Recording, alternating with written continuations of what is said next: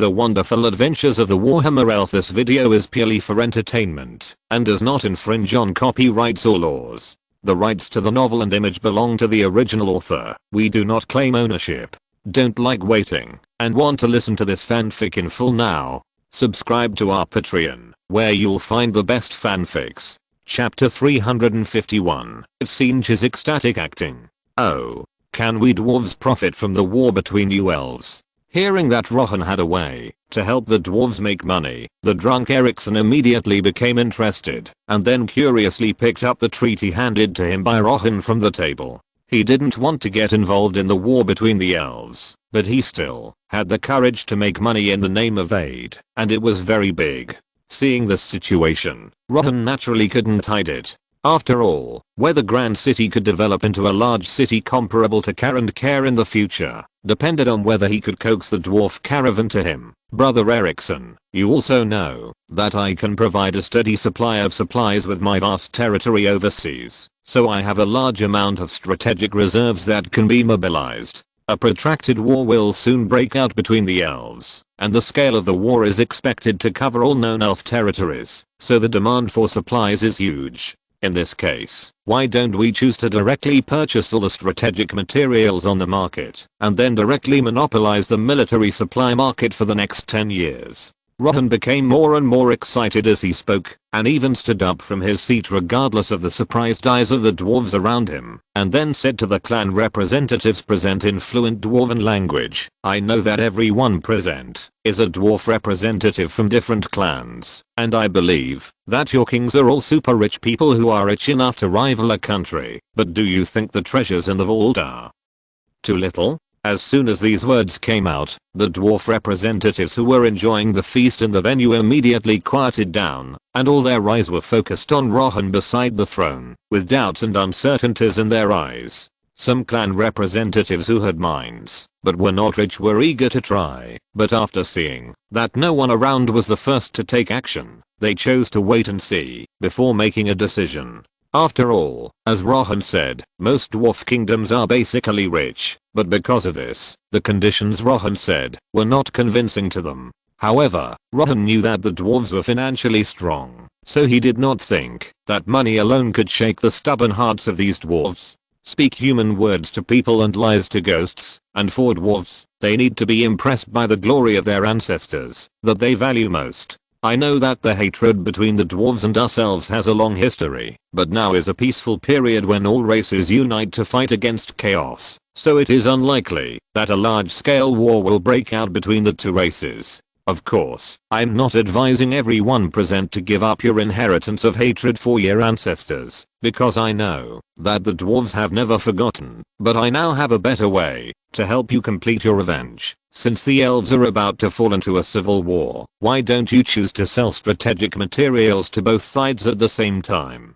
This will not only weaken the elves, but also strengthen your strength. Why not do it? Rohan's face was full of a confident smile, and he seemed to be unaware that his remarks of betraying his race had already set off an uproar among the dwarves, not to mention the clan representatives who were arguing. Even Ericsson looked at Rohan with an unbelievable look of shock, obviously unable to believe that his old friend had such a corrupt character. If Rohan's behavior were placed on a dwarf, I'm afraid that this dwarf would be ashamed to shave all his hair that night and choose to become a butcher with his bare chest. Bang, as expected, a drunken dwarf representative slammed the table and stood up, pointing at Rohan with a red face and cursing, you cowardly bean sprout. Even as an outsider I cannot accept your despicable betrayal. Don't you want to explain it?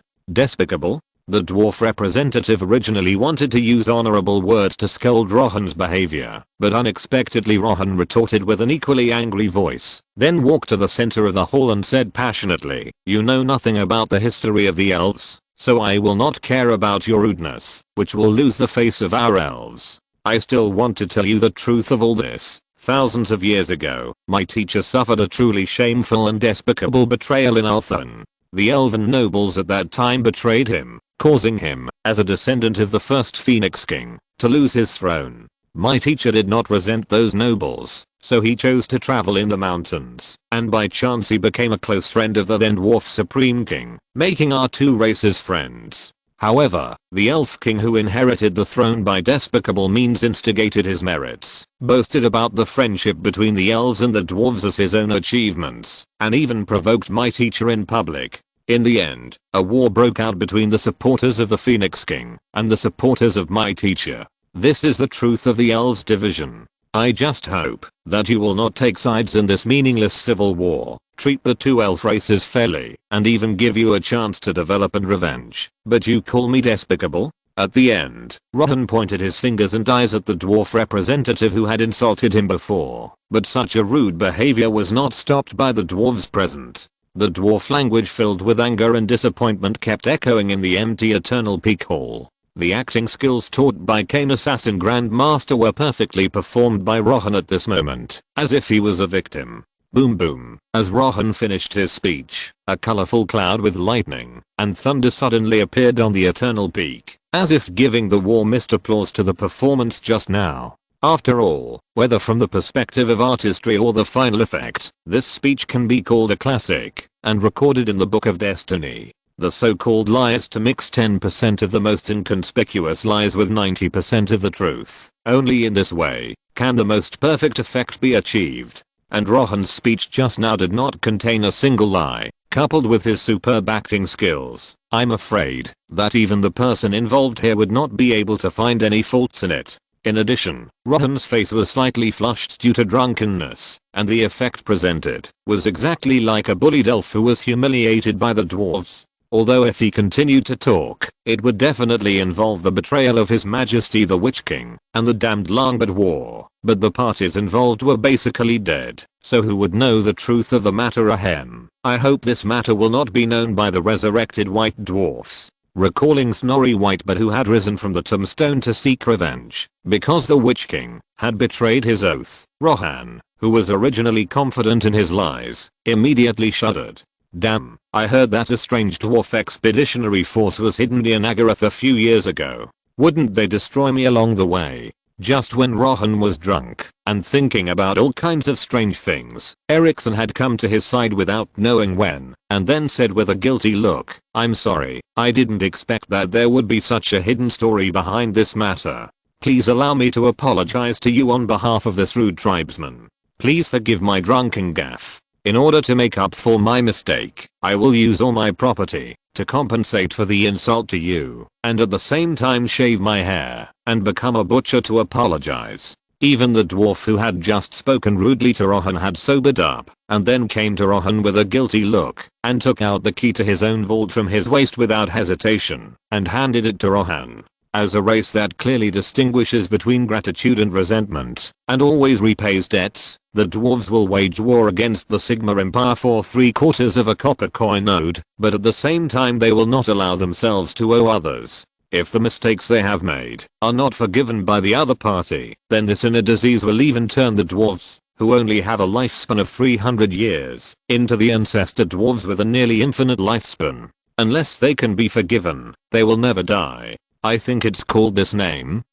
Seeing this situation, Rohan, who was not thick-skinned to begin with, immediately felt like he was stuck in a rage, so he suppressed his ever-rising smile, and refused in all seriousness. This is a sum of money stained with blood. I will not accept it, because as I just said, both of our races have made many mistakes in the past, and now is the time to make amends. In this increasingly painful and desperate new era, what we should do is to unite to fight against the surging darkness, instead of having a boring kitchen debate here. Well said. You are worthy of being an elf who can be regarded as a friend by the Supreme King, and what you say is very sophisticated. That's right, those seemingly endless greenskins and rats are our real enemies. Not having a boring debate with real friends here. Friends, let's raise our glasses to toast our friends. Cheers to friends. Hearing that Rohan had so generously forgiven the dwarf's offense, the dwarves around him, who were originally a little guilty, immediately became excited and cheered and raised their glasses to salute Rohan. Such a warm welcome scene really stunned Keziles, who wanted to hide in the corner to watch the show, but was troubled by not understanding the dwarven language, and Yana, who could understand the dwarven language, but was too lazy to translate.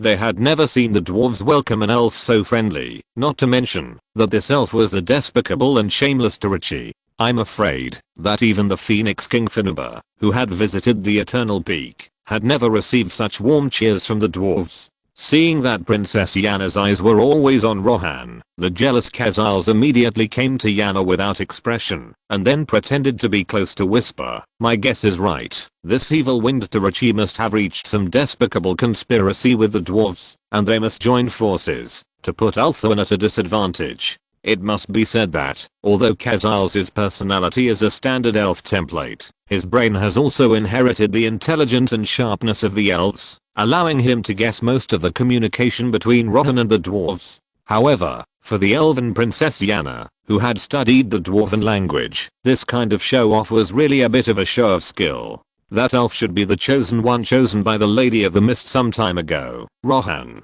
It is said that he led his army to the old world to support humans in resisting the invasion of chaos. He is a rare upright lord among the Tarachi. Yanna silently moved away from Kells, who tried to approach her, and then stared at Rohan's extremely handsome elf face. She always felt that the other person's appearance was very familiar. In fact, this was not the first time she met Rohan. As early as a few years ago, she had met Rohan in the first naval battle in her life. At that time, the war between the High Elves and Nagaroth was still going on.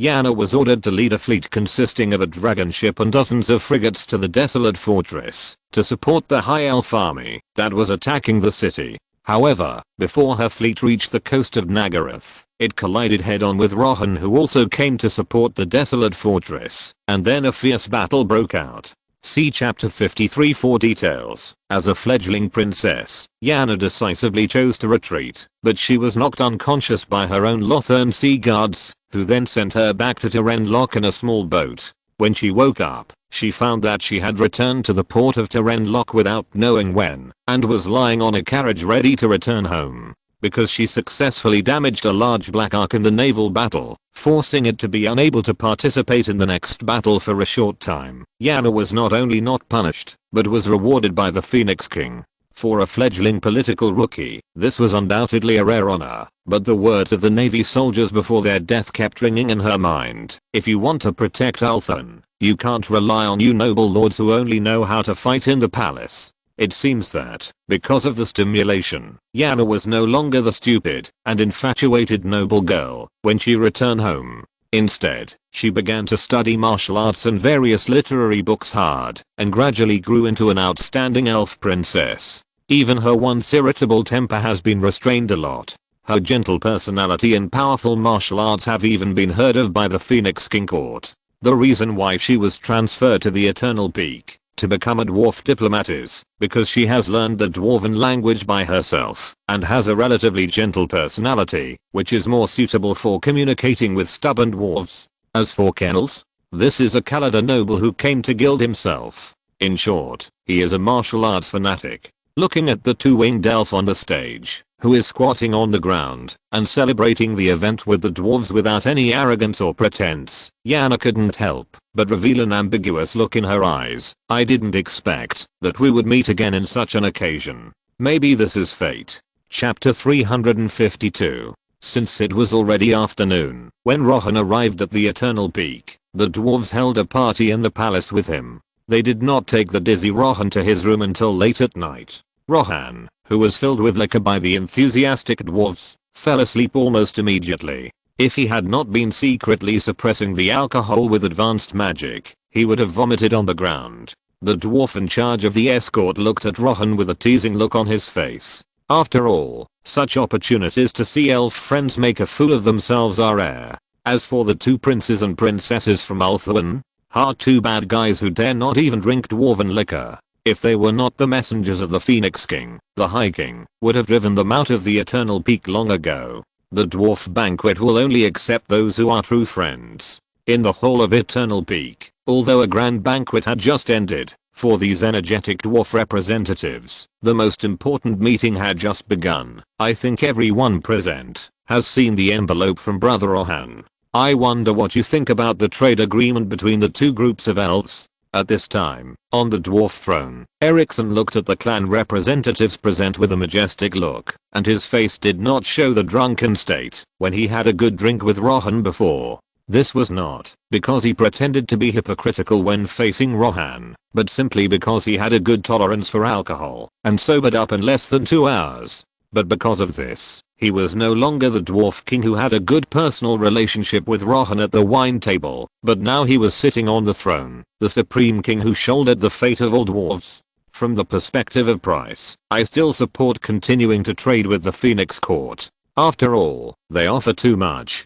The price alone is twice as high as Brother Rohan's. Well, although the price offered by the elves from the Phoenix Court is very tempting, they previously betrayed the trade treaty of our ancestors. Do we really want to cooperate with them? But the Phoenix Court is willing to return many of our rune weapons and ancestral relics that were lost during the War of Revenge. This is more valuable than the value of money. War of Revenge. It is the War of the Longbird, but this name is insulting, so the dwarves call it the War of Revenge.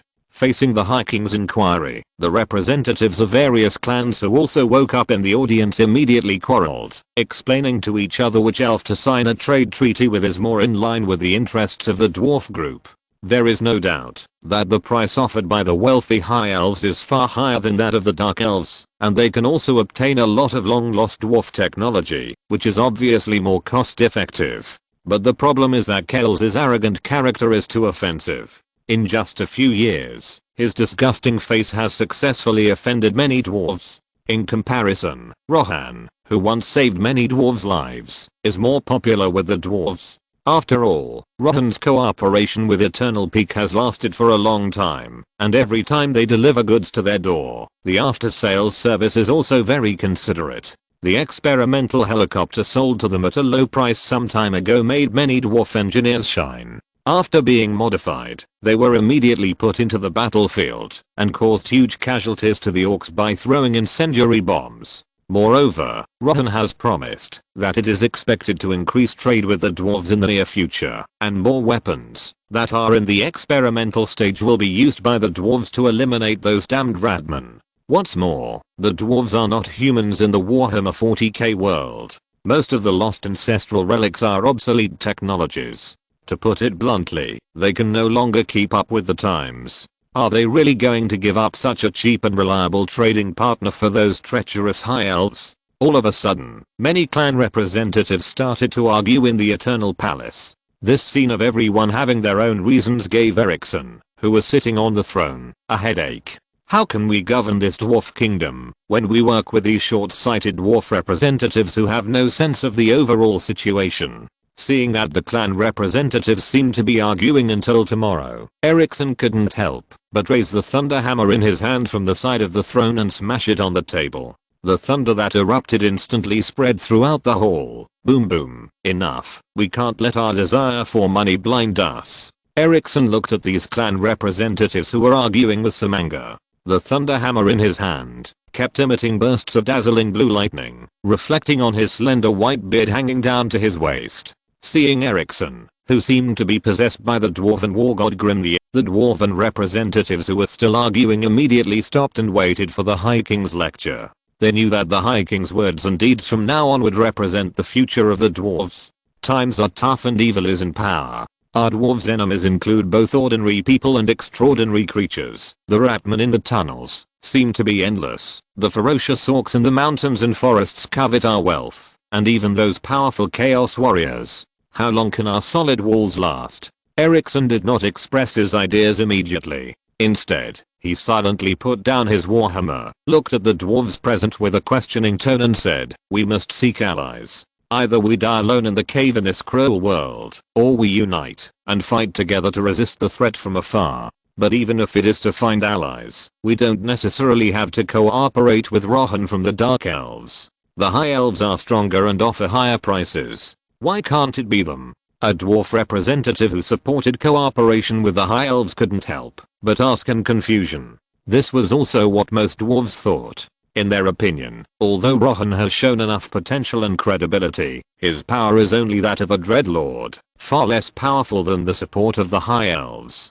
Moreover, they have heard of the cruel and evil reputation of Duruchi. Although the dwarf kingdom living in the mountains has never been threatened by the Black Ark pirates, they have heard rumors about them. Dwarves will not accept a teammate who may stab them in the back.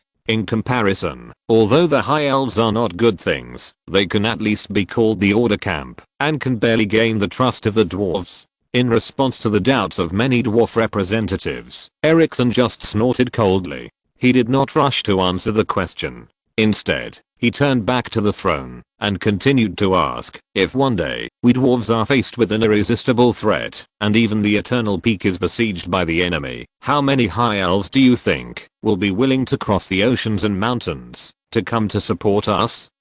Hearing such a tricky question, the several dwarf representatives who originally asked the question fell into silence, and the other representatives also secretly guessed the answer to this question in their hearts. However, before they could react, Erikson interrupted their thoughts impatiently, and then stated the answer and new questions with a serious face. I can tell you very clearly that no elven army will be able to come to reinforce, because even if the civil war between the elves is over, the pride in their hearts will never end.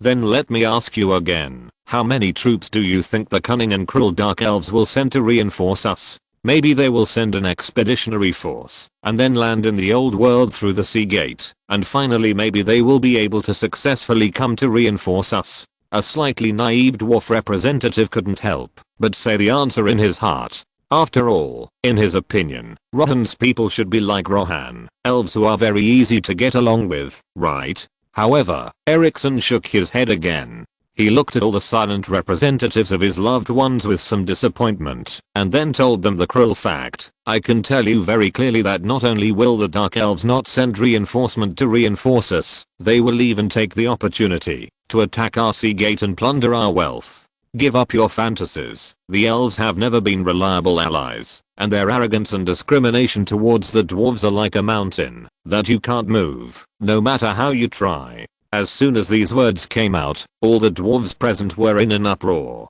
They were obviously shocked by the bloody reality in Erikson's mouth, and they didn't know what to do for a while. Several of the more impatient dwarf representatives even jumped up from their seats, and finally walked impatiently to the high throne and asked, then what about Rohan? Isn't he just an elf who gets along very well with us? You even became good friends with him. Yes, we can see that he came here sincerely to seek an alliance. Is all this just a show for him? He saved our lives. He can't be a bad elf. Many dwarves who had been rescued by Rohan in Prague looked at Erikson with dissatisfaction.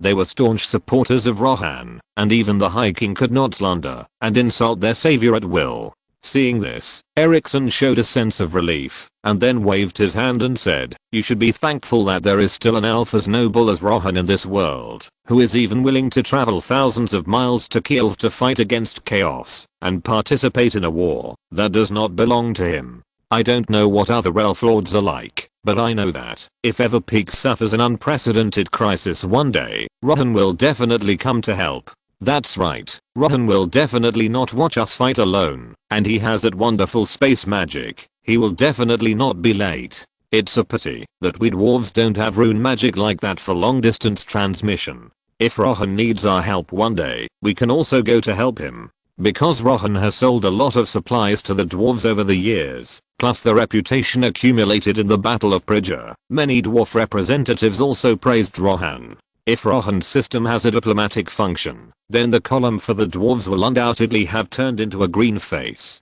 The representatives who originally opposed the signing of the contract with Rohan exchanged glances silently, and after exchanging opinions, they withdrew their opposition in half belief and half doubt. Just kidding. Now even the Supreme King is a supporter of Rohan. If you still vote against it under such circumstances, it is really a bit hard to understand. Seeing that all the representatives seemed to have agreed with his opinion, Erikson couldn't help but reveal a deep smile on his face, and then he stood up and stretched and said, in this case, then everyone should go back to your room and have a good sleep. We will tell Rohan the good news tomorrow. Okay. The next day, Eternal Peak, the trade agreement signed by the dwarves and the dark elves, was just a successful completion of the mission for Rohan, and he could also say hello to his friends by the way. It was simply a deal that he would not hesitate to do. But for the two high elf diplomats who shamelessly stayed in Eternal Peak, this news was too shocking. When the dwarf guard coldly asked the two high elf nobles to leave the Eternal Peak, not only the arrogant Kells, but even the relatively gentle Yana was shocked by the High King's decision. She knew that Rohan was here to sign a trade treaty, but she never expected that they, who were also envoys of the trade treaty, would be expelled after just one day. What does this mean? This means that Rohan actually succeeded in persuading the dwarves to sign a trade agreement with the Richi in just one night and drove them away. Darn. Looking at the slowly closing gate of Eternal Peak, Caseless, who was already dissatisfied with Ericsson's neglect, had his eyes full of resentment. He cursed without caring about his image. Did that guy named Rohan cast some kind of charm magic on these dwarves? Did he sleep with the High King? How could he convince the dwarves to stand on Daracha's side so easily? Yana on the side did not respond to Caseless's dirty words. She just silently took out her magic longbow and a bag of arrows flashing with strange light from her luggage, and then walked towards the foot of the mountain. Seeing Yana dressed in full armor, Keziles hurriedly followed with his halberd, and finally asked with a ferocious face, "What should we do? Are we going to rob and kill that guy at the foot of the mountain?" The Chosen of the Mist, Rohan, is a very difficult dreadlord.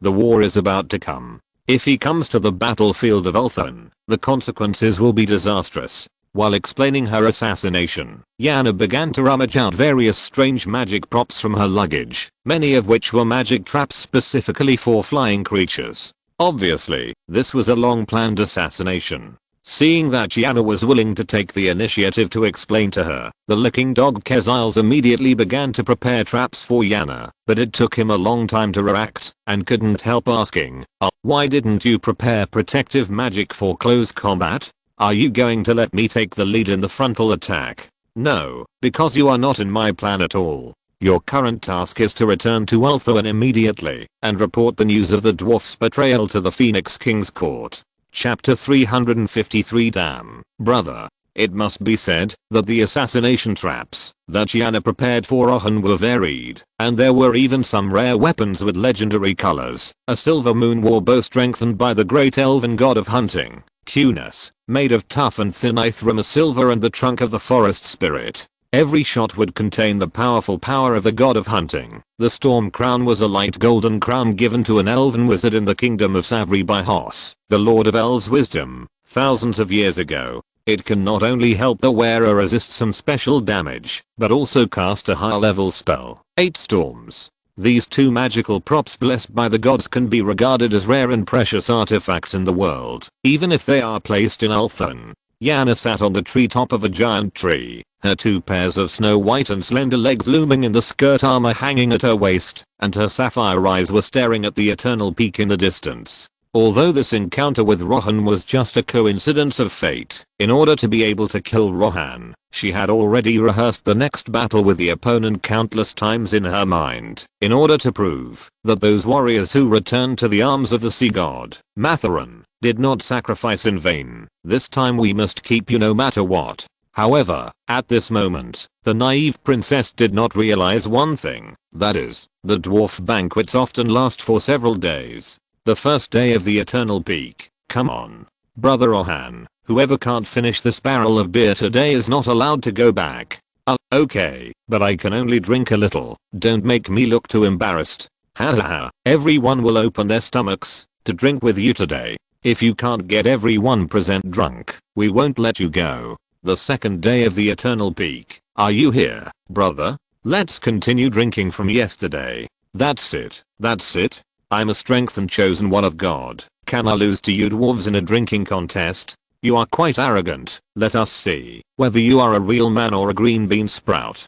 On the third day at the Eternal Peak. Come on, brother.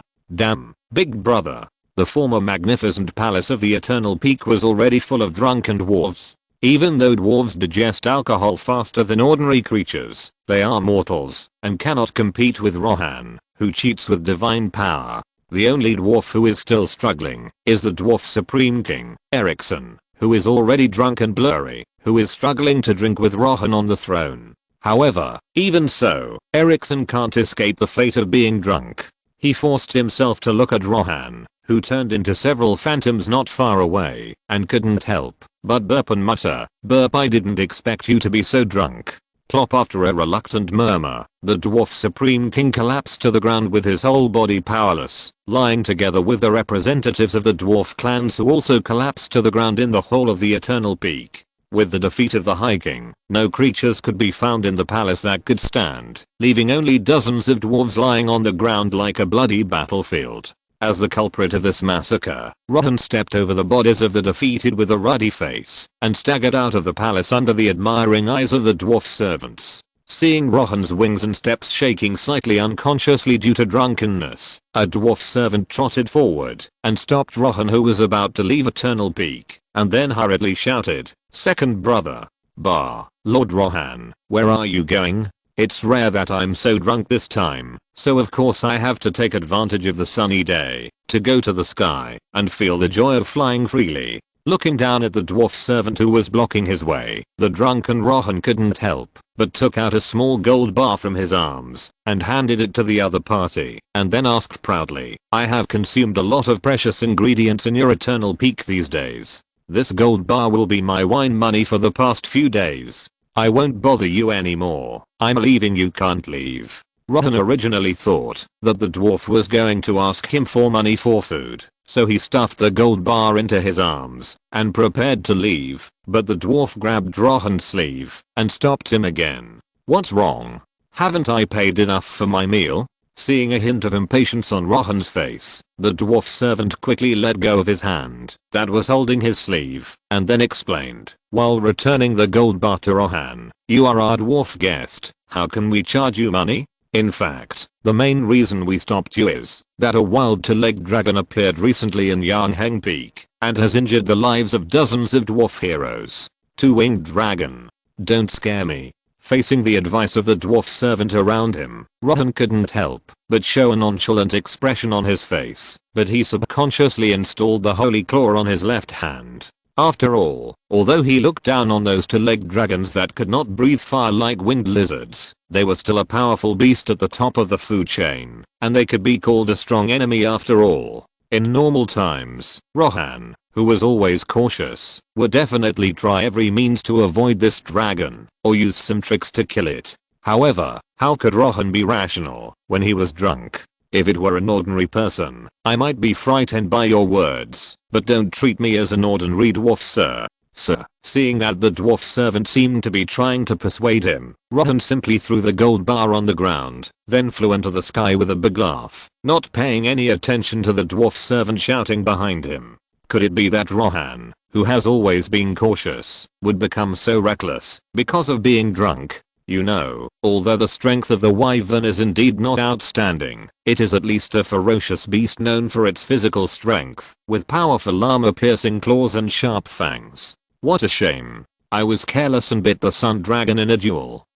In fact, the reason why Rohan made such a seemingly reckless decision was not only because a strong after effect of the dwarven liquor affected his judgment, but also because he was stimulated by a line of words on the system panel. Ding, the host who never drinks alcohol has been detected to be drunk and has gained the drunken trait. Frenzy. My goodness, that's frenzy. Looking at the eye-catching blood claw pattern in his tray column, the already drunk Rohan couldn't hold back the boldness that surged in his heart. You know, the frenzy trait can not only increase 10 melee attacks when the visual system is high, but also bring a large amount of damage gain bonus, which can be said to be a crucial passive skill. And looking at his attribute panel that had not been touched for a long time, it had expanded to an unimaginable and terrible level. Rohan, Lord of the Morning Mist, Armor Strength 140, Silver Shield, Leadership, Never Lose, Movement Speed 100, Melee Attack 85, Magic, Melee Defense 97, Weapon Power 535, 395 Break, Charge Bonus 85, Characteristic Skills, Advanced Spells, Light of Zhuangzi, Blessing of Rajlia, Sign of Valhalla, Rage. It must be said that the various characteristics that Rohan now possesses can be said to be varied, but after eliminating the messy favorability settings like Queen Raider, there are still many combat skills. And with the continuous growth of his own divine power, the majestic power of faith began to gradually transform his immortal body, gradually raising his values to a terrifying level. You should know that Teshin, who is now in Ulthuan, has not yet fully grown his hairline. At this time, he is just an arrogant noble of Lothern, And he has not even met Queen Elariel, the bright light. Wait. Queen? Exclamation mark.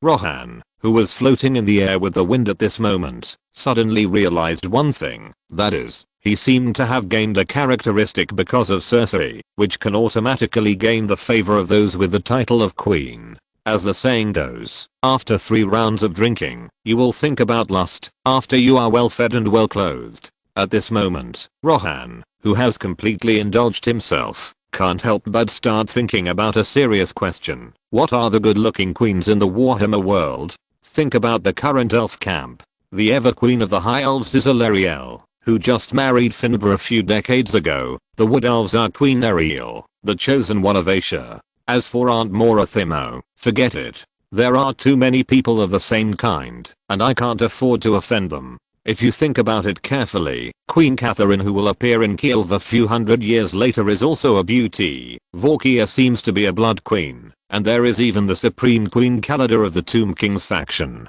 Well, let's think about these questions when we want to change our taste in the future. Rohan, who was daydreaming in the air at the moment, obviously didn't notice that in the mountain forest nearly 1,000 meters away from him, a pair of exhausted and resentful eyes were staring at him. Are you finally willing to come out of that damned dwarf fortress, Rohan? I saw that the originally gorgeous princess armor on Yana was now covered with dust and scratches, and the sharp blade stained with a lot of dull blood also showed the cruel battles she had experienced in the past few days. Because she had adapted to the peaceful and stable environment of Althon, the temporary treehouse built by Yana did not take into account the cruel environment of the Badlands at all. Oh my god, there are spider monsters taller than the white lion of Cherion in this world, and there are even caterpillars more than 1 meter long that will crawl onto their soft beds in the middle of the night. It's really terrible. As for the greenskins and beasts who found her by smelling the food, there were countless of them.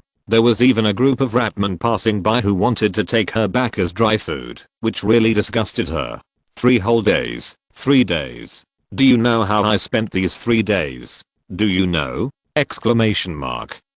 Cernus, the god of hunting, please grant me the luck to kill the enemy with 1 blow. Cain the bloody hand, please grant me the courage to fight bravely. After secretly praying to the gods of the elves in her heart, Yana raised the bow in her hand that was still shining with brilliant silver light, and the pale yellow light began to gather on the arrow on the bowstring. Thousands of miles away, Cain the bloody hand obviously would not care about the pre-war prayer of an elf princess, but the god of hunting could sense this artifact bow that he had blessed. Arrow of Cernus, the god of hunting, blessed this arrow emitting pale yellow light. The power of faith could make this arrow shoot farther and give it accurate shooting skills and terrible power. Without the blessing of the hunting god, Yana naturally couldn't learn such a powerful archery in less than a few years.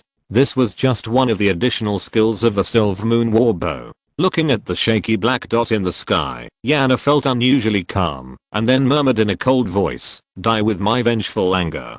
Pang, the pale yellow light arrow instantly flew out of the string, turning into an imperceptible light and shadow flying towards the black dot 1,000 meters high in the sky. The potential energy contained in it seemed to be able to tear everything in the world apart. However, Yana didn't know that at this moment, Rohan was not the only creature enjoying the pleasure of flying in the unreachable sky. Raw Dragon language translation. Today is a good day for flying. A good day. The 2-legged dragon that had just hunted an orc warpig was constantly flying in the sky nearly 1,000 meters high.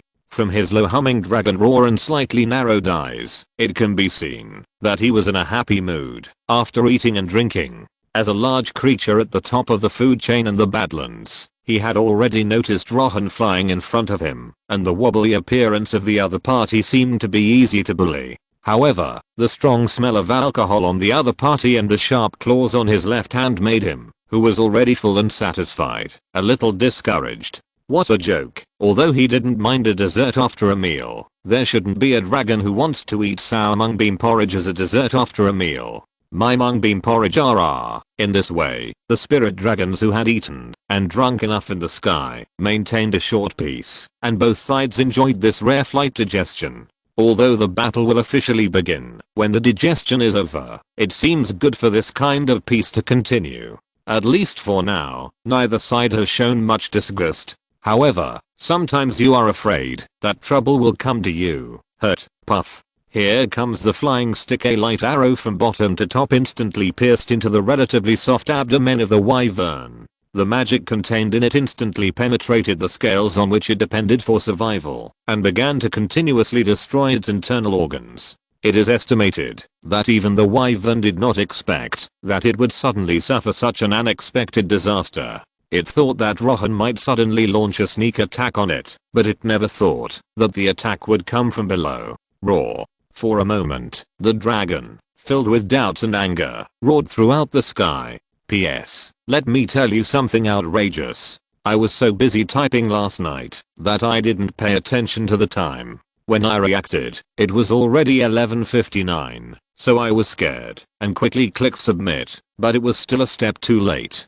So, the 2 rest tickets for this month were used up inexplicably. CAC. Chapter 354. Siege. You are allowed to reward once. Huh. What happened?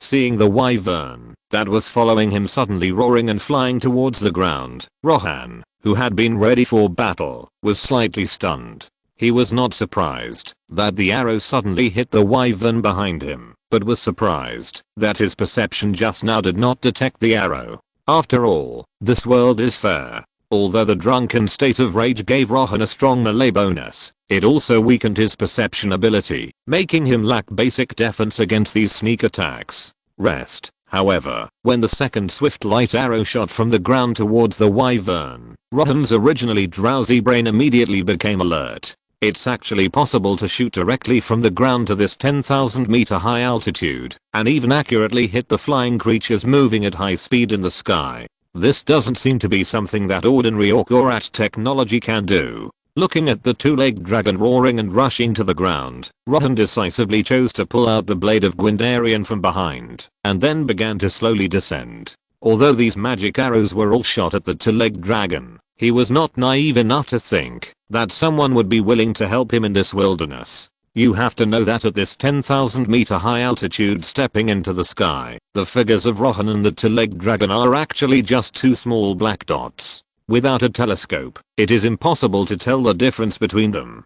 Who knows if the attacker on the ground has made a mistake in the target, and the opponent's real target is actually himself. The ratmen and greenskins obviously won't go to great lengths to mess with a wyvern, and the dwarves don't have the rune magic or technology related to archery. It shouldn't be them. Who could it be? As he gradually got out of his drunken state, Rohan's brain finally began to regain its former sharpness, and he began to try to guess who the culprit of the attack on the ground was. However, even if Rohan racked his brains, he probably wouldn't have thought that the attacker on the ground would be Yana, whom he had only met once. Of course, Yana didn't have so much time to care about Rohan, who was slowly falling from the sky, because a more urgent threat was already in sight. Roar. The diving wyvern noticed the unique forest below at a glance, so after an angry roar, it accelerated and rushed towards the forest. Due to the repeated attacks by the greenskins and ratmen during this period, the open space around Yana had long been cleared out to create a rare piece of pure land, which was particularly eye-catching when looking down from the sky. It wanted to let the despicable villain who dared to launch a sneak attack know that, even though it had always been nicknamed a winged lizard by the dwarves, it was also a 2-legged lizard named after a dragon. Ajuran, why didn't I realize that this was actually a 2-legged dragon?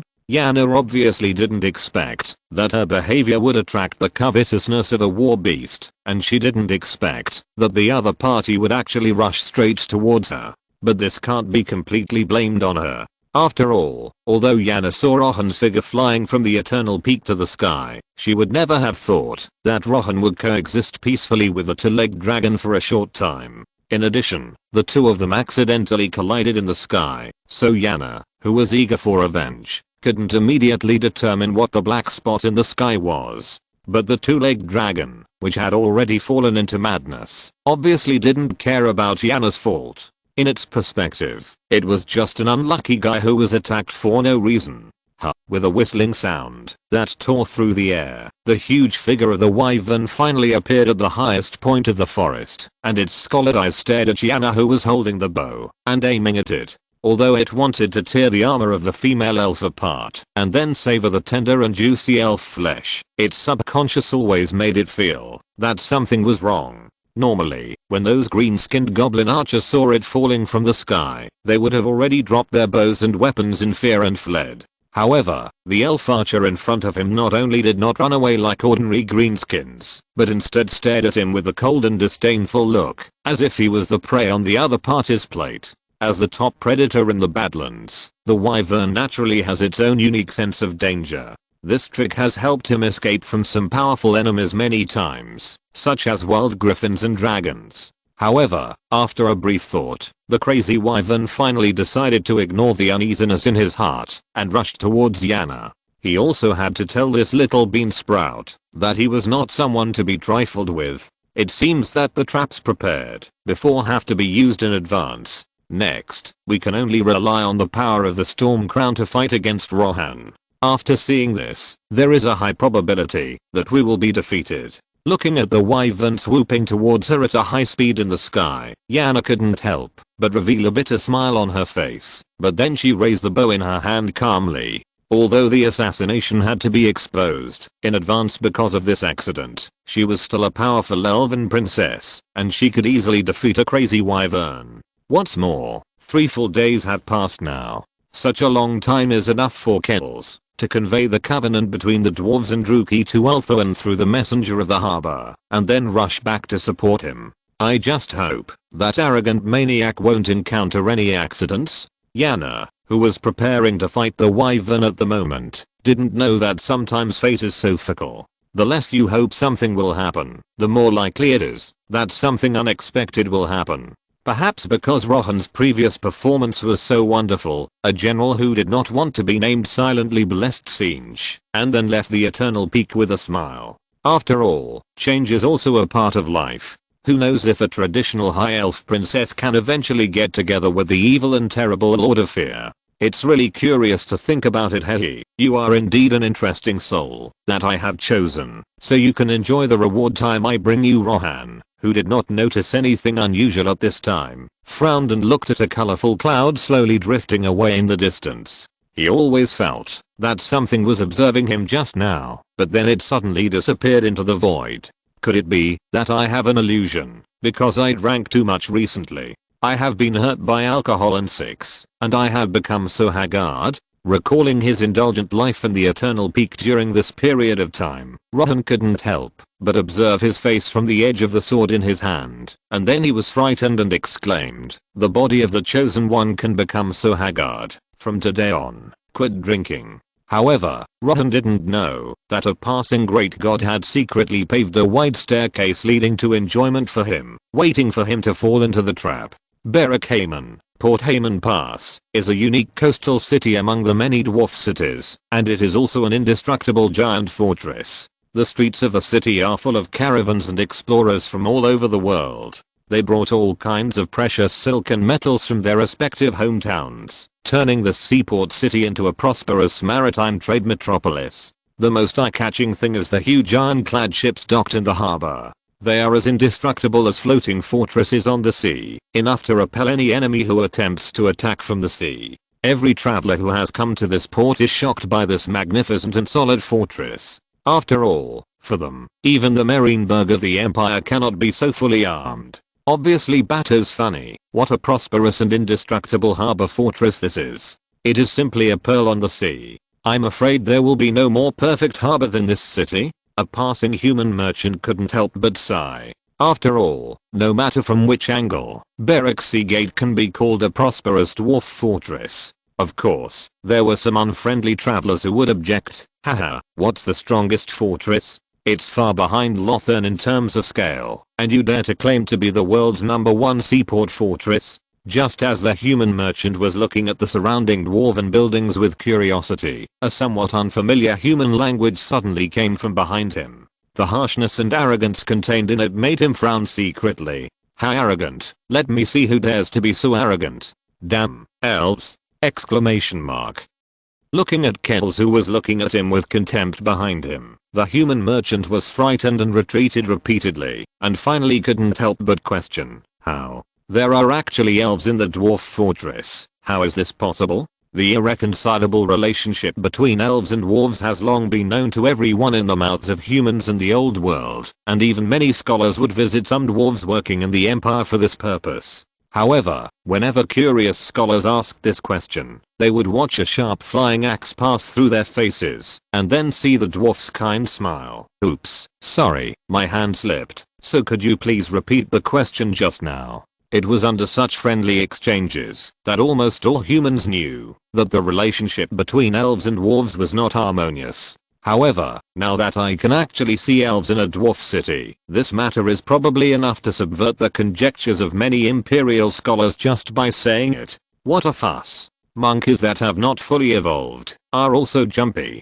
Facing the exclamation of the human merchant, Keziles disdainfully complained to the elven messenger next to him, and finally asked, while swinging his cloak towards the harbor, 3 days have passed now. I remember that the family said some time ago that they would transfer a giant eagle as my temporary mount. I wonder how long it will take to get here. If you are lucky, you can reach this port in a few hours. Otherwise, go back to Yarngayong Peak to support Princess Yana in the battle. Is she really okay alone? The elven messenger looked at the gloomy sea not far away with some concern. He could feel that the sea breeze was becoming more and more whistling and fierce, which might affect the time for the giant eagle to arrive at the sea gate. Moreover, Princess Yana actually planned to assassinate the chosen one of the Mist alone. This reckless behavior was too dangerous. He thought Keziles should go back immediately to support her. Hey, it's been 3 days, and that damn Rohan has not left the Eternal Peak. I think Yana should be safe for a while. However, Keziles pretended to be calm and waved his hand to reject the messenger's proposal. Then he lifted his hair in front of his forehead and grinned. I have never been able to leave a good impression on Princess Yana, so this time I will personally ride the giant eagle back to the Eternal Peak and show my charm. He even imagined himself riding a giant eagle from the sky, like a prince riding a Pegasus in the myth to rescue the beautiful princess, and then encounter a beautiful love together. With this trick, he has already coaxed many innocent girls who are just starting out in the countryside of the Outer Ring. He has tried it countless times, and this trick is definitely effective. Now, all that was left was for the giant eagle to arrive. Then, he could appear in front of Yana like a god descending from the sky and capture the heart of the beautiful princess. So, where was the giant eagle that Keziles was looking forward to? Rumble on the rough sea surface tens of kilometers away from Berek-Haman, a giant eagle with messy feathers was struggling to flap its wings in the thundering clouds, trying to escape from this hell. At this moment, its exquisite little eyes were full of doubts. Its smart little brain couldn't figure out why it suddenly became like this, when it was a clear and cloudless day a second ago. However, the poor giant eagle, who was still struggling hard in the thunderstorm, didn't know that in a colorful cloud not far away from it, countless strange green eyes were staring at him. Hiss, hiss, hiss, the Lord of Change wants us to kill this weak giant eagle. Although I don't know what the significance of this matter is, I think it should be related to the Lord of Change's future plan, right? Kill it, tear its flesh and blood, and devour its soul. Don't worry, the thunderstorm is constantly weakening its strength now. Don't rush to act immediately. Dozens of screaming flying sharks hidden in the thunderclouds are leisurely watching the struggling giant eagle outside. After the opponent is exhausted, they rush forward like hunting wolves. Countless dark blue figures are like a surging tsunami. In an instant, this poor giant eagle is swallowed by cuttlefish. In the endless thunderclouds, there is only the miserable scream covered by the roaring thunder as proof of his fall.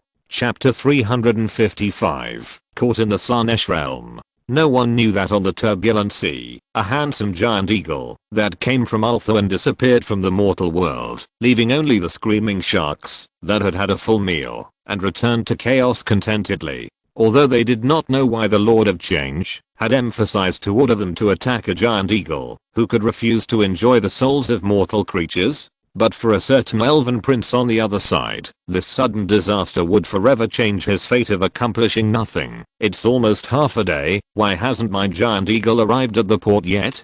Keziles, who was far away in Berek Sea Gate, did not know about the tragedy on the sea. At this moment, he was still anxiously looking at the sea in the distance at the port, looking forward to seeing the familiar black spot For some reason, the longer he stayed in this dwarven port, the more he felt a sense of emptiness in his heart, as if he had lost something valuable, which made him feel very uneasy. However, the elven messenger at the side did not take this matter to heart. He just leisurely sorted out the envelopes of information that were about to be delivered to Oshan through magic, and casually said to comfort him, "Don't worry, the magical wind that interferes with nature has been relatively calm recently. Ordinary storms are unlikely to pose much threat to the giant eagle. It is estimated that it was only delayed for a while because of the bad wind. And don't you want to be able to control the giant eagle and descend from the sky to become the Prince Charming to rescue the princess?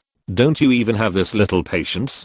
Ha ha ha, you are right." Hearing the messenger's comfort, Kells could only temporarily suppress his worries and uneasiness in his heart and continued to choose to stay in the port silently and wait. However, at this moment, he did not know that, while he was sitting alone in the port imagining daydreams, Yana, who was far away at the Eternal Peak, was in bad luck. Eternal Peak, small grove, damn it, why hasn't Kells come to support us yet? It's already the 4th day. The once green and shady forest had long been crushed into ruins by the huge body of the wyvern, and Yana was quite embarrassed and kept dodging the wyvern's tail that was like a giant hammer.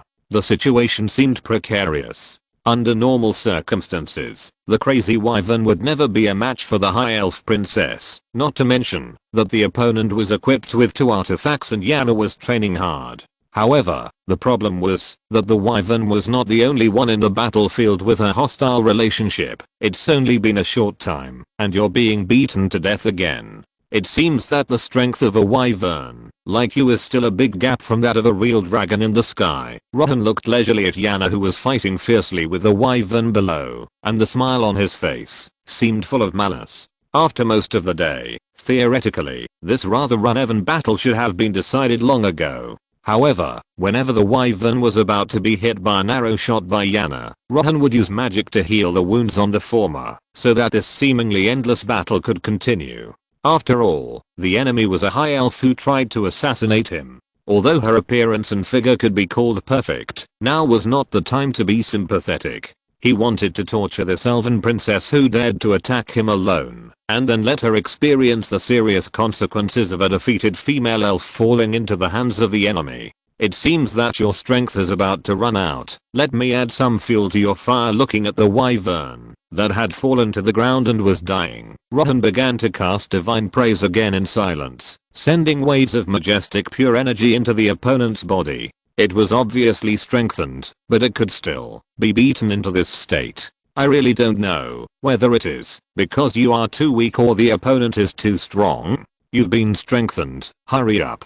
Roar. With Rohan's encouragement, the wyvern, which had recovered from its injuries, couldn't help but let out an angry roar, and then stared at the panting Yana with its scald eyes. The huge body that was like a hill made Yana's face look shocked, and then she subconsciously touched the quiver on her waist, but found that she had touched nothing. Arrows are used up. Must distance immediately. The elf's keen insight allowed Yana to immediately judge the situation in front of her, and then she decisively put away her bow and ran towards the traps and supplies she had set up at the other end of the forest without panic. As a cautious elf, Yana had already set up traps and supplies that might be lacking due to battle consumption in various areas of the forest in order to prevent the current situation. Although these backup plans had to be exposed in advance due to the wyvern, she couldn't think about it at the moment. Wow, this constantly twisting water snake, this round and plump peach, this pair of thin and fruitful buns. Love it. Rohan looked at Yana, who was jumping up and down in the forest below with an artistic eye, but then he decisively summoned an older emerald bow that had been idle for a long time from the space, and bent the bow and put the arrow in one go.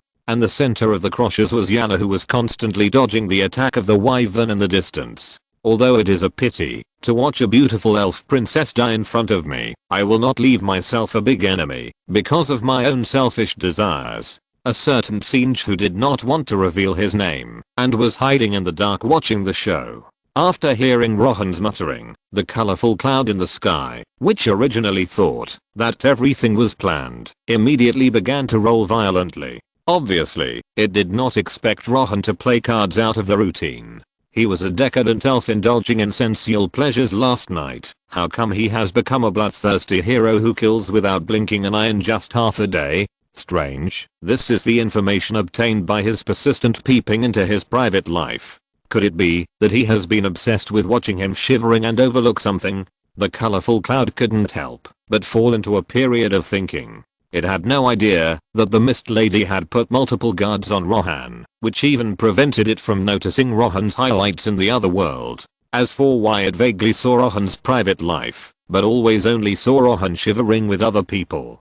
Ahem, that's because it is not the only god watching the show in secret, but the biggest difference between the colorful cloud and the other party is that it can only vaguely see everything that happened to Rohan through a mosaic composed of a layer of mist, while the other party is observing at close range in 16K ultra high definition. Huh! Exclamation mark.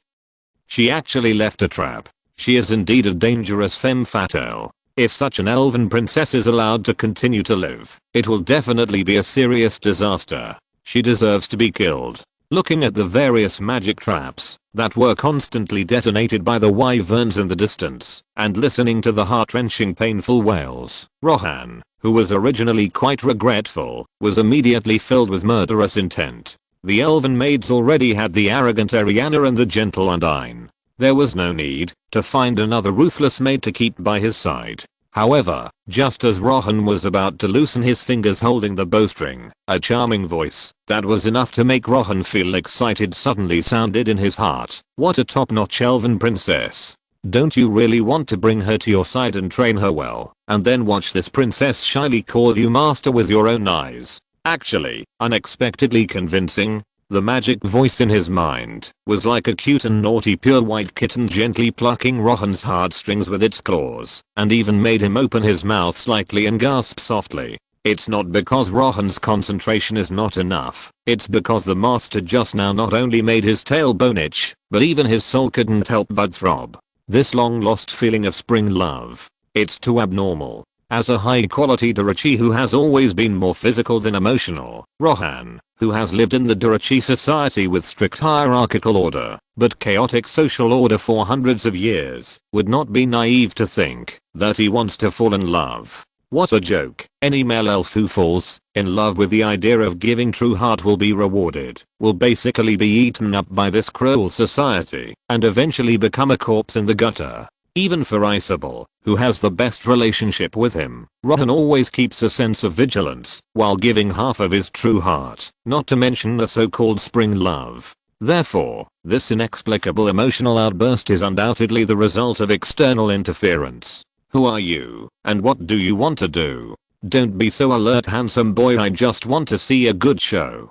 I was curious about why it always hides in the corner and does something secretly, but I didn't expect it to be a beautiful woman. The charming voice that touched the heartstrings sounded from Rohan's heart again, and the accompanying lip-licking sound was enough to make every ordinary person who heard the voice collapse and die on the spot. If you can't see the owner of this delicate voice with your own eyes, then what's the point of living in this world? Although Rohan, as the chosen one of the fog gods, can resist such terrifying mental control, and may even be lucky to see the owner of the voice, at this moment he hopes that the curse of the Great Horned Rat already exists. After all, he would rather not have this luck. Fuck, is it because of my bad deeds over the years and my indulgence during this period that I finally attracted Sister S? Feeling a pair of soft arms slowly holding him in his arms, his nose was filled with a faint and charming fragrance. Even Rohan couldn't help but feel drowsy. My body is so light. It seems to be floating. I'm so sleepy. Wait, this soul is about to leave my body. At this moment, Rohan, who still had a breath of reason, suddenly noticed the milky white light gradually emanating from his arms.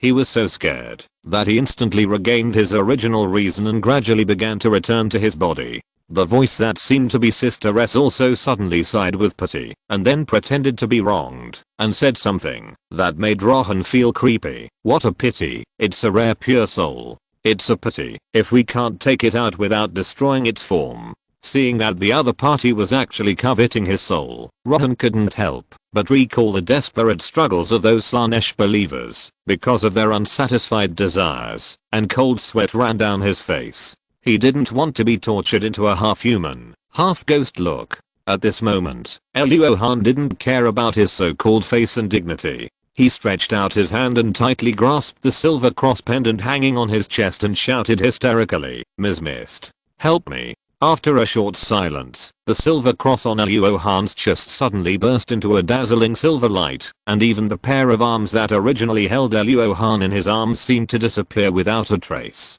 Realizing that hope seemed to be coming, Rohan couldn't help but feel a burst of joy in his heart, and then hurriedly grasped the silver cross with both hands, and began to pray to the other party in his heart.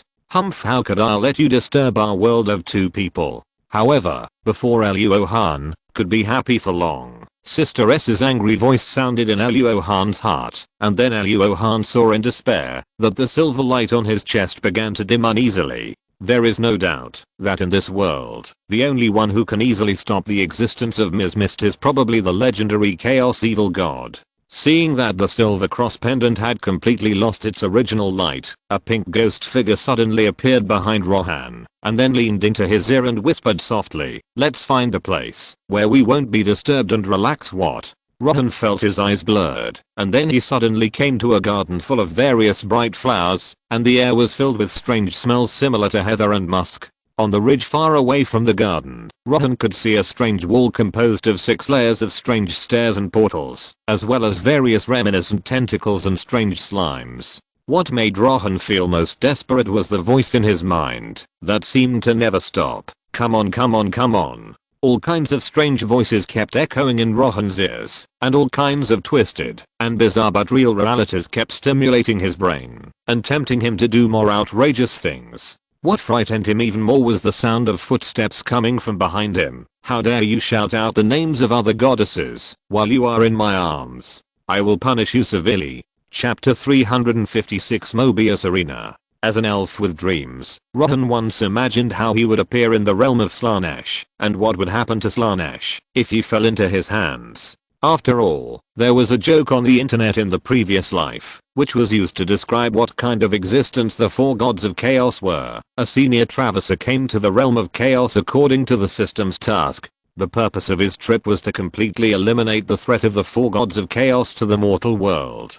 Cheat Singe, burn Nurgle, defeat Khorne, and cry Slaanesh. As long as these 4 tasks can be completed, the influence of chaos and the wind of magic on the mortal world can be greatly weakened. At the beginning, the Traverser used all his talents and knowledge in his previous life to successfully deceive Singe's brain. Then he used the flames of magic to ignite the methane-filled Nurgle garden and destroyed the virus that Nurgle was making. However, when the Traverser finally arrived at the domain of Khorne, after overcoming all difficulties, he wasted a lot of time in the Brass Fortress, so that when the waiting system and Singe were confused, they saw the senior Traverser rushing out of the Brass Fortress with Khorne's battle axe, and asked fiercely, "There is only one left, where is Slaanesh? Let me defeat her." Although this is just a simple joke, it does show that if one's own strength can reach a certain limit, then even the 4 chaos gods are not completely invincible. At least Rohan used to think so. In his opinion, he only needs to honestly improve his strength and army, and when he really creates an alien world alliance similar to the Ultima 500 worlds, he can enter the chaos domain to eliminate chaos. However, how could Rohan not have thought that before his Ultima was officially completed, he had been caught in the Chaos domain, and it was the Slaanesh domain. Rohan's face turned pale when he thought that the pure soul he had finally preserved from his previous life would be taken away by Slaanesh, who was best at torturing souls. I guess this book doesn't need to be called The Bizarre Adventure of the Elves anymore. Ah, why did your face suddenly become so ugly? Could it be that such a beautiful weak woman like the Lund family is a bad person? Sensing Rohan's desperate expression, the charming and soul-stirring voice came from the air again. The word seemed to contain endless love, and Rohan would be eaten up in the next second. Faced with this familiar desperate situation, Rohan, who was suppressed by a strange force and unable to move, couldn't help but recall the scene when he was caught by Lilith. It was so similar to the current situation. What's more, every time he could only watch himself being manipulated by these so-called gods and unable to resist, it was simply a great shame. Could it be that every time he could only expect to be treated by others and remain indifferent? Is this good? This is not good. You want my soul, Salishi? Then let me go. I will give you my soul intact. At this time, Rohan's muscles were all tense, and his hands were desperately reaching for the blade of Gwendarian behind him, ready to make a final GD counterattack before his soul was deprived. Equipped with the claws of holy glory, he has the ability to completely kill the souls of demons. In the Battle of Prague, hundreds of Khorne bloodletters had their souls torn apart alive, and eventually disappeared forever in the warp. Although it was only 30 seconds of being a real man, even if Slaanesh wanted to take his soul, he would do his best to leave an unhealable wound on the other party. The reason why God is God is because he is an omnipotent existence. As long as Slaanesh can be injured and bleed, she is no longer a god. It's just a chaos evil god. There's nothing to be afraid of. Boom. However, Rohan didn't know that. Just when he was looking at Slaanesh with crazy hope, a scarlet lightning flashed in the sky, but it disappeared in the colorful clouds passing by in the blink of an eye. The Lund family doesn't believe that you will really offer your soul obediently, not to mention that you, a little bad guy, must be plotting something bad in secret, right? All creatures, including Slaanesh, did not notice the sudden movement in the sky. At this moment, she was still hiding in her palace, that could not be described in words, smiling at Rohan who was trying to struggle. She didn't care about Rohan's rather rude words and offensive behavior. After all, to her, it was just like a pet she had just brought back from the wild, and had not yet adapted to the new environment. There was nothing strange about it. When your strength is weak enough, even the resistance with all your strength looks so cute. For Slaanesh, today's schedule is probably like this. I found an elf, my family, this is so cute, he wants to go home with me. As for whether this elf who was lucky to be picked up by her and taken home was really voluntary, does it matter? For pets that are not obedient, usually they only need to be locked in a cage and starved for a few meals. When the other party is exhausted, they can be given food and love attentively, and they can immediately gain their loyalty.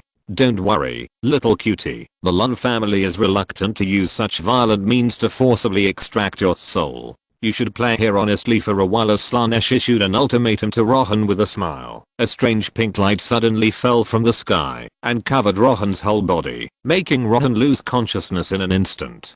Before he completely lost consciousness, Rohan only felt that he vaguely heard the way Slaanesh ordered him to be dealt with. Take him to the Mobius ring. I believe his battle will surely please those secret keepers who have been idle recently. Slaanesh Demon Realm. Mobius Ring is the 5th layer demon realm closest to the Slaanesh Garden. The Mobius Ring is an extremely luxurious and magical place full of various strange creatures. In this eternal land of joy, countless wine rivers interspersed in the Slaanesh territory continue to emit tempting fragrance. Every drop of wine in the river is a treasure that is difficult to obtain for the creatures in the mortal world. At the same time, countless Slaanesh war horses and succubi are running freely in this land of indulgence and luxury, and from time to time they can also perform a pleasant Slaanesh war dance with the tentacles and slaves that can be seen everywhere. Of course, in this land of indulgence and luxury, it is not only the pure carnal desires and the desire for fullness that can move people's hearts. After all, this is the Slaanesh realm, which is known to be able to find all the happiness in the world. What a wonderful smell of blood. I heard that the god of pleasure personally selected a slave to send to the dueling arena. It seems that we will be able to see a new performance this time. Really? He was actually selected by the god of pleasure himself.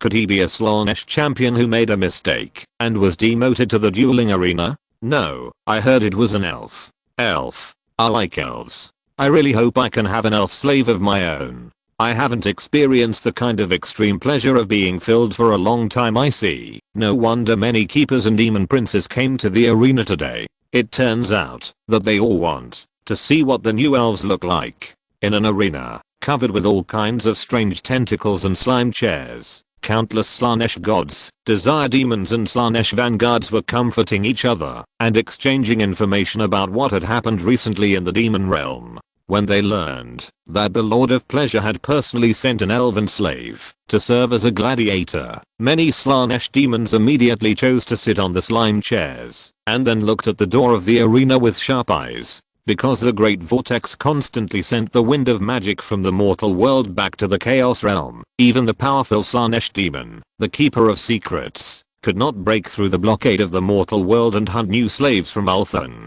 As the only elf sent to the arena during this period, every demon was full of curiosity about this new partner. Just as all the succubi were staring at the gate of the arena, a keeper covered with gold, silver, jewels and various decorations walked up to the arena and shouted to the audience, "Good morning, ladies and gentlemen, and all the futanery. I think you must have heard about the news about the elf gladiators. Yes, the Lord of Pleasure has indeed sent new elves." Wow. When they learned that the arena actually welcomed new elves, the already noisy audience immediately boiled over, and even some demon princes were excited and slightly bokeh to show respect. They were already very dissatisfied with their boring lives recently, and now they can finally get new toys. Everyone, please pay attention.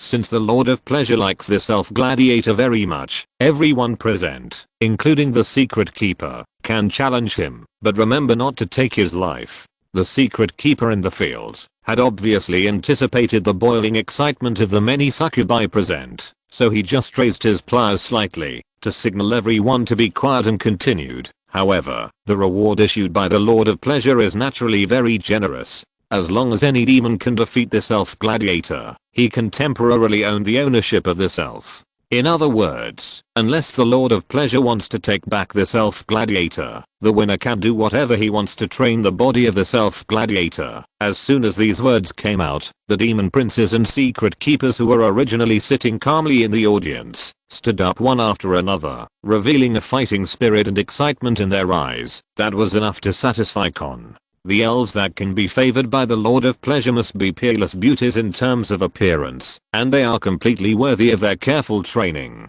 Although it was a little regrettable that they could not interfere with each other's souls, even their bodies could soothe their hungry and thirsty bodies. Seeing that the enthusiasm of all the demons was aroused by him, the secret keeper in the arena could not help but nod with satisfaction, and then rode the Slaanesh warhorse out of the arena, and reminded, "Then I declare that the fight officially begins. I'll go first. This elf belongs to me." As soon as the voice fell, a Slaanesh army leader who had been planning for a long time jumped into the arena amid the curses of other demons, and then excitedly looked at the arena door that was still closing and shouted, "Let my future man out quickly. I can't wait to experience his deliciousness." Then the demon's pincers in his left hand began to gather waves of majestic magic winds, and the long side of his right hand was ready to go, ready to give the elf a powerful blow at any time. As a sorceress who helps the Lord of Pleasure realize his dark fantasies and desires, this Slaanesh army vanguard has not only learned to cast Slaanesh and shadow magic, but also the Slaanesh whip is also very powerful in her hands. Looking at the mortal world, even the elven mages of Ulthuan rarely surpass him in magical attainments, and the superbly sharp whip is enough to keep any elven prince away.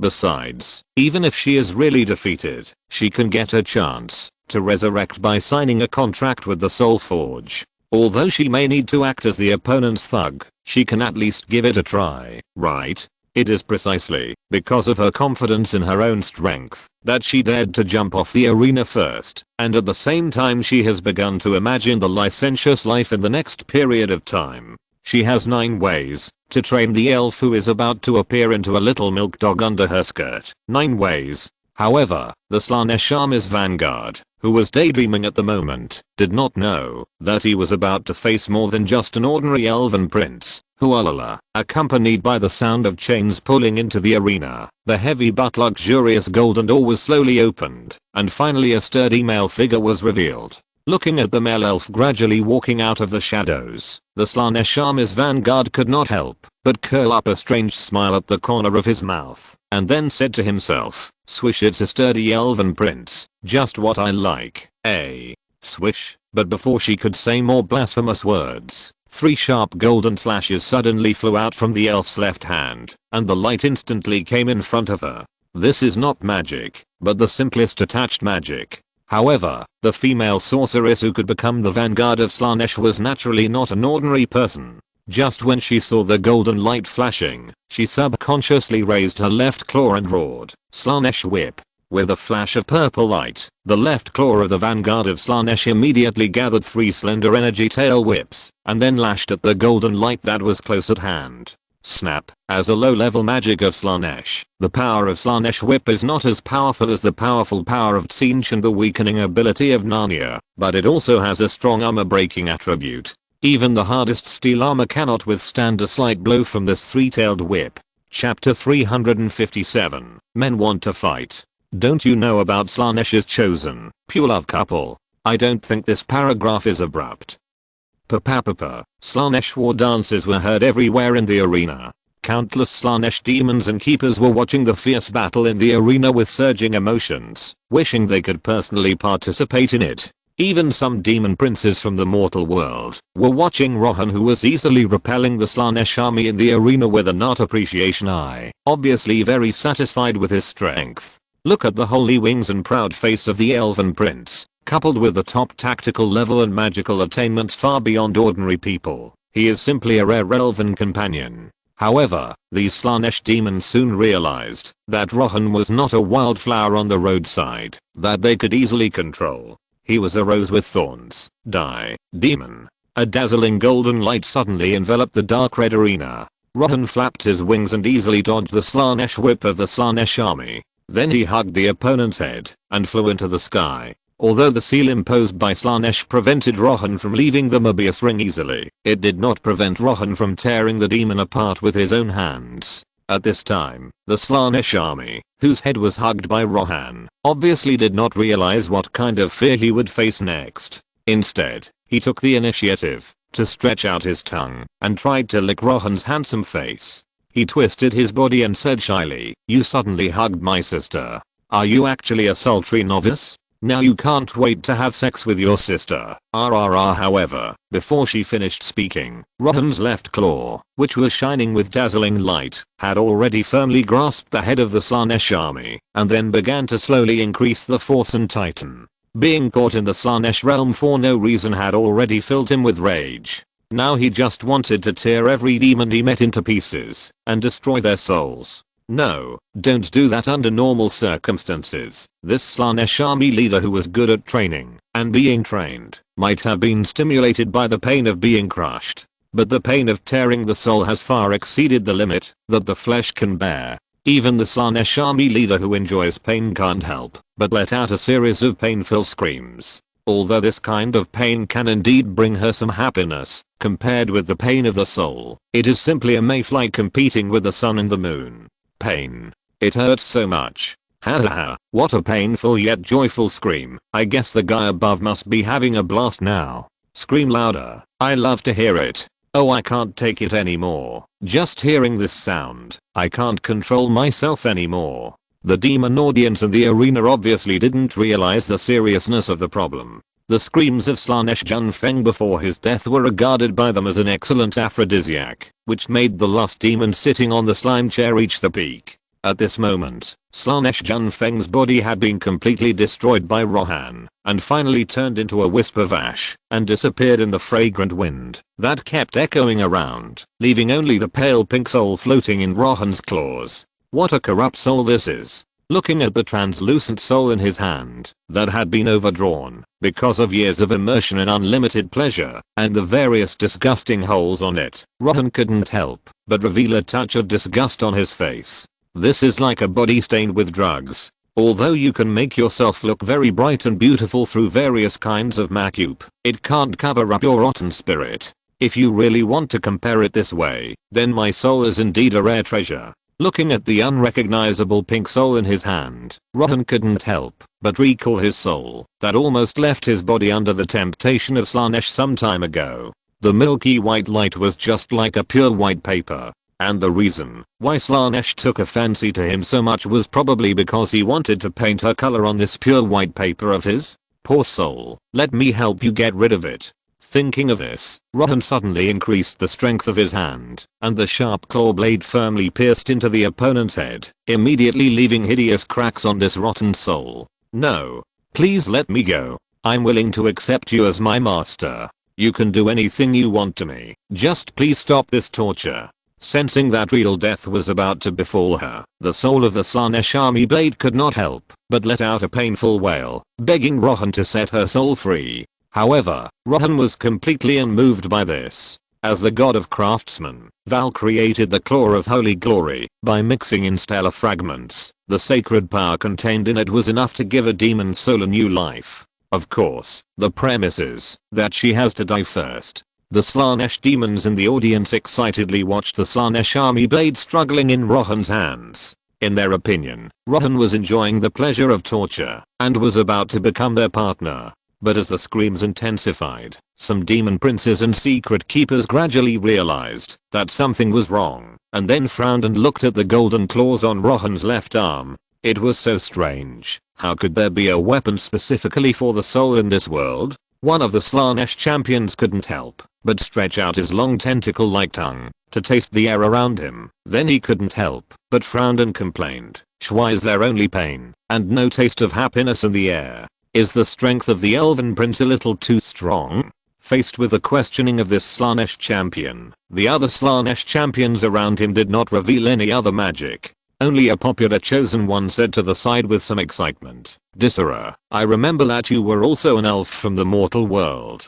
Do you want to consider finding a lover of the same race for yourself? Hiss, don't compare me with those lowly creatures. Now I'm the supreme champion warrior of the Lord of Pleasure. How could I be of the same race as those so-called elves?" Along with bursts of rustling sounds like a strange snake, a huge figure like a giant python walked out of the shadows of the audience, and its eyes emitting pink light illuminated the almost naked body. A purple-haired elf with 6 long snow-white arms slowly appeared in the audience seats of the arena. Below her flexible water snake waist was a terrifying body like a real python, like a female version of Fulgrim. At this time, Fulgrim was looking at Rohan, who had already torn the Slaanesh army into pieces in the air with a dazed look. At this moment, he was like a holy angel falling from the sky and seemed to be recalling something. Her name was Disera. Before the collapse of the 2-level portal of the ancient saints, she was an ordinary elf girl, living a carefree life in the paradise of Althan. However, the leisurely life soon disappeared with the first chaos invasion, and her parents also offered her to a demon prince as a sacrifice in order to seek shelter. However, unexpectedly, the demon prince not only did not devour Disera's soul, but beat her back to the Slaanesh demon realm to train her into his own hot weapon, and then transformed into a champion warrior. The happy life did not last long. Because her demon master could no longer satisfy her increasingly powerful body, Disera chose to run away from home and embarked on her own hunting stick journey. Unexpectedly, the demon prince with damaged self-esteem actually found the Lord of Pleasure, Slaanesh, to complain, and shamelessly claimed that his slave had betrayed him. His pitiful appearance was very much like a loser whose wife was taken away by someone else. After hearing this, the god of pure love angrily accused the demon prince of being useless and Disera of being unfaithful to his wife, and at the same time cast a pure love curse. If Disera voluntarily returns to the demon prince one day, the demon prince can do whatever he wants to her, as long as she does not return, and the demon prince has not died, she will never be able to ascend to a demon. As a demon champion who advocates pleasure, Disera does not care whether she can be upgraded to a demon princess. Compared with becoming a demon, she does not want to return to her useless master. However, because she could not upgrade her demon, the demon prince always appeared in front of her every now and then to mock her in various ways, and the ugly face she showed made her feel extremely disgusted. The reason why she appeared in the arena this time was to find a gladiator who was willing to assassinate the demon prince for her. This guy's strength is pretty good. Although there is still a big gap compared to the real demon prince, if he can secretly poison him, he should still have a good chance of winning, right? Because he did not upgrade his demon to become a demon prince, Disera, the soul that did not feel that the Slaanesh army had dissipated in the air, was still fantasizing about the scene of assassinating his master in the future. However, for those demon princes and secret keepers who can see into the soul, at this moment they are like ants in a pan, anxiously discussing with each other. After all, this matter has already concerned the foundation for the survival of all chaos demons. A keeper who was enjoying himself with a Slaanesh demon couldn't help but touch his face with his pincer-like palm, and then couldn't help asking another great demon next to him, "Hey, is it because I have been too indulgent recently that my senses have declined? Why can't I find the trace of the soul of that unlucky guy? I also thought that I was too indulgent. It turns out that I'm not the only one who has this feeling. Are you kidding me? If there is nothing unexpected in your perception, doesn't it mean that what we just saw is true? After a brief discussion, the demons who were originally watching the show calmly came to their senses, and then they couldn't help but look at Rohan, who was waiting in the center of the duel field with uneasiness. So most of the Slaanesh demons are strange and fun people, and they often rely on their immortal bodies to run rampant in the mortal world, but because of this, they cherish their souls more. After all, whether it is the 4 chaos gods or the demons under the command of the lesser chaos gods, they basically rely on their immortal bodies to do whatever they want in the mortal world. Blood sacrifice to the blood god, skull sacrifice to the skull seat. If I could have unlimited resurrection opportunities, I could kill my way through the entire warp. This is just a joke. The resurrection of warp demons requires the consumption of part of one's personality. For example, you can know that you are resurrected, but to you, you are just another person who has inherited memories. If something really appears that can threaten the existence of their sexual souls, it will be enough to make all chaos demons unite. Next. At this time, Rohan did not know that he had been on the must-kill list of Prince Slaanesh and the Keeper of Secrets. At this time, he still proudly stood in the center of the arena, looking at the demons on the stands with an indifferent expression. The whispers of the warp tortured him all the time. This feeling was like throwing him into the internet without the restrictions of thoughts and laws. His mind was filled with all kinds of random voices. Even the system seemed to be temporarily blocked due to the influence of the warp.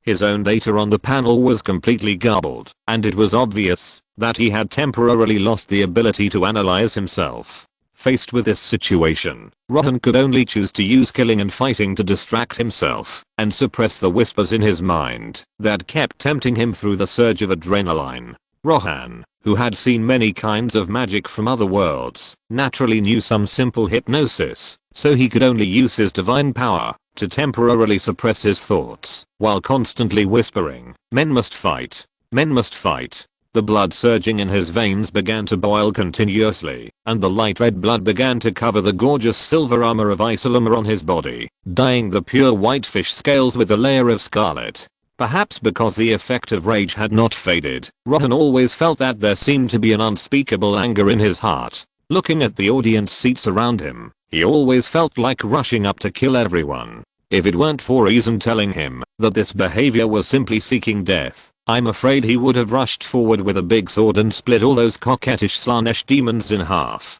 However, perhaps because the experience of the Slaanesh army vanguard was still fresh in their minds, the demons in the audience did not rush into the duel arena, but watched silently from their seats. Before they figured out what Rohan's trump card was, they did not dare to run down and fight with the opponent. Faced with this situation, Rohan silently inserted the blade of Gwendarian into the arena, buried with the blood and corpses of countless victims. With a pair of sharp blue eyes, he looked around and sneered, "Where is my opponent? Is the Slaanesh realm full of cowards, or do you not even have the courage to stand in front of me?" If you're listening to this novel on a channel other than Fanfic World, it means they downloaded and uploaded it without effort. We cordially invite you to visit our channel, Mundo Fanfic Novelos. There you'll find the original version of this story, and you can explore many other novels of various genres. We're waiting for you to immerse yourself in a world of incredible novels. Chapter 358, Competing for the Championship. Hearing Rohan's ridicule, the Chaos Warriors who could not see Rohan tearing the demon souls apart immediately began to yell at Rohan and cheer on the demon princes and secret keepers. Come on, big brothers and big sisters of the Four Pincers, don't lose to an elf prince from the mortal world. That's right, you are the 66 most powerful demon princes under the Lord of Pleasure. Isn't it easy to capture a weak elf? This elf just relied on its wings to launch a despicable sneak attack. As long as you can be more careful, you will definitely be able to successfully take the beauty home. The cheers of the Chaos Warriors reached the ears of the demons in the stands. The demon princes barely maintained their cold faces, but in fact they had already cursed in their hearts. Weak elf? Easily captured? Didn't you see that the Slaanesh army vanguard had only been on the field for less than 30 seconds and his body was gone, and even his soul had been torn apart?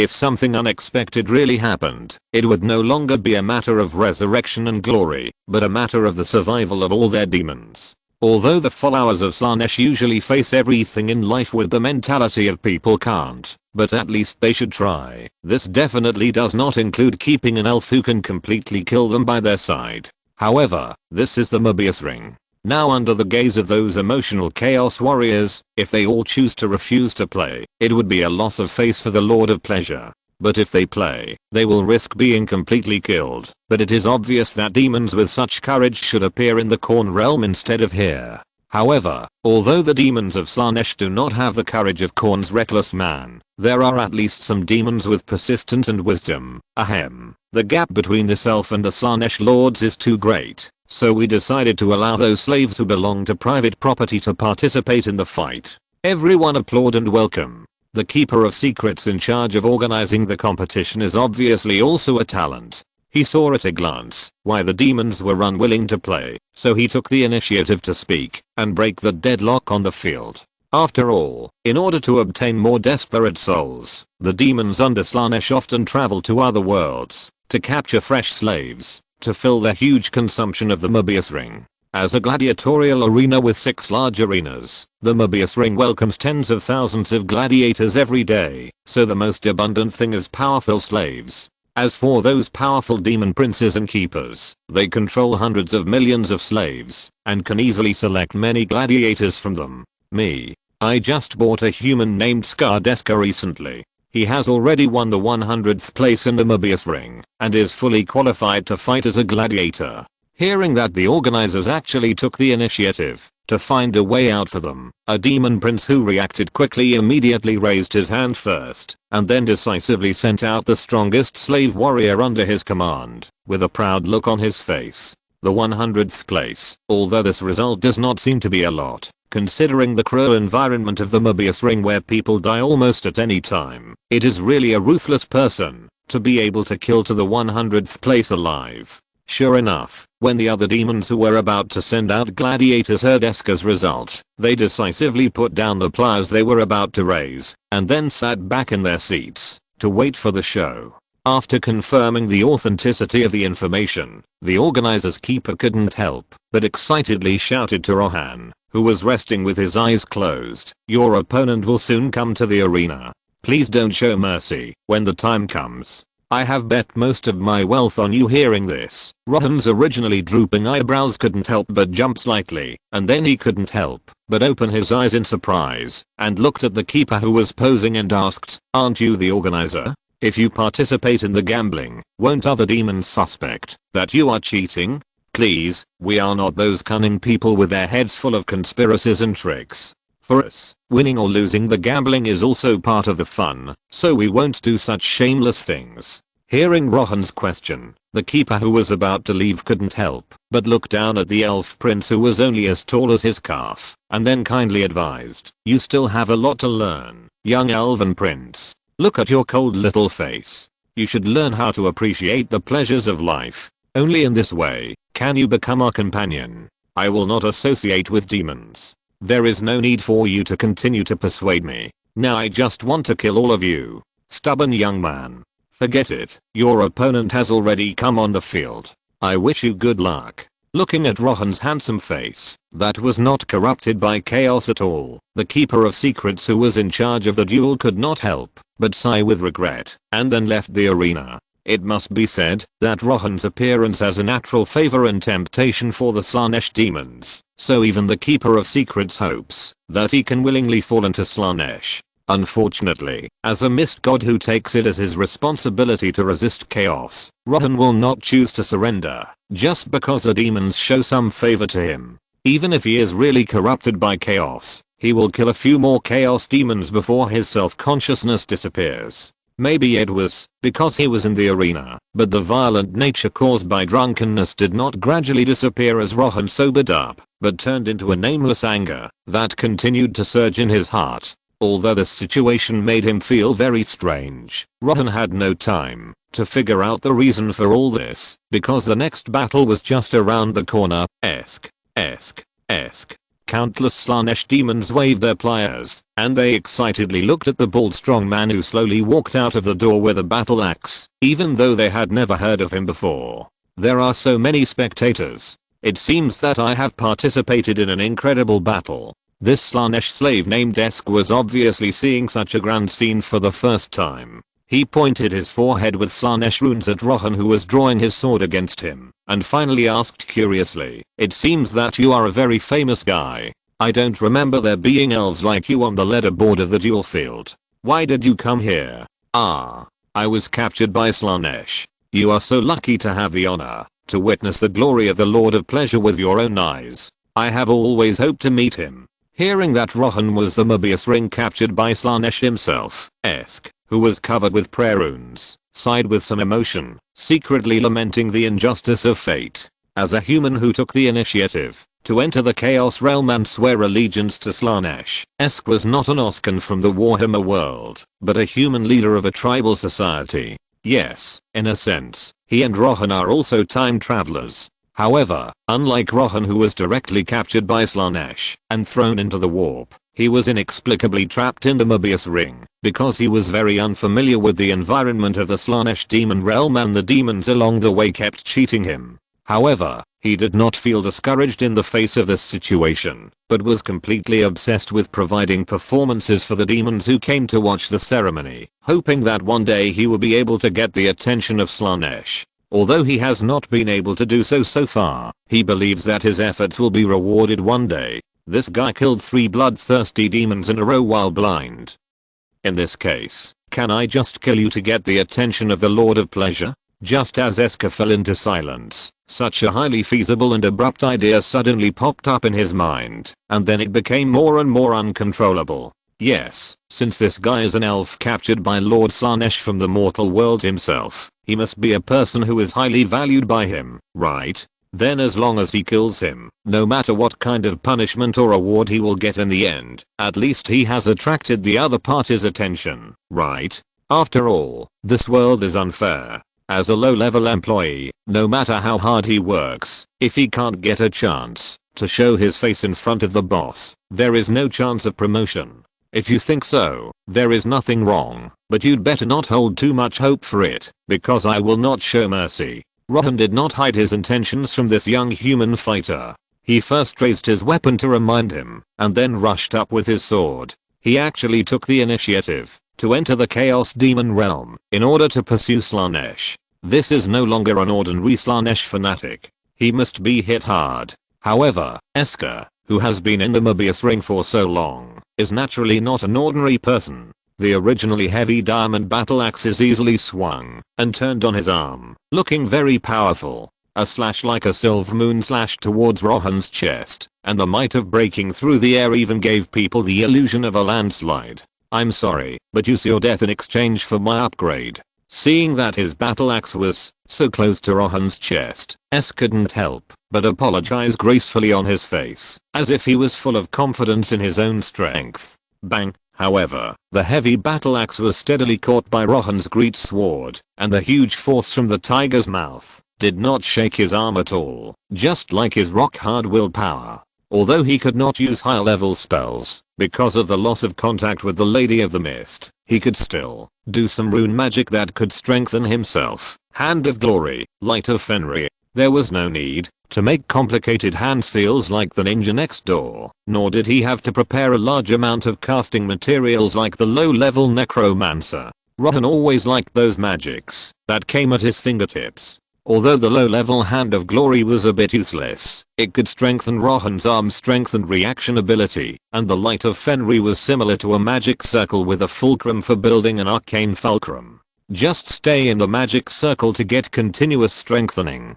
But as Rohan cast the spell, a light blue hexagram slowly appeared at Rohan's feet, and a soft white light gradually emanated from his wrist, helping to bear some of Esk's strength. Rohan took this opportunity to swing his sword, to deflect the opponent's axe blade, and then raised his left foot to kick Esk's chest. As a mortal, Esk obviously didn't expect Rohan to be able to use magic. He was accidentally knocked back by Rohan without any preparation. What's more, although the armor Rohan wore was made of Isolama silver, it was still a standard dreadlord armor, so even the boots were equipped with sharp barbs. However, Esker and other gladiators, who were fanatics of Slaanesh, were not used to wearing heavy armor. It seems that I have overestimated you. You are not my opponent at all. The Slaanesh you expect will not bless you at all. Give up as soon as possible. Looking at the bloody scratch on the opponent's chest caused by the barbs, Rohan could not help but carefully adjust his position until he came to the right side of the audience and slowly stopped. Since ancient times, the left side loses. Although Rohan is not a superstitious elf, this is a world where gods exist after all.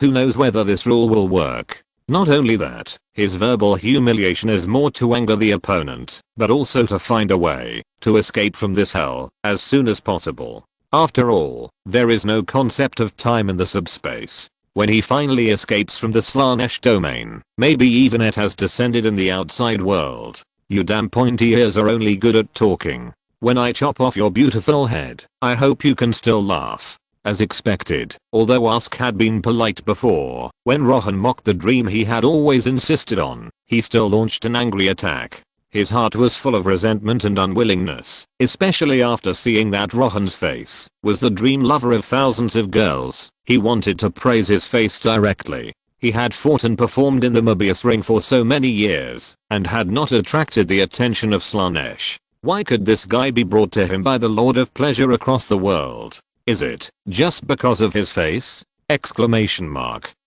Chapter 359 Slaanesh, open your mouth. Pang. After a burst of lightning-like violent collision, Rohan couldn't help but reach out and touch the white mark on his chest armor, and then looked at the bloody Esker in front of him with vigilance. Since becoming the Lord of Terror, Rohan has basically never let himself get into any possible hard battle, but chose to use strategic methods with firepower and equipment advantages to overwhelm the enemy. After all, as early as 100 years ago, when he just became a student of the Black Guard of Nagarand, his mentor once warned him, when you find yourself in an absolutely fair contest, the first possibility is that you are most likely ambushed. The second possibility is that your tactical level is simply as bad as a pile of dog shit. It is precisely because he has kept his mentor's words in mind over the years that he has not become like an ordinary blackguard who died young because of his eagerness for quick success and reckless fearlessness.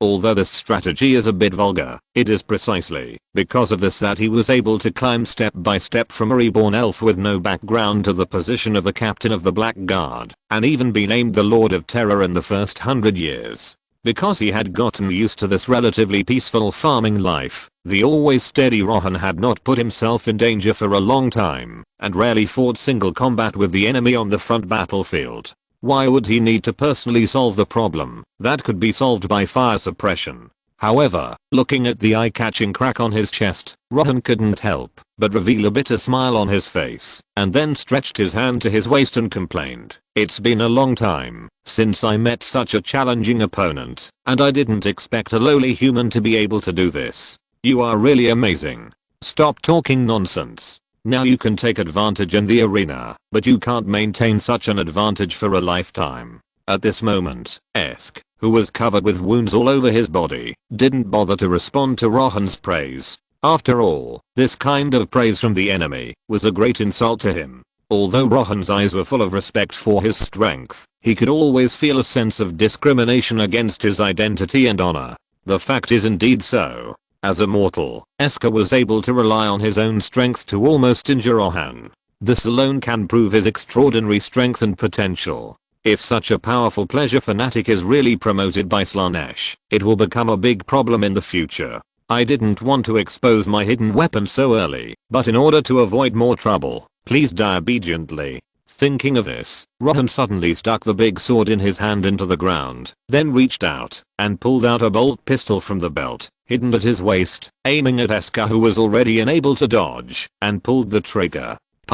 Accompanied by a dazzling fire, a silver-plated exorcist bullet slowly flew out of the barrel of the bolt pistol, and then directly embedded into Esker's unprotected chest, exploding into countless fine fragments and bullets. Although it is much behind the Imperial Bolter in Warhammer 40k next door, it is just right to deal with a Slaanesh fanatic who is not wearing any armor. Esk, who was born in a tribal society, obviously did not expect that the iron box in Rohan's hand could actually attack remotely. When he reacted, he found that his chest had already exploded with blood. Dozens of fine exorcist shrapnel were deeply embedded in his chest, and the torn muscles and organs continued to spurt out terrifying blood, accompanied by his painful wails. He had been in the Slaanesh demon realm for decades and naturally suffered a certain degree of corrosion. Therefore, the enchanted shrapnel embedded in his body was like constantly burning his internal organs, causing him endless pain. However, Rohan had no intention of stopping. Seeing that Esk, who was lying on the ground, did not seem to have completely died, he decisively began to pull the trigger frantically until all 5 bullets fell on the opponent, and the continuous and frequent shooting seemed to have killed the explosive pistol in his hand. So Rohan simply threw it on the ground, and then swung his sword to directly chop it into the opposite side, before he was willing to stop. Because all this happened so fast, even the keeper in charge of the duel only had time to stand up and try to stop Rohan, but he was still a step too late. TSK, this is troublesome. Looking at the parts that Rohan had chopped into pieces scattered all over the ground, the keeper in charge of the duel couldn't help but wipe his forehead with pliers, obviously feeling very troubled by the current situation. Although the Slaanesh demons did not completely prohibit long-range weapons and magic like the followers of Con, it was obvious that such weapons were not allowed to be carried in the arena. However, due to the previous order of the Lord of Pleasure, Rohan was not searched when he was sent to the Mobius Ring, so even his armor was retained. Although he could put all the blame on the Lord of Pleasure, it was clear that the demon spectators who paid to enter the venue had already fallen into anger. This is a despicable sneak attack. There is no beauty at all. We paid so much money to watch the duel, not to watch this kind of insignificant long-distance slaughter. We want to see elegant swordsmanship and duels. Where is the referee? Why didn't you confiscate this guy's weapon before he went on stage? Accompanied by waves of strange water sounds, the Slaanesh demons present stood up from the muddy slime chairs one after another, and finally began to wave their pliers angrily, blaming Rohan in their words. Except for the demon prince who bought Eska before, they didn't care whether he was dead or alive. They cared more about whether the casino would recognize Rohan's behavior. After all, since Rohan was an elf sent by the Lord of Pleasure himself, many demons who watched the excitement and didn't mind the trouble began to bet one after another, and many demons who pursued the thrill of poker even bet their entire fortunes. Just when they were excited and thought they could see the dawn of success, Rohan suddenly chose to use a long-range sneak attack to solve his opponent. Isn't this obviously looking for trouble? Moreover, Esk's battle axe had clearly hit Rohan's body before, but it was blocked by the armor. This behavior also made many demons who bet on Esk very dissatisfied. For a while, the whole arena was full of demons shouting and cursing. They all accused the organizers of not strictly checking Rohan's equipment. Esk's master was even more angry and wanted to crawl into the arena. If it weren't for the fact that Rohan had the ability to completely kill demons and was held back by several companions, he would probably have come down to confront the organizers long ago. You don't need to worry about the outcome of this battle. Since this elf was sent to the Mobius Ring by the Lord of Pleasure, his equipment is naturally considered part of his. Seeing this, the organizer's keeper could only pull out the Lord of Pleasure as a shield, and then continue to explain, in order to take into account the emotions of the gamblers. Today's elf fight will end here for the time being. Tomorrow we will use a more rigorous method to review the equipment of both sides, and we guarantee that you will see a genuine and elegant fight. Hearing this, the Slaanesh demons who were originally preparing to make trouble slowly calmed down, and then left the Mobius Ring with their own dissatisfaction and shouting. This fight not only failed to contribute enough painful souls to them, but also failed to let them witness elegant swordsmanship and perfect physique. It really disappointed them. Not long after, there was no longer any moving figure in the Mobius Ring. Even the organizer's keeper and Rohan had left the arena, and were ready to prepare for the next trip. Ho. Only the bloody figure was still struggling on the ground, but soon the wriggling piece of flesh stopped moving and merged with the bloody sand. In the future, the Norskins would regard the champion of Slaanesh as a demigod, the chosen one who led countless demon warring states, disappeared forever in the long river of history. Slave fence, prison cell. Fesk's final fate was to become a pile of nameless bones under the sand of the arena. Then Rohan's treatment at this moment was comparable to heaven. Countless top chefs cooked the top dishes for him, and all kinds of precious and delicious rare delicacies were emitting tempting aromas, seducing Rohan, who had just finished the battle. On the armor rack outside the cell, the silver armor of Vice Elmer that was originally damaged by the battle had already been replaced with a set of dark golden baroque armor, which emitted a faint golden light under the candlelight. Compared to Rohan's original gorgeous set of Dreadlord armor, this set of dark golden armor, whether in the vortex pattern or the phoenix totem on the chest, exudes a sacred aura all the time. If it weren't for the fact that this set of armor was a gift from Slaanesh, he would probably have thought it was a set of armor from distant Cadhay or the ancient times of the elves. Thank the Lord of Pleasure for the gift. This set of armor is a trophy that Slaanesh once hid from the defeated Chaos Lesser God. It is usually treasured deep in the palace. I didn't expect it to be given to you. Looking at this gorgeous yet sacred legendary armor, Rohan couldn't help but hear the jealous words of the secret keeper before he left, and then he couldn't help but set his eyes on the delicious food.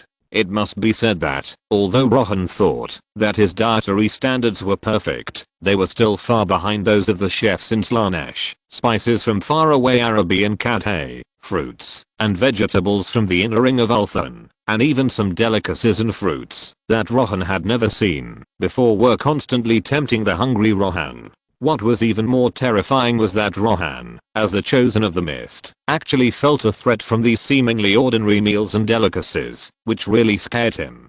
Even the chefs in Slaanesh could not make such a meal that could threaten the chosen, right? Gurgle. However, no matter how much Rohan resisted, the cramps in his stomach and the fragrance from his nose still made him feel very anxious and uneasy. Hungry, really hungry. Although the abundant physical strength gift can give the living saint endless endurance and stamina, it also means that Rohan's demand for food quality and requirements have also increased a lot. After all, Rohan in his previous life was an out-and-out foodie. Now that he controls power and status, he naturally needs to enjoy himself. He spends up to 650 gold coins on food every day. In order to taste the taste of his hometown, Rohan even paid a lot of money to buy some chefs from Zendon, who are on standby in the kitchen 24 hours a day and serve dishes immediately when needed. In this case, Slaanesh actually chose to seduce him with armor and food.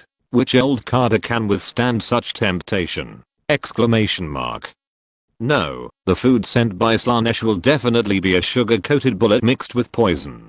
Once eaten, I'm afraid my tongue will be so picky that I can no longer eat ordinary food.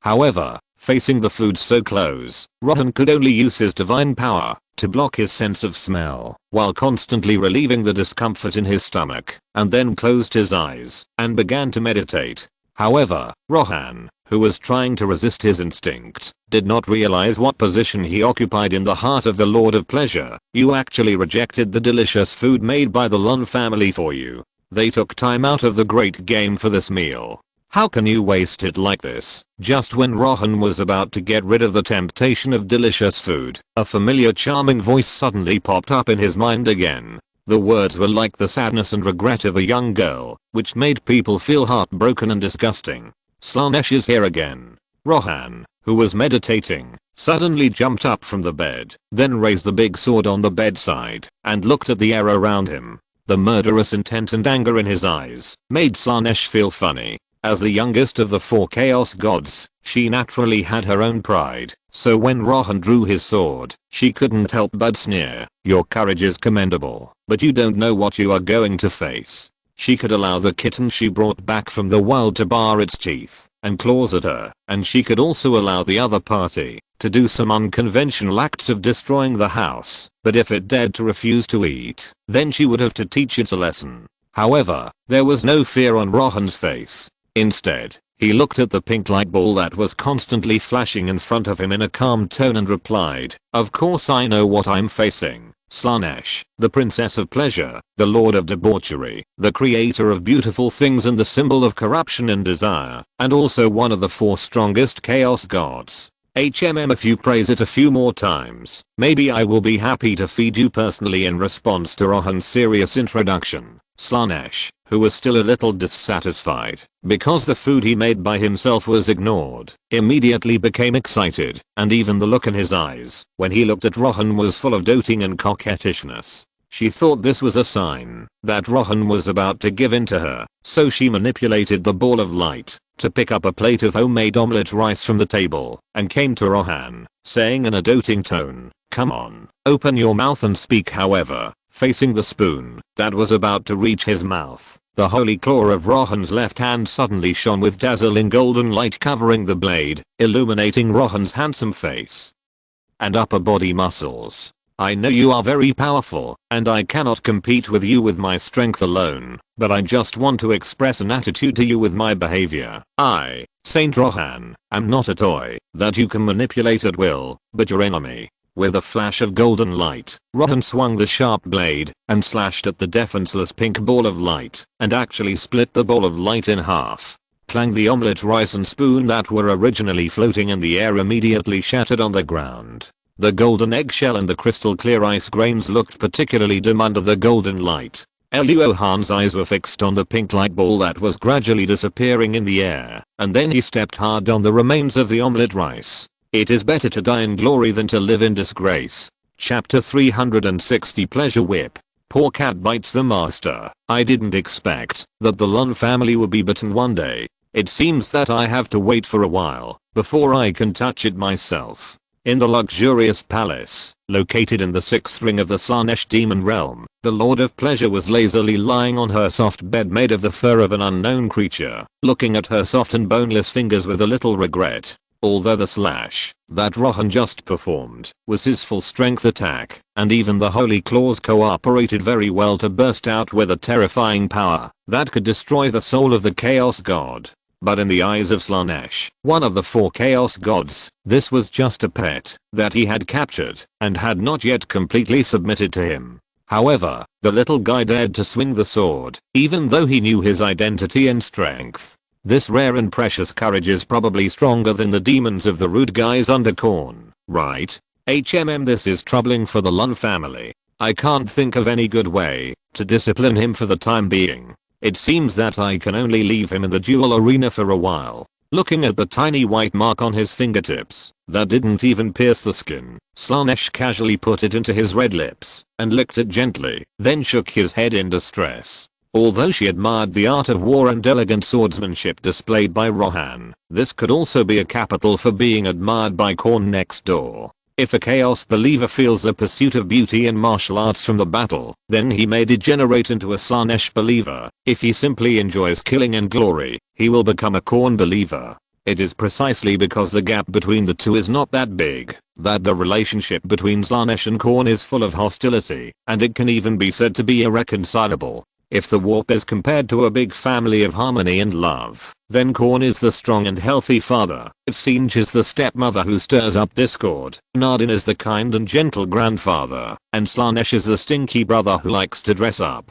and hang out in nightclubs. As a regular at the gym, Khorne, the father, is naturally very unhappy with the stinky brother who likes to dress up. After all, the bloody side is just a hero, and only girls should dress up. Who knew that the younger brother would change into women's clothes in the blink of an eye, and then he directly had a sex change operation and ran home with all kinds of messy friends. Good guy. Now the stinky brother has become a stinky sister. In addition to the competition between the believers, Khorne and Slaanesh are more hostile than the other 2 gods, and basically every meeting will turn into a big melee.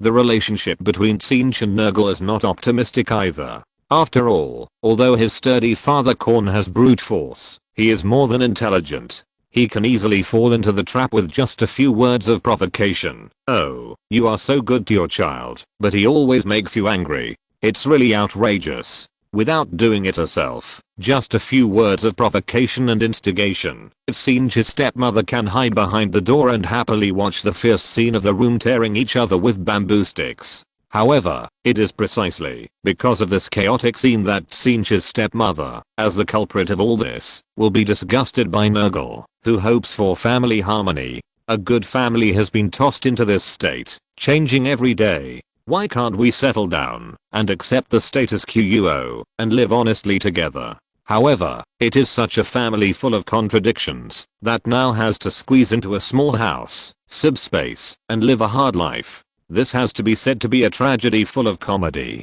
As the youngest sister in the family, although Slaanesh does not care about the threat of Khorne, she still needs to consider the urgent reality of competing with the other party for believers. Now Rohan's fighting style has become more and more violent and barbaric, which makes her feel a little uneasy. She always feels that it won't be long before this little guy who was picked up will be targeted by a barbaric kobold. You must know that, although the 4 chaos gods now occupy most of the subspace, it does not mean that each other's power cannot cover each other's territory. Once Rohan erupts with a bloodthirst different from Slaanesh in battle, Khorne's dimensional cracks may appear in the Slaanesh domain at any time, taking Rohan away like a Prince Charming. This is something she absolutely cannot allow.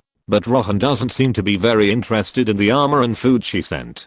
Although she can choose to show up in person to seduce him, it would be too embarrassing. Thinking of this, the Lord of Pleasure stood up from the sofa with a cat-like step, then stood up and walked to his indescribable dressing table, muttering to the perfect self in the mirror. It seems that the ordinary seduction methods can no longer shake the little guy's heart. Otherwise, try the honey trap, Mobius ring, slave fence gurgle from time to time. A gurgling sound symbolizing hunger came from the cell, and all kinds of tempting food that could arouse appetite were placed on the floor, emitting steaming white smoke and fragrant aroma. Several Slaanesh demons were constantly busy carrying the cold food on the ground, and then they would bring freshly baked food to the ground, continuing to tempt the hungry Rohan inside. In the open space not far from the cell, several skilled chefs from another world were constantly busy with various barbecues and stir frying, and even did not forget to use fans to fan the windows of the cell. Clang, clang, clang, the sound of the iron pan constantly frying and various aromas drifting into the cell made the already hungry Rohan feel even more irritable. He couldn't help but growl through gritted teeth. Born even in the training camp of the Black Guard of Nagaland, those harsh and cruel instructors Drutch had never let him go hungry. After becoming the captain of the guard, he never lacked money and food, and his life was quite comfortable. However, since he could not perceive the concept of time and the warp, Rohan had no idea how long he had been hungry, let alone replenish his physical strength. Now he no longer hoped to leave the warp alive, but only wanted the arena to open as soon as possible, and then take the opportunity to rush to the audience and slaughter all those damn demon princes. Just when Rohan was getting furious, a pleasant female voice suddenly came from outside the door, which made Rohan's tightly closed eyes twitch slightly. That guy still hasn't eaten a single bite. You are the maid of Slaanesh, Hill Silver Snake? How did you become like this? Hehe, this is a body blessed by the great Lord of Pleasure himself. Not only has she restored my former appearance, but she has even adjusted my posture and voice. Doesn't it look great? Wow, I'm so envious. AI, don't touch me with your pliers. From outside came the sounds of Slaanesh demons playing and fighting with each other, while Rohan in the cell was still meditating silently on the bed, hoping to get rid of the influence of the outside world. He didn't want to pay attention to the new Slaanesh maid outside, but when a burst of light footsteps came into the cell, the other party's rather teasing tone made Rohan subconsciously open his eyes. Hello, Saint Rohan, the great Lord of Pleasure asked me to say hello to you. From today on, I will take care of your daily life. Please take good care of me. Is my death coming soon, or have I survived the beauty trap? Can I take this as a compliment? Rohan raised his eyebrows and looked at the succubus in front of him with the light pink high ponytail, and then set his eyes on the two full breasts in front of the other party and the pair of slender white palms, with a hint of surprise in his eyes. Aren't all the demons of Slaanesh yin and yang crab people? How could there be a pure female body like this? Although her appearance and clothing resembled those of a Slaanesh maid, and she even inherited the charming little hooves and the heart-shaped tail of a succubus, she looked like a voluptuous elf woman. As if she had noticed the surprise in Rohan's eyes, the Slaanesh maid named Hill couldn't help but twist her body shyly, then raised her hands and joked, "Does the Lord of Pleasure think you might like me the way I'm now, or do you actually like us more the way we were originally? No matter what you become, you can't change your rotten soul after all." Why don't you stretch your neck to my claws, and I will help you get rid of this twisted pain. In the face of Hill's ridicule, Rohan just responded with a sneer, and then went back to bed to meditate, not intending to have any intersection with this succubus. Even if Rohan starved to death, died outside, or jumped from the chaos demon realm, he would not eat a single bit of the demon's food. Don't be so hasty to reject me. I brought you some uncontaminated food. After all, you still have to fight hard in the arena, so it's important to replenish your energy. Faced with this situation, Hill didn't feel discouraged at all. Instead, he placed a plate of bread with steak and a glass of warm water on the ground, and then brought in all kinds of luggage from outside, and entered the cell opposite. Obviously, this was a plan, to force himself to become Rohan's roommate. The Lord of Pleasure wants me to spend some time with you, so Drax recommended that I bring you bathing soap and sleeping bedding, and also prepared perfume and wound medicine for you, as well as. Hill was like a little girl going on a trip for the first time. At this moment, she took out various small items from her bag, and waved her hands, to show off to Rohan from time to time. This is the top level pure natural lipstick from another world. Even as an elf, you must have never seen such a beautiful color, right? Rohan didn't want to pay attention to this inexplicably familiar succubus. After all, as she said, she was just a succubus sent by Slaanesh to monitor and corrupt him, nothing more. To him, Hill was just a pink skeleton trying to disrupt his practice. Although the innocent look of the other party now showed like a little girl made him feel a little emotional, it also showed that chaos was causing great harm to people, and he must find the right opportunity to help her free. In this way, a rather strange scene appeared in the prison cell of the Slaanesh realm. Hill, a succubus, kept pestering Rohan like a salesperson in an unknown time and space, and from time to time took out small items from her bag to introduce them, but was only treated coldly by the other party. However, even if she was rejected, Hill always shamelessly tried to get in front of Rohan, hoping to sell these cosmetics or even herself to him. There is no doubt that, if this reckless spirit was placed in Rohan's previous life, she would undoubtedly be a gold medal salesperson in a 4S store. Just when Rohan was getting annoyed by Hill's harassment, the previous secret keeper who hosted the arena finally walked into the prison. Then, looking at the motionless plate on the ground, he began to persuade, "Hey, elf, it's your turn to go on stage next. Your opponent will be a demon prince. Don't you really plan to eat something to restore your strength first? HMPH. He brother, you have quite a personality. I just wonder how long you can persist." At this moment, Rohan was like a stinky and hard stone. In addition, the Lord of Pleasure was not going to take any coercive measures, so even the secret keeper could do nothing about it. Huolala, just as Rohan was about to get up and go to the arena, the keeper suddenly threw a black bracelet on the ground through the blasphemous fence, and then explained with a smirk, "You don't think we will easily send you to the arena without any preparation? After all, you are still unwilling to obey. Who can guarantee that you won't mess around? Don't worry, this bracelet is a gift from the Lord of Pleasure himself. It will not cause any corrosion to your body and soul. It just ensures that you will not leave the prison and the arena." Obviously, the strength and ability to kill demons that Rohan showed some time ago have made the keeper, as the organizer, worried, so they prepared this method. But, why are there some strange Y patterns on this bracelet? Looking at this very strange and shameful bracelet on the ground, Rohan looked at the heart symbol with wings, embroidered in the center with a black face, and couldn't help but recall the smirk of Slaanesh in his mind. After a fierce ideological struggle in his heart, Rohan finally put the bracelet on his wrist under the expectant gaze of Hill and the secret keepers. Fortunately, there is no blasphemous rune symbolizing Slaanesh on the bracelet, so there shouldn't be any big mistakes if it is just worn. Ding, the host has been detected to have equipped with magic items, and the system is scanning. Pleasure whip remnant, a whip made of asterisk asterisk and asterisk asterisk, with asterisk asterisk magic that can make people asterisk asterisk, often used to train and tame those disobedient slaves and masochists, and can also make the masochists asterisk asterisk asterisk. Chapter 361 Battle 66. It's incredible. Our elf fighter can hold on to the 65th round in such a fierce round robin battle. I wonder if he can continue to hold on. On the podium of the Mobius ring, the Keeper of Secrets was dancing excitedly and constantly explaining the fierce battle in the arena to the audience around him. Since the silver armor of Iselma had been destroyed by Esker in the previous battle, Rohan, who refused to accept the gift of Slaanesh, entered the arena shirtless and fought desperately with those Slaanesh gladiators. Ding ding ding, the sound of swords and weapons constantly echoed in the Mobius ring. The demons in the audience were all excited to look at the two figures fighting below, with wanton smiles on their faces. Because the Great Whirlpool continuously transmits the wind of magic from the mortal world back to the Chaos Demon realm, the Chaos Demons can only stay in the subspace most of the time.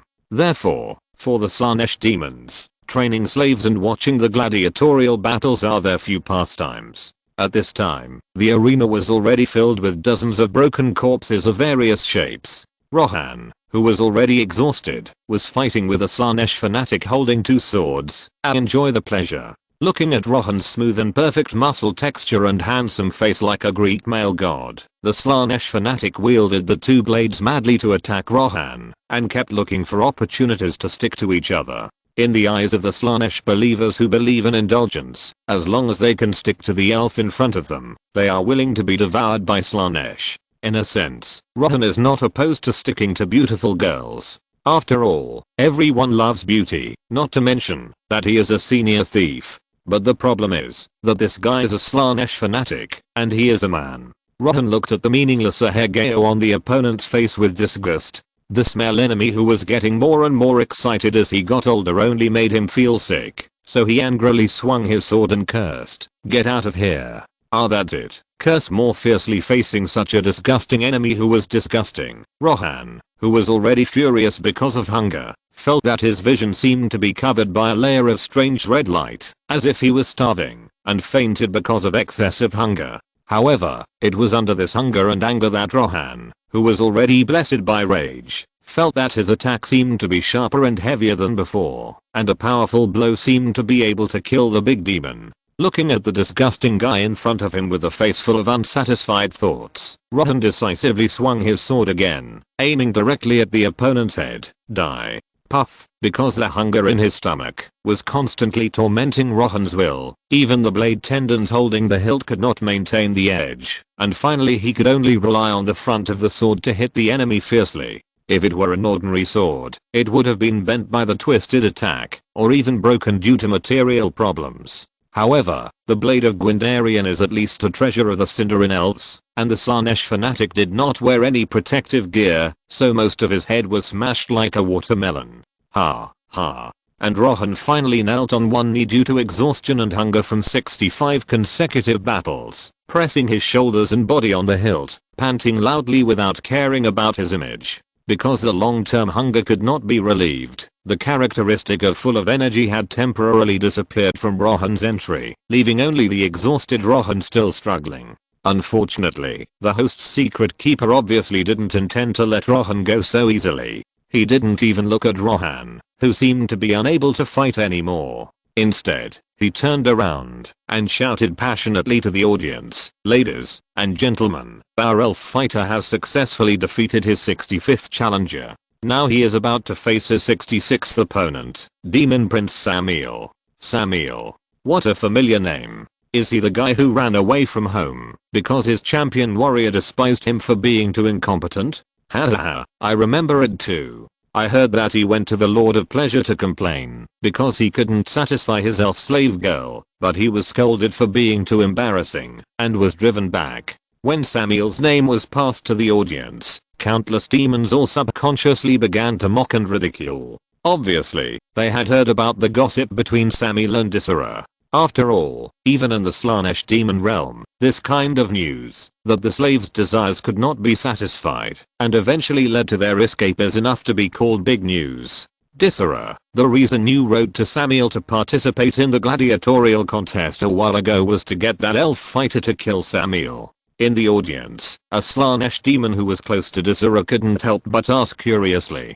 After all, the Lord of Pleasure had once cursed this master and servant, which was known to everyone. Now Samiel would actually risk being completely killed to fight Rohan, which seemed full of conspiracy. Yes, I made a bet with Samiel. As long as he can defeat this elf in the fight, I will voluntarily return to his side. Faced with her friend's questions, Desiree had no intention of hiding anything, but chose to reveal her plan. You have also seen how much the Lord of Pleasure prefers this elf. How could she watch her pet, which has not yet been trained, die tragically in the arena? But, the condition of the elf fighter seems to be very bad now. If Samuel really defeats him, then your future will be completely over. After hearing about the agreement between Desiree and Samuel, the face of the Slaanesh demon could not help but reveal a trace of worry, and he was obviously full of uneasiness about Desiree's reckless decision. After all, if Desiree's bet fails, then what awaits her will be eternal life, allowing Samuel to do whatever he wants to her, which can be said to be completely turned into the opponent's hot weapon. Now, please give a warm round of applause to welcome our 66th challenger, the supreme being in the Slaanesh realm, the demon prince Samuel. Just as the two Slaanesh demons were talking to each other, the arena finally welcomed a tall figure several meters tall, with forearms wielding shields and halberds flexibly, and walking towards the center. It was none other than the Slaanesh prince Samuel, who had committed countless war crimes and blasphemous evil in Ulthuan during the first Chaos invasion. Logically speaking, as the supreme demon prince in the Slaanesh realm, Misa should have a very high prestige among the Slaanesh demons, and countless people would like to cling to his thighs. Unfortunately, the reality turned out to be completely different. Misa, shouldn't you be at home trying to improve your abilities now? Can't ordinary shame satisfy your simple desires? Ahahaha, no wonder you didn't dare to fight back when you were ridiculed by your own slaves. Does it turn out that you have such a weird hobby? Then get on stage and experience what it feels like to fight with real warriors. The rude and sarcastic voices of the Slaanesh fiends continued to be heard from the audience. It was obvious that they were not impressed by the demon prince who was abandoned by his own slaves. However, in the face of the audience's disregard and ridicule, Mesa did not show any anger as they expected, but bowed to the demons elegantly and said, "Dear audience friends, I know you have all kinds of prejudices and discriminations against me, but today I will use a hearty fight to win back my glory. If your glory is to challenge an exhausted elf to regain it, then I have to say that your so-called glory is really worthless." Hearing this, a demon prince sitting in the front couldn't help but mock this embarrassing colleague, and was very unhappy with this behavior of bullying the weak and fearing the strong. After all, although the Slaanesh faction is not as zero tolerance for cowardice as Khorne next door, it is still very dissatisfied with Mesa's shameless behavior of picking up leaks. Today I will take back my glory. However, in the face of his despicable behavior, Mesa did not show the slightest shame, but walked proudly towards Rohan, who was kneeling on the ground not far away and gasping. After witnessing Rohan kill 65 powerful gladiators, Mesa, who was already afraid of the claw of the Holy Glory, once considered giving up the fight. However, when he thought that Desiree, who had betrayed and insulted him, would voluntarily return to his command, and Rohan's fatigue was not fake, he finally decided to take the risk. A gamble. A bicycle becomes a female slave. Is this the reversal of the world line? It seems that its fate is unavoidable. It's really sad. Facing the demon prince who was approaching him step by step, the exhausted Rohan could only stand up from the ground with his weak legs, and then couldn't help showing a bitter look on his face. After experiencing a series of hard battles, he basically has little strength left to swing his sword. It is estimated that he will be beheaded on the spot within 3 moves, right? Recalling that he was inexplicably captured by Slaanesh and taken to the Chaos Demon realm, and then inexplicably came to the Mobius ring, it seemed that there was a trick of fate behind all this. Forget it. Just take a break. Watching Mesa not far away slowly raise the sharp halberd blade towards himself, Rohan finally slowly closed his heavy eyelids that were overwhelmed by the burden. Saving the world was not his responsibility, so why should he be the vanguard to stop chaos from destroying the world? As for the mortals after the destruction of the world, what does it have to do with him? A faint sound of breaking through the air came, and years of combat experience and strong physical fitness even allowed Rohan to feel the flow of the surrounding air and the distance between him and the halberd blade. Now all he can do is hope that when he dies, it won't be too painful. You need my strength, Rohan. Just when he was about to give up resistance and obey the arrangement of fate, a lively and lovely voice like a girl next door suddenly rang in his mind, and at the same time, the bracelet on his wrist also lit up a faint pink light. Is it that Slaanesh maid, Hill Silver Snake? Damn demon, why can you speak in my mind? And I don't need your evil power, get out of here. Rohan, who was ready to give up resistance, suddenly opened his eyes. He tried his best to squeeze the last bit of strength from his dry muscles, and finally dodged the halberd blade that rushed straight to his face. After retreating to a safe distance, Rohan set his eyes on the glowing joy whip on his wrist, his eyes full of vigilance. He had already guessed that Slaanesh's things must be dangerous, but he thought it would be Slaanesh who was ready to take his soul personally, but he didn't expect it to be Hill who he just met. Could it be that Slaanesh wanted to use the power of the devil to corrode his body in this crisis? You don't have to think about it. The Lord of Pleasure has ordered me to be responsible for following you from now on, so you don't have to doubt that I will hurt you. Hill, who was far away in the prison cell, seemed to have noticed Rohan's doubts, so he held the handle of the joy whip in his hand, which was similar to the poisonous dragon drill, and slowly injected his magic power into the handle. In an instant, Rohan felt that a pure and uncontaminated magic power was slowly entering his body. The power was so pure that Rohan couldn't help but ask in surprise, how could a demon have such pure and almost uncontaminated power? Where did this magic power come from? It is said that this power comes from a human country called Zendan in the mortal world. There was an alchemist who could extract almost pure magic liquid from the dimensional stone. After being expelled by them, he defected to the Great Lord of Joy.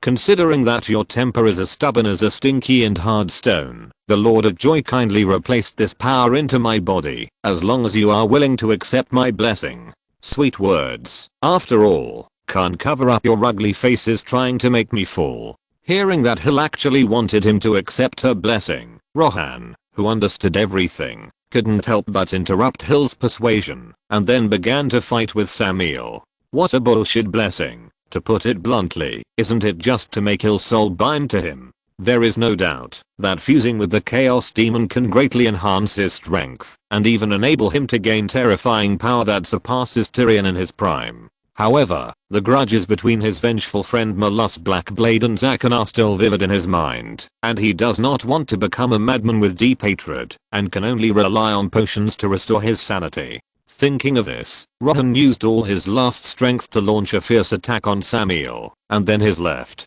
claw shone with golden light and roared, "Come on, demon, let me enjoy your blood." Chapter 362 The Blessed Sun. How is it possible? Did this guy's weakness and matching before all just pretend to be a pig to eat the tiger? How could he suddenly become so strong? Faced with a sudden burst of terrifying strength from Rohan, Samuel, who had originally had the advantage, was unexpectedly beaten back again and again, so he couldn't help but shrink back in surprise. After all, the shrill screams of the demons whose souls were destroyed before they died were still echoing in his ears, which was enough to make him be wary of Rohan. However, when he saw Rohan's still trembling arms and the fatigue on his face, that could not be concealed, a mysterious confidence surged in his heart again, and then he raised his halberd and taunted, "So it's a dying struggle, but I don't know how long you can last in this form." Rohan didn't choose to talk nonsense with Samuel. The magic power that Hill sent into his body was like a drop of water falling into the desert, which only restored Rohan's fighting power a little. But even so, these precious magic powers still made Rohan give up the idea of committing suicide, and instead began to deal with Samuel with difficulty.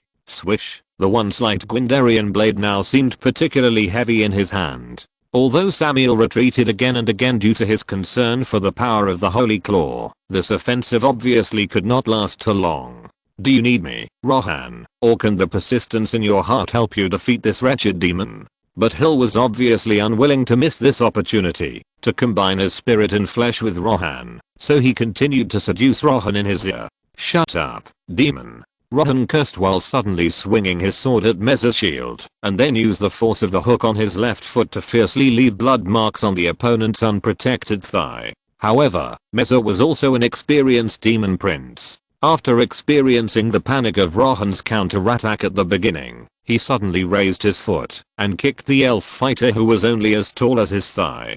Plop. There is no doubt that Rohan, who was already weak, could not resist such a swift kick from Messer. Although he instinctively put his arms in front of his chest, he still flew backwards like an angel with broken wings. Under the excited eyes of countless spectators, Rohan's figure turned into an afterimage and slammed hard on the wall of the arena. Even the demons in the audience could feel the obvious vibration. Cough cough cough. You look so embarrassed. You are such a fool, Rohan. If you are really going to reject my power, then you will really die here, and then your soul will really fall into the hands of the Lord of Joy. Feeling that the vitality in Rohan's body was slowly disappearing, Hill, who was lying on the prison bed, could not help but stood up from the bed worriedly, and then persuaded softly, what you are about to obtain will be the pure demon power that mortals kill for. There is no corrosion, no depravity, you don't even need to make sacrifices, you can become the favorite prince of the Lord of Joy. And the supreme joy and the glory of victory are the gifts we bring to each other, Rohan. Dong dong dong dong. Just when the seriously injured Rohan was in hesitation, Maisel had already strode to him with heavy steps, and then he inserted the halberd into the ground, and grabbed Rohan's neck, and lifted him up. Looking at the elf who was struggling in his hands, Messer excitedly increased the strength of his grip on the opponent's neck, while raising his arm, to show the demons watching, I was able to win the battle and glory in the 66th gladiatorial contest. It's all thanks to the holy number of Slaanesh and my persistent and hard work. My defected slave girl will eventually return to my command voluntarily. How shameless. You say it was your persistent and hard work, but people who don't know would think it was you who won 66 duels. What glory do you have for a guy who just picked up the loose ends? If I were you, I would have shamelessly gone to the mortal world to hunt down real strong men to prove myself. This victory does not belong to you, a demon. My gladiators also shed their blood and lives in the battle just now. The glory of this victory belongs to us. Hearing that Messer actually took the victory for himself, not to mention the Slaanesh princes who lost their gladiators, even the other demons didn't buy it at all. Messer turned around and started arguing with the referee and the demons in the audience, not noticing that Rohan, who was being strangled by his neck, was struggling less and less. But with strength, everything is allowed. With a whisper that almost no one knew, a faint pink stream of light began to crawl along Rohan's arm towards his handsome face, and finally began to slowly gather towards his eyes. Even the Chaos Realm's always weird and unpredictable sky gradually began to distort, and the fantastic colorful light and surging red light began to surge in the air, making the originally pink sky a mess. Rohan thought that no one knew that Slaanesh had abducted him to the Chaos Realm, and even the Lady of the Mist might not risk entering the warp to rescue him. It was in such despair that Rohan became a little self-destructive, and even allowed the power of the Slaanesh maid to merge with his body, and he might eventually fall into the endless Slaanesh abyss. If it were an ordinary elf, the body would have been corrupted by Slaanesh by now, and even the soul would not be able to remain intact. But both Rohan and Slaanesh overlooked one thing, that is, a certain unnamed ordinary passerby Tzeentch would not watch the variable he had finally obtained fall into the arms of others because of Slaanesh's interference. Although Tzeentch likes changes, this kind of change does not include handing over the variable he had finally taken a fancy to Slaanesh, but silently accepting NTR. Rumble. The sky was undercurrent surging, and the originally noisy Mobius ring was about to be filled with smoke. It was estimated that only the silly Mizzle and those uninformed spectators were still arguing unscrupulously. In the chaos, only a few careful keepers noticed the bracelet on Rohan's wrist that was emitting a dim pink light and gradually revealed a malicious and presumptuous smile on their faces. It is not difficult to see from the teasing and playful expressions on their faces that they have been bored by the boring life in the warp and have been eager to find some fun. If they can see the plot of the elf fighters killing Missa, it will be completely worth the trip. It's a pity that they didn't realize what a terrible demon would be released. That's it. Rohan, accept this power of joy. We will become one. Shut up, demon. As Hill's voice like the top kept echoing in Rohan's ears, Rohan felt that a stream of power mixed with a little Slaanesh corruption was constantly pouring into his body, filling his original magic hole. Sure enough, although Hill said that this magic power would be the pure power of evolution, Rohan could still feel that the power that belonged to the Slaanesh maid was binding with him. This damn succubus actually wanted to bind to him like Melisand's Zakon. Sensing that Rohan seemed to have burst out with murderous intent because of his unauthorized actions, Hill, who was far away in prison, couldn't help but give a cute giggle, and then said with great pride, "Don't worry, from now on you and I will prosper together and suffer together. In addition, the Lord of Pleasure has bestowed on me a powerful force that is no less than that of the Keeper of Secrets. You will become the most favored prince. The host's body is detected to be bound to the Chaos Demon. At the same time, the Dark Princess's attention to you is detected, and new features are automatically obtained. Blessed son, the favor of Slaanesh is enough to make any Chaos believer feel flattered from the bottom of his heart, but for the elves on the side of order, it is another matter. The Demon Hill will be bound to you, and can fight with you in battle. Mark of Slaanesh. Slaanesh corruption +1, passive amplification. Taste of soul. Taste of soul. You can smell the body fragrance of your prey at a distance of 50 meters, and you will get special bonuses for those with weak minds. Armor breaking damage +50%. Melee attack +20.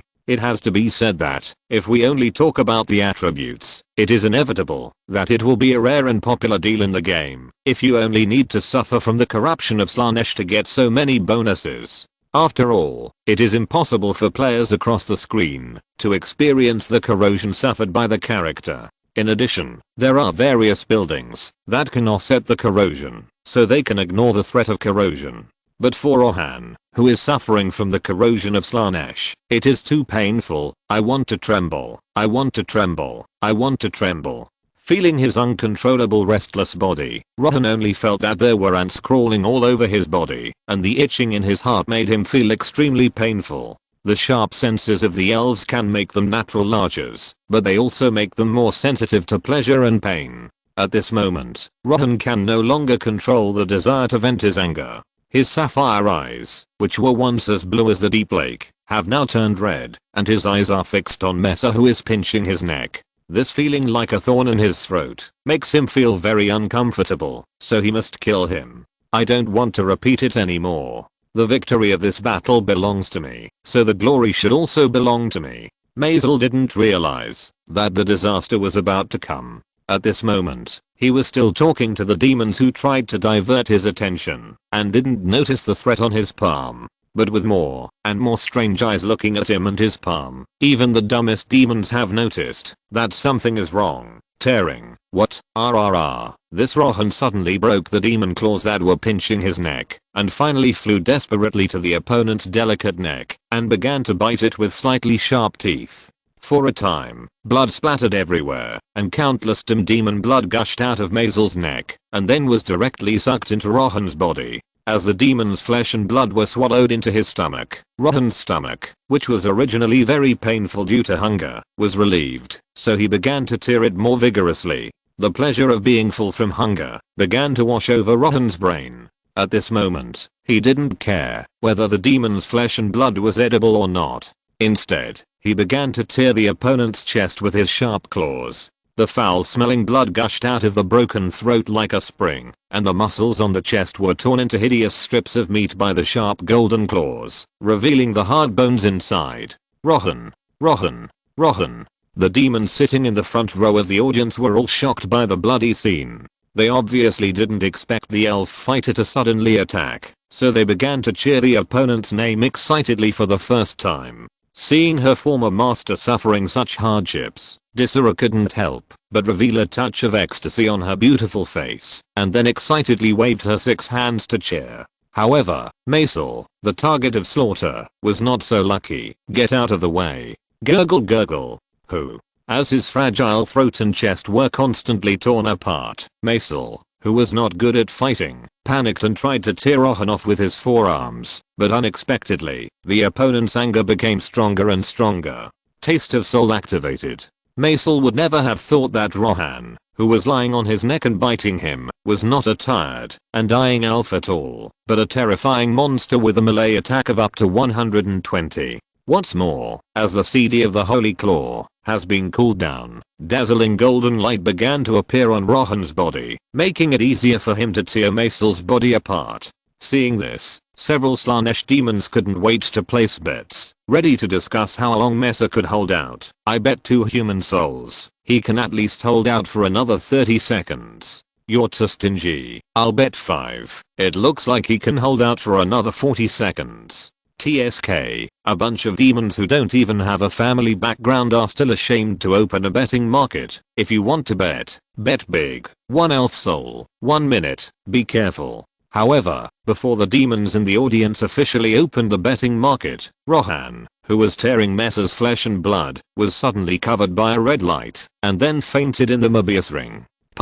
As for Mesa, who was affected by the red light, he was directly blown into powder, turned into a ball of blood rain and splashed around, leaving only the ugly demon skull floating strangely in the air. Seeing this unexpected situation, all the demon princes and secret keepers stood up subconsciously, looking at the red lightning that kept crossing the sky with horror. This power can't be wrong. It's the dog-headed man who can't afford to play with it. Chapter 363, The Wrath of the Kobold. It's that kobold who can't afford to play with bloodletters. The Mobius ring is full of bloodletters. Several bloodthirsty demons are flying towards the Slaanesh palace on the 6th floor. We are surrounded by the Khorne army. This is impossible. The Lord of Pleasure didn't give us any warning. How did these bastards enter the Slaanesh domain? Looking at the yellow-red portal that was slowly tearing the space in the arena, every Slaanesh demon present stood up subconsciously, staring at the red demons pouring out of the portal.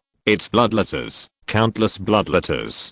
Blood sacrifice to the blood god, skull sacrifice to the skull throne. Countless Khorne demons began to rush out of the portal one after another. They frantically waved their hell swords engraved with blasphemous runes in their hands, and launched a swift attack on the Slaanesh demons in the audience. There were also some Norscan warbands who believed in Khorne, and were teleported into the Slaanesh realm. However, after a brief moment of daze, they immediately identified the enemy and us. Those naked perverts must be our enemies. Kill them for blood and glory. For the Lord of Pleasure, brothers and sisters, let's fight back these damned Khorne lackeys together. Wait, can anyone tell me what happened? What is this inexplicable war? For a while, the entire Mobius ring was completely reduced to a bloody purgatory, with countless chaos demons and believers fighting in a group, and those confused spectators were also dragged along. Although fierce wars often broke out between the 4 chaos gods, most of the time they were proxy wars similar to playful nature, more to vent their dissatisfaction with each other.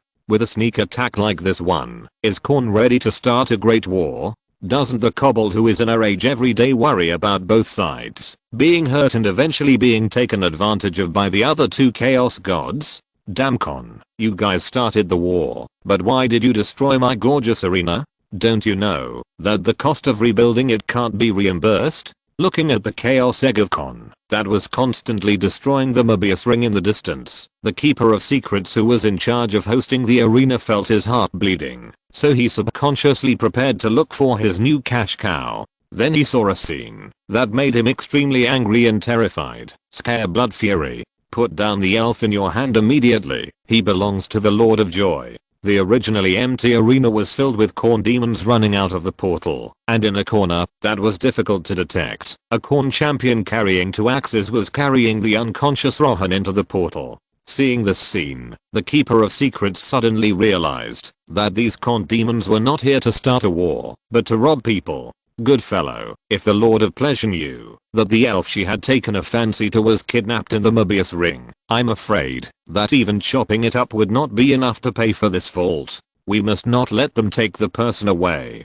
Ha ha ha. Perhaps this tender bean sprout did belong to your master Slaanesh, but now it has fallen into my hands, so it will naturally be a gift from the Bloodfather. Hearing the keeper of secrets roaring at him in the distance, the Khorne champion, Scar, who was originally dragging the unconscious Rohan to leave, could not help but laugh wildly, obviously not caring about the threat of the keeper of secrets. As a Khorne champion, who had been resurrected countless times by Khorne, Scar naturally had the capital to be proud. As the most promising Norscan in the north, he was able to carry an axe and chop people everywhere when he was 3 years old, and successfully defeated his tribal chieftain in a single duel when he was 14 years old. After being blessed by Khorne, he dominated the Chaos realm, whether it was other Northerners, Chaos monsters, or even the powerful Slaanesh keeper of secrets. They all became his hunting targets. With such a brilliant resume, a mere secret keeper actually tried to make him give up the task assigned by the blood god by verbal threats. Where did this confidence come from? After looking up and glancing at the bloody battle in the distance, Scare suppressed his desire to kill and squatted down. He looked at Rohan, who was like a sleeping beauty on the ground, and murmured with some curiosity, "By the way, why would the blood god take a fancy to a weak and tender bean sprout like you? You don't look very capable of fighting." Perhaps influenced by the ambiguous environment of the Slaanesh demon realm, Scare even began to imagine whether there was some kind of relationship between this bean sprout and the Blood Queen Volkia. Could it be that he was relying on his status as a favorite of the blood god to blow pillow talk beside the brass throne, and then took the opportunity to take the Jianghu little white face elf for himself? Thinking of this, Scare looked at the unconscious elf at his feet and his eyes gradually became unfriendly. It seems that Volkia has been mumbling the name of an elf recently, and she also shouted that she wanted the other party to become a believer of the blood god. Could it be this guy? Scar, who felt that he had discovered the truth, couldn't help but widen his eyes and then stared blankly at the portal that was already close at hand, and couldn't help but think wildly, it seems that Volkia was also an Orscan like me before. Could it be that, after becoming a demon prince, he still retains the wild habits of the past as a patriarch? If I kill this young bean sprout now, can I help the kobolds avoid the fate of the minotaurs? Such a profound question has obviously surpassed Scar's brain, so the irritable champion warrior subconsciously lowered the battle axe in his hand and fell into thinking in a daze. The bloodletters and Khorne chaos warriors passing by couldn't help but look at the champion warrior who was stunned in place with strange eyes, not understanding what happened. As devout believers of the god of war and glory, they only need to collect blood and heads to offer to the brass throne. Why stop to think? He however, just as Skull lowered his head and fell into thought, the demons present did not notice that a strange colorful light suddenly flashed in the blood-red sky and finally turned into an eagle claw to grab the unconscious Rohan. What? Scar and the demons around him only felt that a strong colorful light suddenly exploded in front of their eyes, and the stinging pain from their eyes made all creatures subconsciously close their eyes. When they came to their senses, they found that Rohan, who had fallen to the ground, had disappeared. Where did he go? Roar. Seeing that the gift that originally belonged to the blood god suddenly disappeared in front of them, not to mention Scar as a champion warrior, even the bloodletters standing around stopped in surprise. Unlike the Norscans who were temporarily teleported to take the blame as secondary chaos demons, they knew very well that the main goal of this war was to send the elves back to the Khorne demon realm. And now the elves who were the target had disappeared inexplicably. If the blood god knew about their dereliction of duty, wouldn't he chop them up on the spot? For a moment, the Khorne demons who were still wreaking havoc in the Mobius ring fell into silence. Only those carefree Khorne chaos eggs were still going crazy. A warp chess and card room. If the chaos realm is the chessboard of the warp evil god, then the blood god Khorne Skolatsi is undoubtedly the evil force with the largest area and the largest strength on the chessboard. What a terrible Skolatland this is. It is stained red by all kinds of blood poured on it. Every corner is covered with jagged canyons, and the rugged ground is full of terrifying pits. Countless Khorne demons and monsters struggled to climb out of the boiling blood pool. They picked up various weapons that could be seen everywhere around them and fought each other, as if the meaning of their birth was just to get a look from the brass throne. However, these low-level warp creatures did not know that their expectant gaze was now looking at the distant world at the other end. Boom. If someone could view the entire chaos realm from a higher dimension, they would be surprised to find that the Scarlet Sea was constantly expanding towards the pink and blue areas next door. There is no doubt that this is a sign of the coming war. Above the blood sea and lava wasteland in the deepest part of the Khorne realm, a roar full of brutality and anger suddenly came from the sky, echoing throughout the bloody wasteland. If the purpose of doing this is simply to irritate me, then congratulations, you have successfully irritated me with this constantly changing piece of shit. With this angry roar that spread throughout the chaos wasteland, the already irritable warp creatures began to tear everything around them frantically. Why do you suddenly become so angry? Maybe you should really consider spending some time to cultivate new life. to polish your violent personality. A kind old man who was busy planting and cultivating new strains in the garden heard Khorne's angry roar, so he stroked his beard and came to the table to watch, and finally looked at the messy chessboard with a headache. He just went to the garden to check on his newly planted plants and to check on those lovely nurglings. How come he just came back and saw that the whole chessboard was in a mess? My warriors are about to send the elf back to my demon domain, but you suddenly jump out and interfere. Don't you know that this behavior has violated the laws between us? Telling a ghost story, the warp actually has laws that the chaos gods need to abide by. I heard that even the one on the golden toilet has to abide by them. I wonder if it's true. However, Khorne ignored Naz's intentions at all. His angry scalded eyes were staring at Rainbow Mosaic, who was pretending to be indifferent not far away, and the girl who was doing her nails on the other side. The kobold was very angry, and the consequences were serious. Not long ago, Khorne, who was always boiling with anger in his heart, was watching with satisfaction a Holy Grail knight who killed 2 bloodthirsty demons by sneak attack, and then reached out to promote him to the Demon Prince. After all, although the method was a bit despicable, being able to defeat 2 bloodthirsty demons head-on under simple circumstances still proved the powerful strength of the Holy Grail knight. However, at this moment, Singe, who was tinkering with some conspiracy, accidentally put a card in front of him, which immediately aroused Khorne's curiosity. Although this Rainbow Mosaic quickly took the card back, Khorne, who thought he had successfully peeped, still noticed the content on the card. The hermaphrodite who had always been irreconcilable with him actually captured a brave and warlike elf from the mortal world, and now was locking it in the arena for a bloody fight.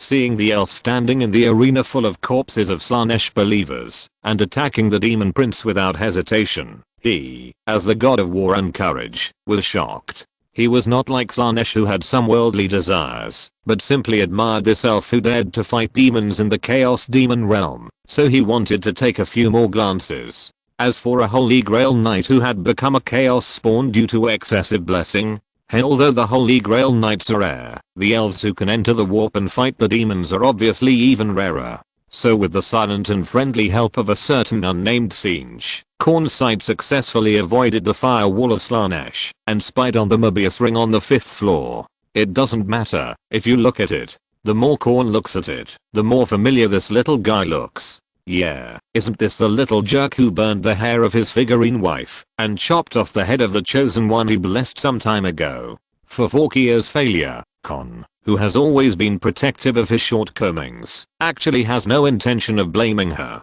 Instead, he is more interested in the elf lord Rohan who can defeat the demon prince he personally blessed. When he saw the bloody scene of Rohan pounced on the neck of the demon prince Messer and kept biting and swallowing and constantly tearing the other's chest with his claws, Khorne felt his heart tremble violently. I want this. The ecstatic Khorne opened the portal to the Slaanesh realm without much consideration. 8 powerful bloodthirsty demons led their respective legions to start wanton killing as a gift to welcome the elves. Even Rohan's follow-up arrangements were prepared by Khorne in advance, now that Vorkir, who he personally created in flesh, is the poster girl for male challengers. How can he lack a poster boy for female challengers? Bring it to you. However, just when the elf he was looking forward to was about to be delivered to him, Singe, who was always pretending to be transparent, suddenly inserted his claws and grabbed the elf that originally belonged to him. Is there still a king's law?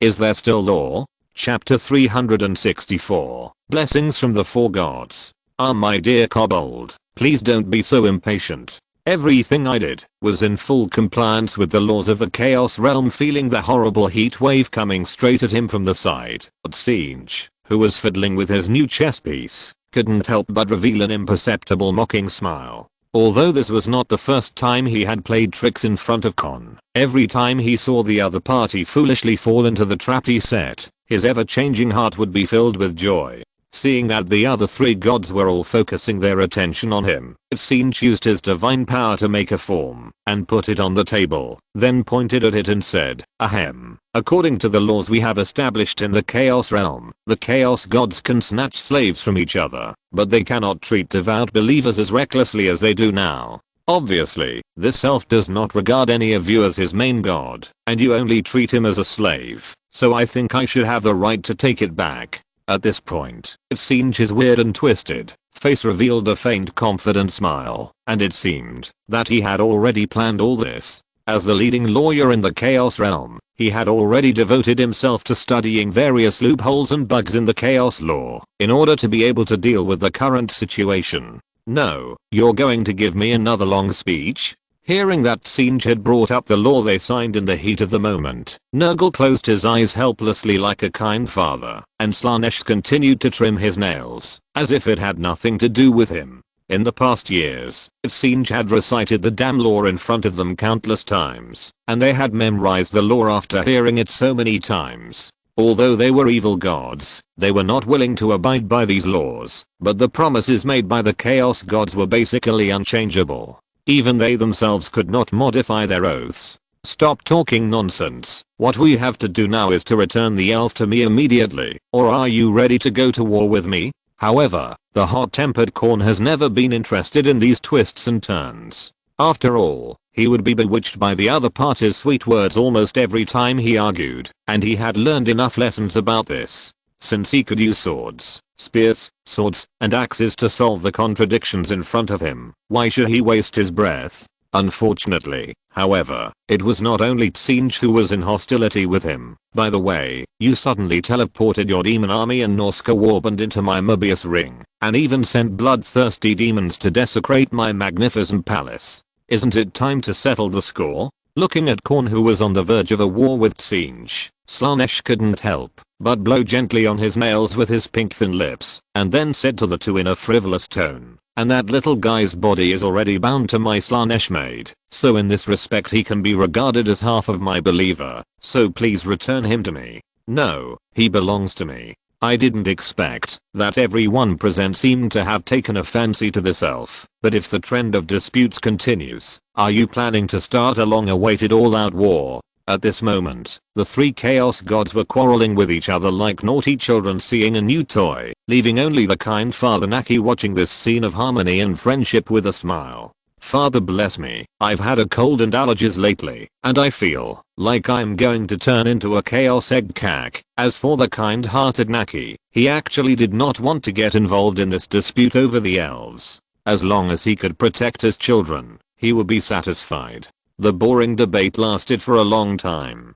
Just when Khorne could no longer suppress his rage and wanted to stand up from the brass throne with his axe, Singe finally proposed a solution. So, since we can't convince each other to give up this elf, I suggest leaving our 3 chaos marks on him directly, so that we can take turns to play with him. What do you think? Do you mean to turn this elf into the new Averkazan god and conquer the entire mortal world for us? No, no, no, this little guy's will is unusually firm. Even if we can induce him to corrupt and degenerate through various means, what we get is just a shell with an empty appearance. Singe shook his finger in a pretentious manner. After all, he saw with his own eyes the madness of Rohan constantly resisting temptation in the Slaanesh realm.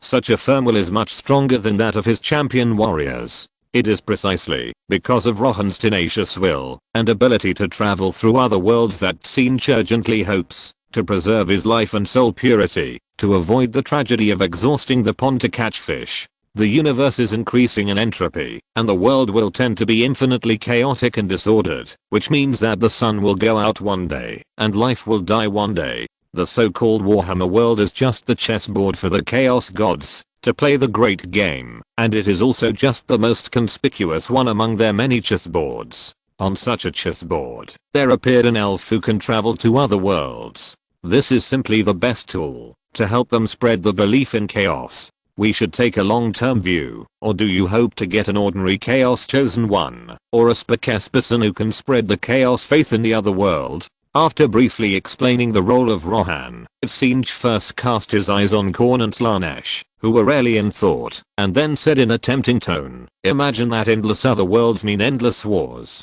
Don't you want to see the whole other world flowing like a river of blood, Khorne and Slaanesh? All kinds of new species and artworks from other worlds will fill your palace. Maybe you can also challenge cross-species love?"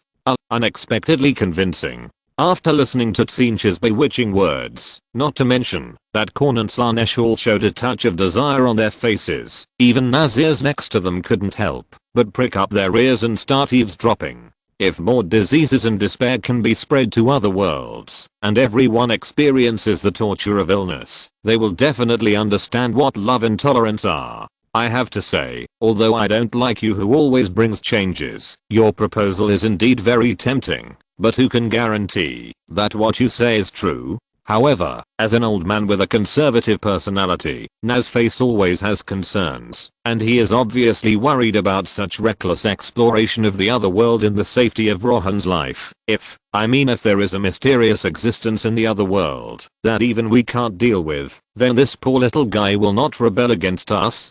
Don't worry, we 4 evil gods will jointly protect this little guy, plus the blessing and control that is comparable to the demon prince. Even if the elven goddess who can use mist attacks again, it will be useless. Tzeentch is obviously confident in his perfect plan. After all, the evil gods of the subspace are powerful existences that cannot be ignored, no matter which world they are placed in. He is full of confidence in his own strength. At least in their lifetime, they have never encountered an existence that can completely destroy them. After all, they represent the emotions of mortals.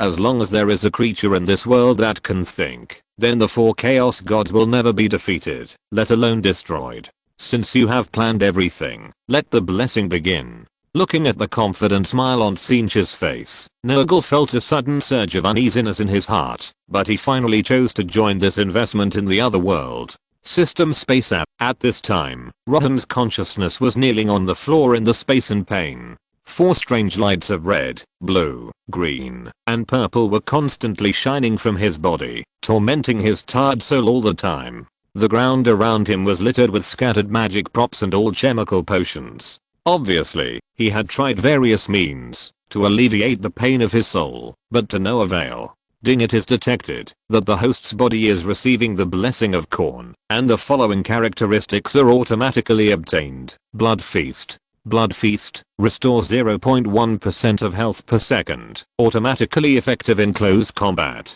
It is detected that the host's body is receiving the blessing of Tzeentch, and the following characteristics are automatically obtained. Magic Screen. Gate of Destiny. Magic Screen. The host's body will be attached with a magical barrier to resist damage, and can bear the curse for the host when necessary. Gate of Destiny. Summon a group of Tzeentch Chaos Warriors to fight for you. They will loyally obey the most favored chosen one of the Lord of Change, because their hearts and minds are under your control. It is detected that the host's body is receiving the blessing of Nurgle, and the following characteristics are automatically obtained. Regeneration Core. Regeneration Core. Continuously heal friendly forces in the nearby range. Healing plus 0.8% per second, lasting 30 seconds, and a cooldown of 1 minute. A series of complicated and weird system prompts began to sound in Rohan's ears continuously, and the cold tone seemed to be able to soothe Rohan's painful heart. Although Rohan was only a soul hiding in the system space, he could still keenly sense that his body was constantly twisting. Combined with the previous system prompt, he was obviously upgrading his demon. Looking at the 4 rays of light that kept flashing on his body, Rohan forced his weak body to get up from the floor, and then cursed with his eyes wide open. Chaos gods, don't even think about interfering with those innocent other worlds through me. After that, he set his sights on the explosives with various poisons and rune magic not far away, and in his heart he had already made up his mind to die together with the demons outside. The scene that he had imagined countless times in his mind finally appeared. The Chaos Gods were about to use his ability to travel to those innocent worlds and pass on the terrible corruption to more victims. The previous Slaanesh corruption was painful enough, and he would rather die than become a chaos monster with a twisted mind. The only thing that made him feel a little regretful was that, if he really died in the next revenge, then the plan to fight against chaos could only be fought by Lady Mist alone. However, just as he was about to climb onto the shelf, where all kinds of rune bombs were placed, a bold idea suddenly emerged in Rohan's mind. No, the Chaos Gods are not invincible. Maybe I don't have the capital to defeat them now, but that doesn't mean that others don't. Recalling a world he had accidentally discovered during his exploration, Rohan couldn't help but reveal a ferocious and cruel expression on his face. It was an unknown world that Rohan had never explored. There were countless beautiful planets in the vast universe, which once made him greedy to colonize and occupy them. After all, those were real resource planets. It was not difficult to see from the vegetation and hills looking down from the sky that these planets were all perfect worlds that were completely habitable and similar to the Earth. Although the medieval Warhammer world, where Rohan was located, did not have space navigation technology, he and his army could still be teleported to those planets with the power of Lady of the Mist. However, just as Rohan was about to lead his army to prepare for the colonial war, he was horrified to see a scene that was enough to distort his worldview. A blue light and shadow similar to a giant human figure suddenly appeared in the universe out of thin air. Its huge body that covered the sky and the sun was enough to cover the surrounding planets and the sun. The light it emitted was so solemn and warm. What was even more terrifying was that as this blue light and shadow was constantly swinging the surrounding meteorites, a new habitable planet was inexplicably created by the other party, and then it kept floating on the other party's fingertips. For some reason, Rohan could even observe with his naked eyes that some kind of creature similar to humans was born on that planet, and even simple bronze weapons could be made. This unknown life form was able to create a habitable planet and supporting life in the blink of an eye. This is simply the legendary creator. It is no exaggeration to say that even the legendary ancient saints may not have such technology, right? If the power of the Mist Lady is the candlelight that illuminates Rohan in the dark night, then the power of this unknown life form is simply like the sun. Fearing that the unknown creator would discover his whereabouts, Rohan urgently closed the portal to the other world, and without hesitation,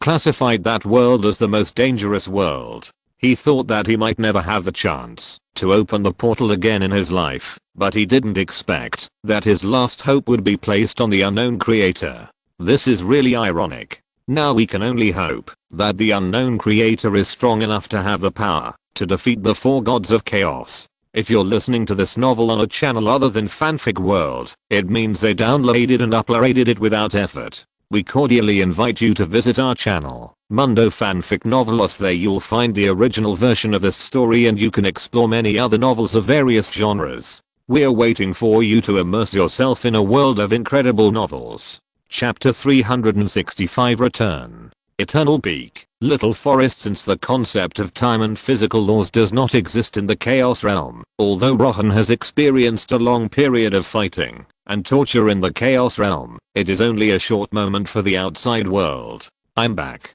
With the dark lightning tearing through the originally clear blue sky, a dimensional crack full of corrosion and corruption suddenly appeared in the air, and a figure surrounded by a terrifying aura walked out of it. The whole body is covered with Barclay-style golden plate armor with a retro and sacred shape, and the steel wings forged by the Soul Forge have replaced the once holy white wings. The floating magic barrier on the surface demonstrates its defensive power. The most eye-catching thing is the gilded giant horn steel helmet on the head that flashes various blasphemous runes. It is the helmet worn by the first Norscan warrior who sold his soul to the chaos gods. It allows the wearer to control the chaos demons with his own will, the crown of domination. Perhaps in the future timeline, this giant horn steel helmet that wrote countless chaos glories will be inherited by an imperial knight named Derek Kastner, but now he is wearing it on Rohan's head. Although this crown can only allow him to control some lesser chaos demons with relatively weak consciousness, it is enough for him to assemble a terrifying demon war gang in the chaos demon realm in a short period of time.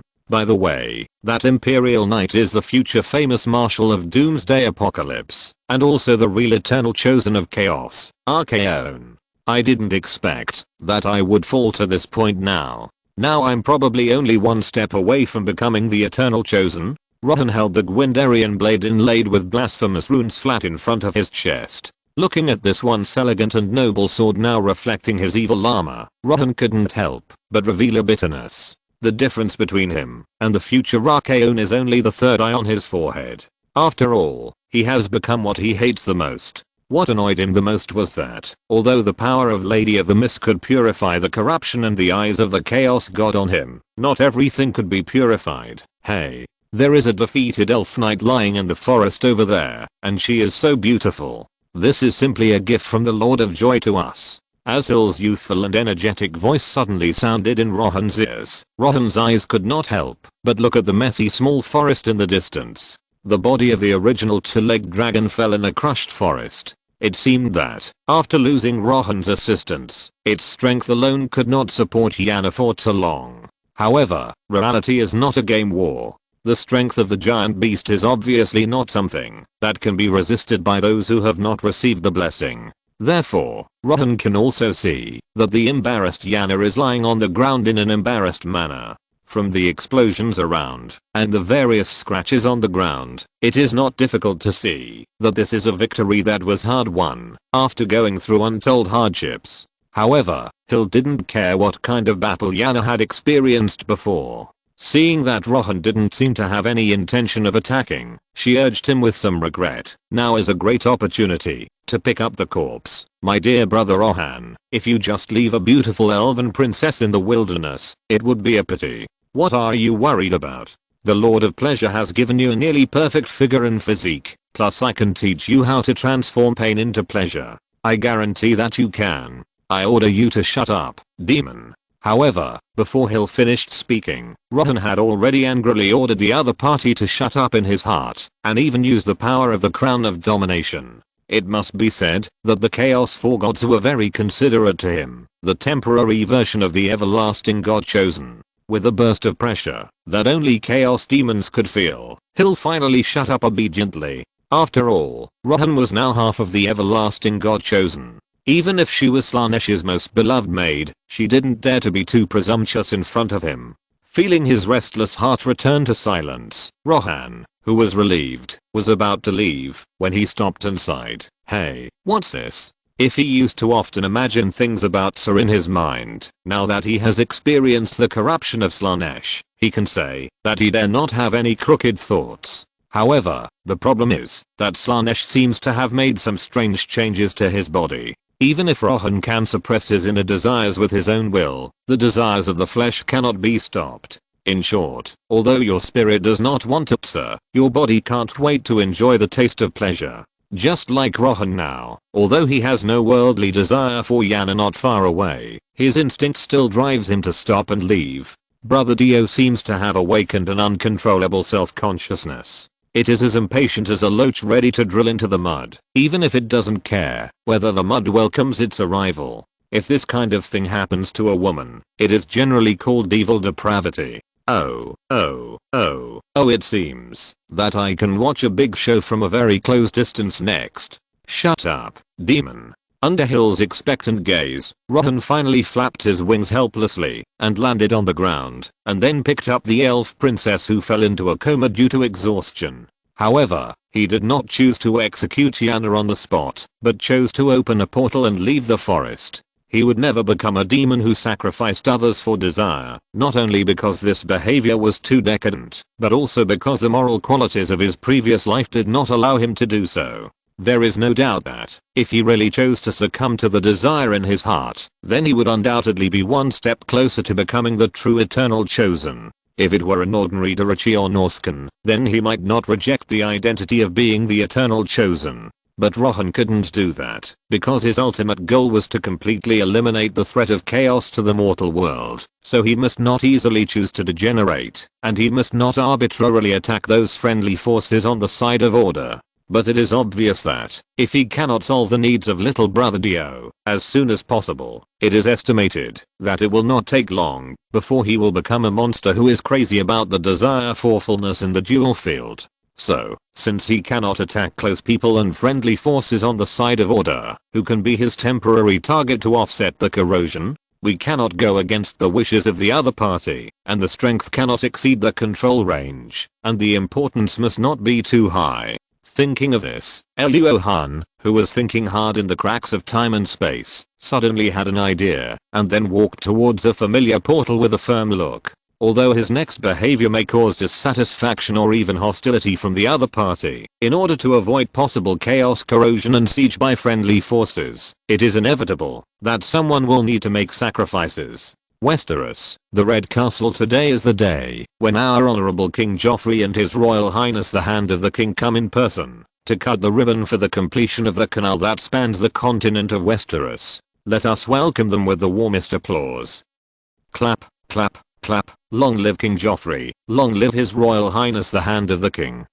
As long as this canal that spans the entire continent of Westeros can be opened, King's Landing in the eastern part of the continent will be able to directly reach Lannisport in the western part. This is really good news that will benefit the country and the people. This is all thanks to our wise majesty the king, who kept fighting north and south and finally succeeded in making the Iron Man submit to the Iron Throne again. Hey, why is it that only His Majesty the king came to cut the ribbon this time? Didn't they say that the mysterious elf prime minister will also come to participate in the ribbon cutting? On the bustling avenue outside the Red Castle, countless citizens and businessmen were excitedly looking towards King Joffrey, who was walking towards the podium in the distance, their eyes full of enthusiasm and love. Thanks to the cheap food and a large number of jobs provided by Rohan, the economy of the entire Westeros continent has achieved a leapfrog development, and even the former beggars can fill their stomachs with work. In this situation, except for the local tyrants whose interests are infringed by the elf trade, almost everyone is confident in Joffrey's rule. Since my master, His Highness Rohan, who is also the Hand of the King, is now handling tedious government affairs elsewhere, I will be responsible for the ribbon cutting ceremony this time. Looking at the citizens below who kept cheering his name, Joffrey on the podium couldn't help but feel a sense of pride in his heart, and at the same time he was more grateful to his master Rohan. If there was no master to help with government affairs, I'm afraid he, who is more accustomed to swords and guns, would have no way to develop this continent to such a prosperity. However, it was obvious that not every Westeros person present was satisfied with Joffrey's rule, and not every elf had a good impression of Rohan handling government affairs. Hehe. In a dark corner of the city street, a slender figure in a grey cloak looked at the high-spirited young king on the stage with disdain, and then turned his eyes to a windowsill of the Red Castle. Although far away, her gifted hearing and perception still allowed her to detect the faint sound of minced meat and the applause that made her feel a little ashamed. 1 month, a whole month. Do you know how she spent this month? Do you know? Exclamation mark. There is no doubt that this hooded figure was the Aesir elf Princess Lyanna, who unfortunately fell into a coma in the battle with the Wyvern, and was then brought to Westeros by Rohan. When she first woke up, she had already noticed a strange sound coming from beside her, which inevitably made her fall into despair. However, when she found that she woke up from the sofa intact, she gradually began to realize that things did not seem so simple. Not only were her clothes and armor completely preserved, but even the scars and dust left in the battle were clearly visible, and there was obviously no bloody plot of changing clothes. On the other hand, Rohan on the other side was constantly venting his emotions, but the expression on his face did not look like joy and happiness, but rather a kind of sigh and saintliness, like being relieved of a heavy burden. Finally, after a simple exchange in thinking, Lyanna, who was born in the northwest of Ulthuan, immediately came to a conclusion. Damn, chaos corrosion. After knowing Rohan's tragic experience and the reason why he refused to attack her, Lyanna, who was originally hostile to each other, temporarily put aside her prejudices and then stayed in the Queen Mother's ballroom waiting for everything to end. Unfortunately, Slanesh's strengthening of Rohan was all round, and even Queen Mother Cersei, who was a mortal, could recover her physical strength through a similar way of taking a weekend off. Finally, amidst the boring noise, Lyanna, who had been waiting for several days, finally chose to leave the Queen Mother's ballroom by climbing over the wall and began to wander around the Red Castle. Who knew that Rohan's power in this alien world was far beyond her imagination? Sometimes she could even see Rohan holding Cersei and constantly wandering around the Queen Mother's ballroom while the maids turned a blind eye to it. Lyanna, whose ears were tortured, finally chose to leave the Red Castle and finally chose to stay temporarily in a nearby hotel, waiting in vain for the end of Rohan every day. But then again, is that guy's charm really that great? Thinking of this, Yana couldn't help but turn her eyes to the young princess next to the human king, feeling the waves of magic and restless body emanating from the other party, and couldn't help but be a little curious. After a period of observation, she already had a general understanding of the identity of the royal family members of Westeros, and also knew that the other party's identity was Joffrey's sister Myrcella. As a princess from the royal family, Myrcella is not as spoiled as those Altho and elven princesses she knows, but she has mastered extraordinary magic.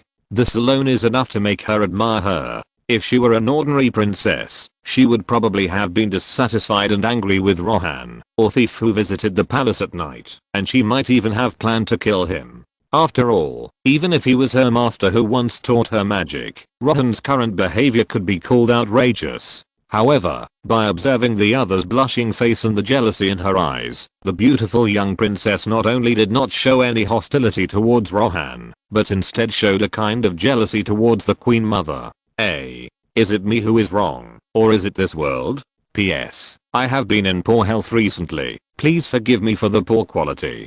Chapter 366, Son of the Mad King. While King Joffrey was busy with the ribbon cutting ceremony for the opening of the river, Rohan, who was in the Queen Mother's ballroom, finally eliminated the corruption of the Slaanesh curse on himself. It's pleasing to the eye. I didn't expect you to be able to play the trick of hiding a beautiful woman in a golden house, and it's the Queen Mother who is behind the king's back. It seems that you have more and more potential to become a demon prince. As a Slaanesh maid, Hill was able to experience the joy of the past month through Rohan's perspective, so at this moment she was expressing her feelings to Rohan in a lazy voice. Although Rohan did not choose to forcibly occupy the strong self-control of the elven princess, she was a little dissatisfied, but knowing that Rohan was not as stubborn as he showed in the Chaos Demon realm was already great news. After all, the so-called corruption is to inadvertently and slowly influence every bit of daily life, and eventually make the other party willingly submit to chaos. Today, he can go to the human Queen Mother to reduce the corruption in order to avoid humiliating the elven princess, and tomorrow he can go to the elven princess to reduce the corruption. Wow, this human Queen Mother seems to be waking up soon.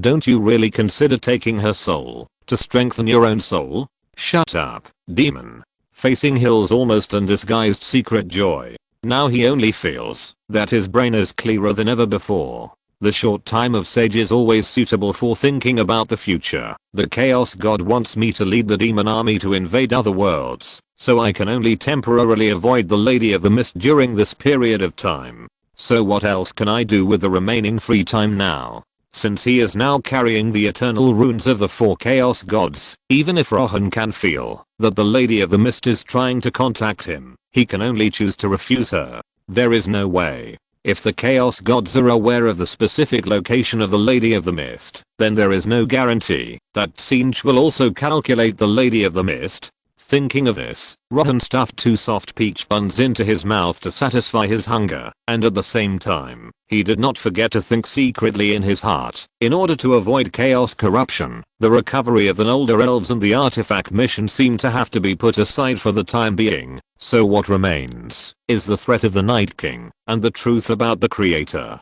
Now he has been forced to accept the blessing of chaos, and has become a powerful youth version of the Averkers and God, so it is naturally no problem to deal with a small Night King. No matter how powerful the ice magic is, can it penetrate the magic barrier blessed by Tzeentch and the sacred armor given by Slaanesh? If nothing unexpected happens, as long as the Night King can expose himself to the sight of Luohe without knowing whether to live or die, then he can directly establish a trade relationship with the undead king of another world. Although I don't know what the identity of this so-called undead king is, I think there should be some powerful undead magic that can be exchanged. In a trance, Rohan felt that the sage time that could keep his brain awake seemed to be almost over, so he subconsciously began to twist his waist and muttered, "Constructs an undead creatures without souls and emotions. I guess even the Chaos God would feel very distressed. Wait, dear master, please forgive my physical incompetence. Can you please allow me to have a good rest for a while, and then continue to serve you?" However, before Rohan could continue to refresh the Sage Time CD, Queen Mother Cersei, who had been working hard for a month, finally turned into a fertile field that had been plowed and fell unreasonably under the wild bull. After all, as the eternally chosen Rohan, he could be unscrupulous with the blessing of Sakaya, but as a mortal, Cersei could not bear such unscrupulous destruction. If it were not for Hill's desire to see Rohan fall soon and constantly strengthen her body, I'm afraid that as the Queen Mother, Cersei would have already become the first Lannister to die in bed in history. But how could the blessing of the Maid of Slaanesh be without side effects? Oh. I remember that you always wanted me to call you the noble Queen Mother, but now you call me Master? Rohan stood up from the bed with some emotion, and then looked at Cersei, whose eyes were full of fatigue and spring, and her trembling body, that seemed to have not been fully satisfied, full of confusion. He knew that the obsession and loyalty shown by the other party now was entirely because Hill's magic was tempting the other party to seduce him. If Rohan really chose to indulge in the sweet cradle that Hill built for him with Cersei and himself, then he would really degenerate into the Prince of Pleasure favored by Slaanesh. However, relying on his understanding of Hill during this period of time, although the other party has the same cruelty and cunning as other Slaanesh maids, she is actually a proud and naive arrogant character. If you can use it well, maybe it can really help you? Thinking of this, Rohan looked at Cersei, who was trying to stand up from the bed in front of him with disdain, and then deliberately opened his mouth to mock. Put away your inferior magic, the most inexperienced Slaanesh maid of the Lord of Pleasure. If your magic power is only used to seduce a human woman to seduce me, it is really a shame. Oh. It seems that I seem to be underestimated. I just don't know what far-sighted orders our noble eternal chosen will give. As expected by Rohan, Hill, who was still playing the role of a joker, was immediately stimulated by Rohan's sarcastic words, and finally took back the magic left on Cersei. She wanted to see what kind of tricks this elven lord, who was still struggling to get rid of Slaanesh's corruption some time ago, could come up with. HMPH, in front of me who has the crown of domination, you are just a demon brand power bank whose energy can be extracted at any time. If it were any other chosen one, they would not allow you to say anything. Realizing that Hill's emotions had been successfully mobilized by him, Rohan immediately revealed an imperceptible smile on his face, and finally continued to say, but now I can give you a chance to show your strength. If you can complete the task I assign to you, then maybe I can look at you with a new eye. HMPH, it's a deal. The naive little Slaanesh demon could not stand this kind of stimulation. She actually had a vague feeling that this was a conspiracy secretly buried by Rohan, but she had no knowledge of Pur, and could not understand the reason at all. After all, as a rare pure love demon in the Slaanesh demon realm, Hill did not understand the way the demon princes trained slaves, so she could not tell Rohan's plan at all.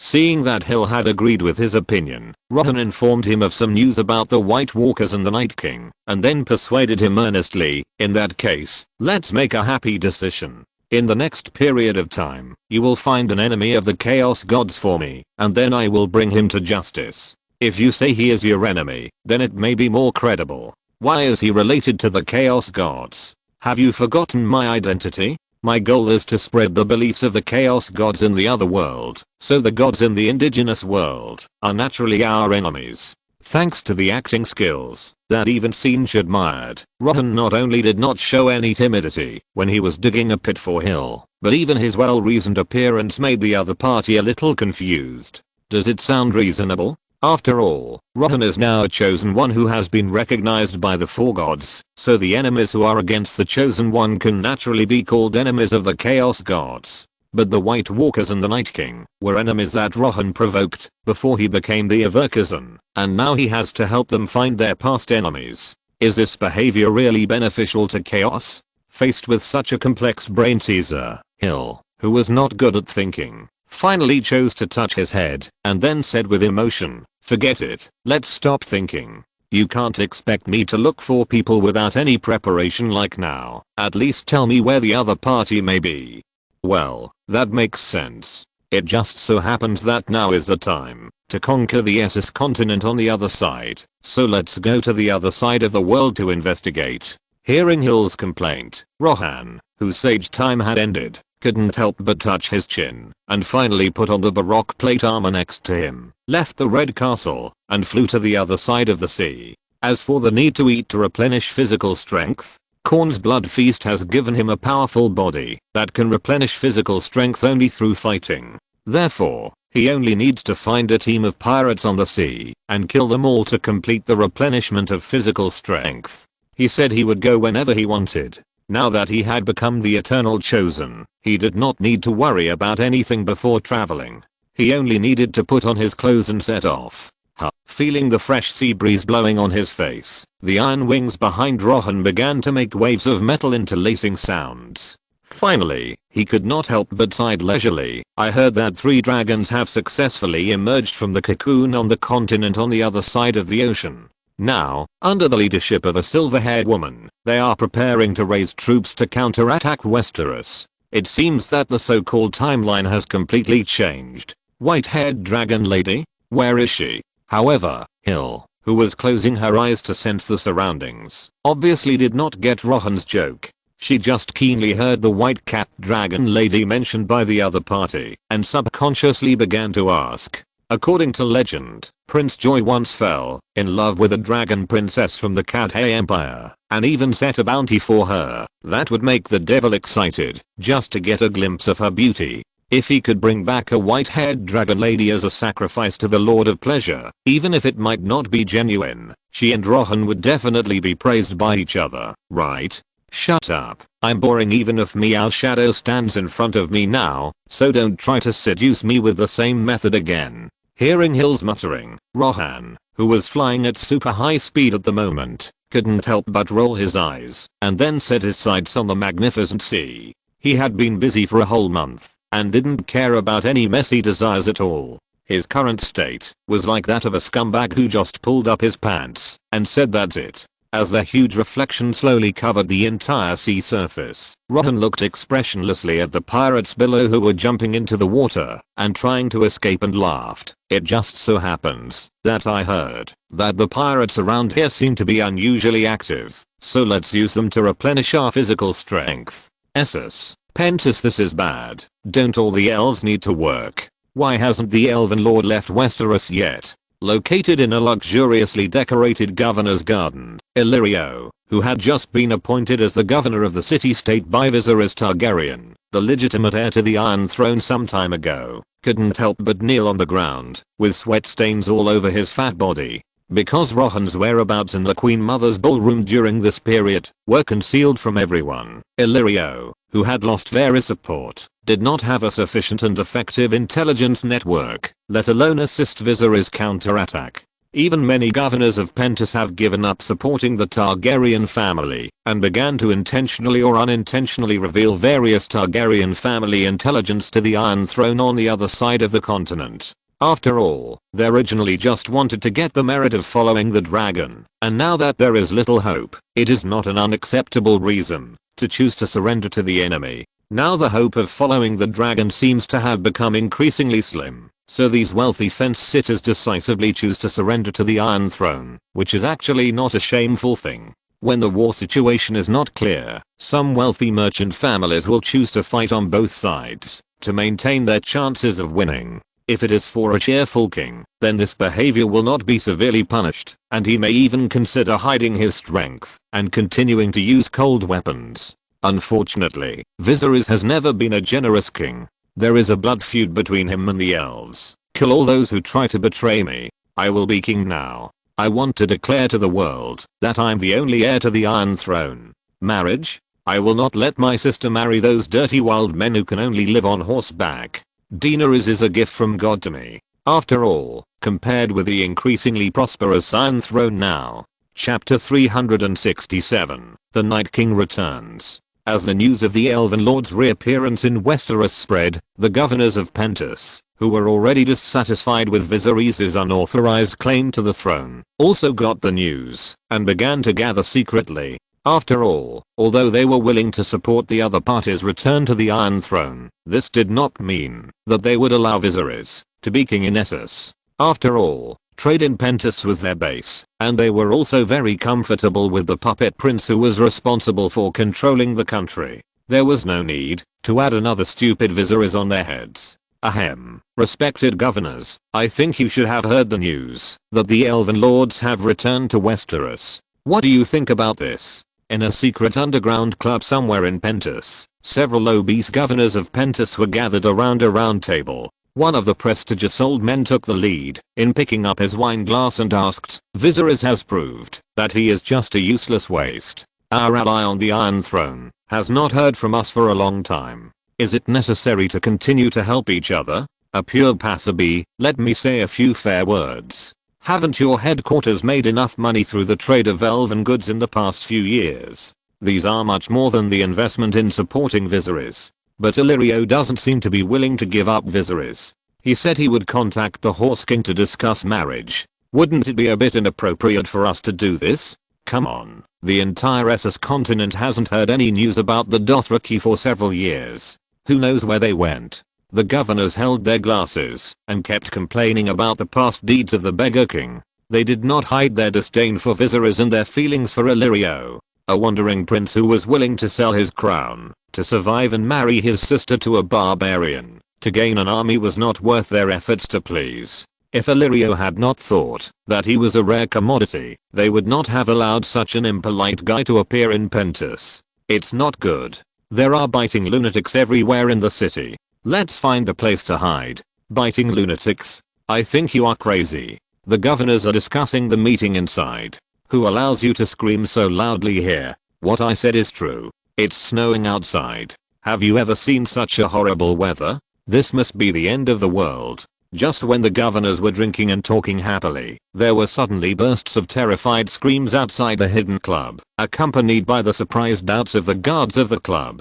The governors did not care about the unusual movement outside the club. After all, as the guards said, this was probably just a low probability event, perhaps just a group of drug addicts. However, as time passed, the noise on the street outside the club not only did not gradually subside due to the intervention of the guards, but even had a tendency to intensify. Some governors with keen hearing even heard the sound of swords and screams. The situation gradually got out of control and made them feel a little irritable, so they stood up and shouted outside, "What's going on? Why hasn't the riot outside been resolved? The situation is very bad. Governors, the situation outside the street seems to be out of our control. Please be prepared to evacuate." Hearing the slightly panicked voices of the guards coming from outside, the governors who were originally preparing to drink and have fun immediately couldn't come out of the room in dissatisfaction, and then subconsciously cursed. "What a bunch of rubbish. We spend so much real money every year to train you to fight, not to let you say you can't solve the problem when you encounter it."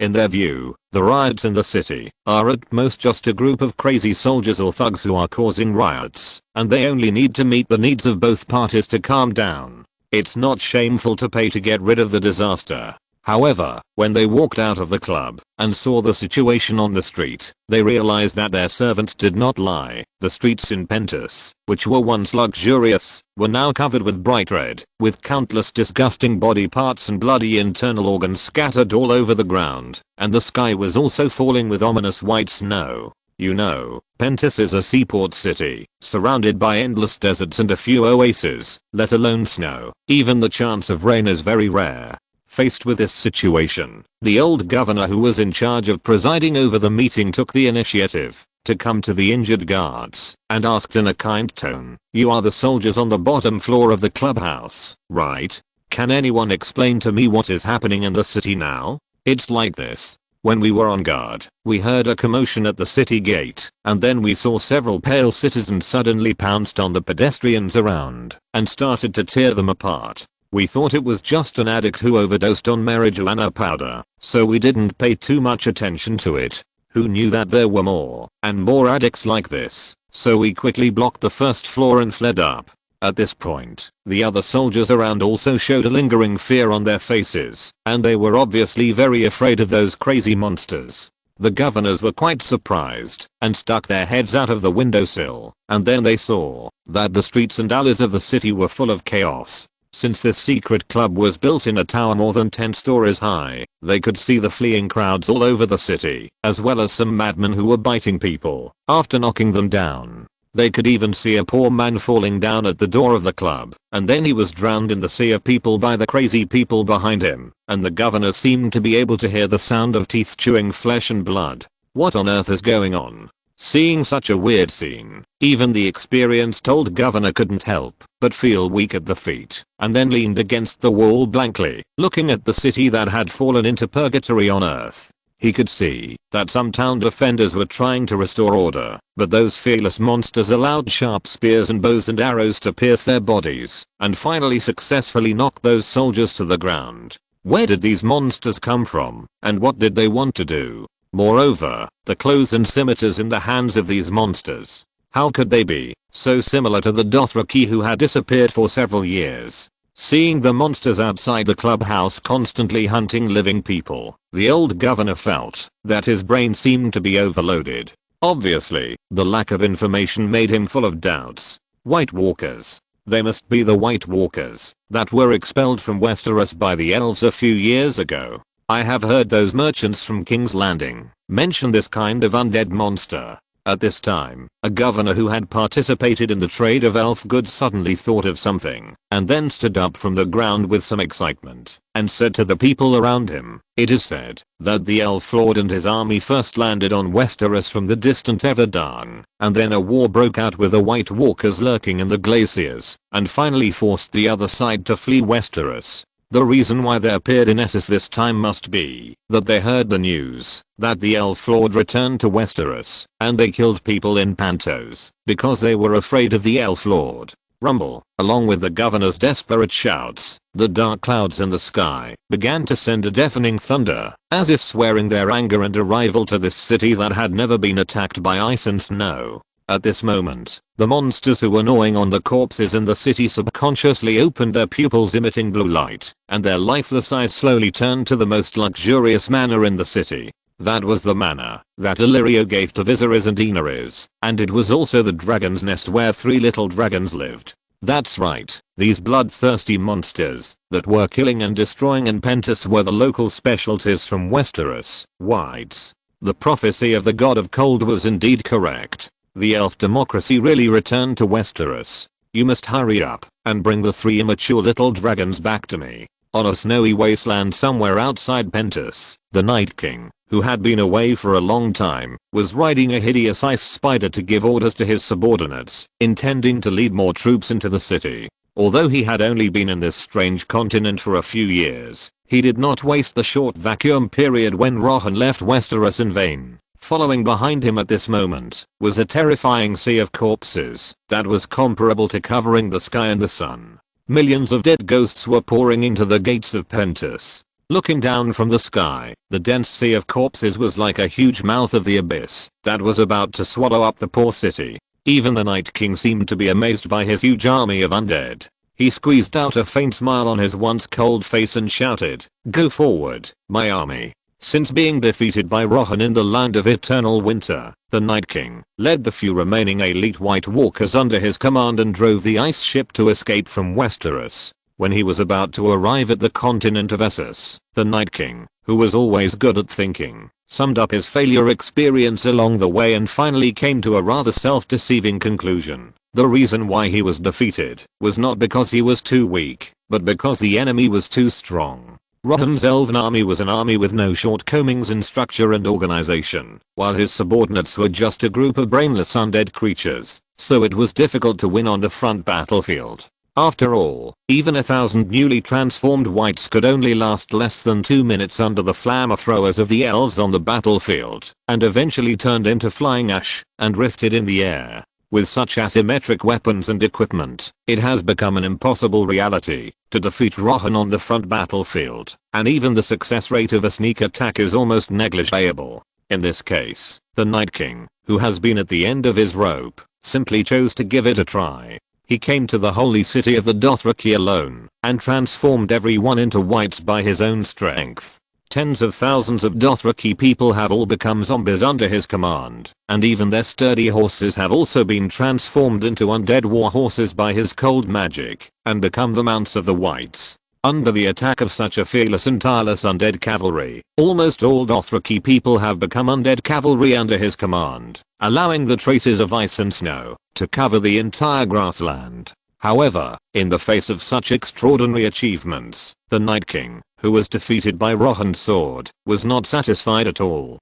He knew that he was no match for Rohan with just these scattered soldiers, so he embarked on a terrifying expansion journey. Countless trade cities and slave cities were covered with ice and snow. Most of them could only tremble under the remaining power of the Dothraki, so they were even more difficult to resist when facing the undead cavalry. With this cruel method similar to exhausting the pond to catch fish, tens of millions of innocent lives were killed by the sharp blades and teeth of the whites, and replaced by a group of brave undead warriors. At the same time, the Night King also understood the gap between his equipment and the elves, so he retained some blacksmiths and craftsmen who knew industry and let them stay to make weapons. The once brave and fearless Valyrians and Andals all became white warriors holding shields and battle axes, and the relatively thin slave whites could use slings and short bows to provide some insignificant long-range support for the soldiers on the front line. Regardless of gender, age, height, weight, or even the mummies that had been locked in tombs for hundreds of years, he summoned them up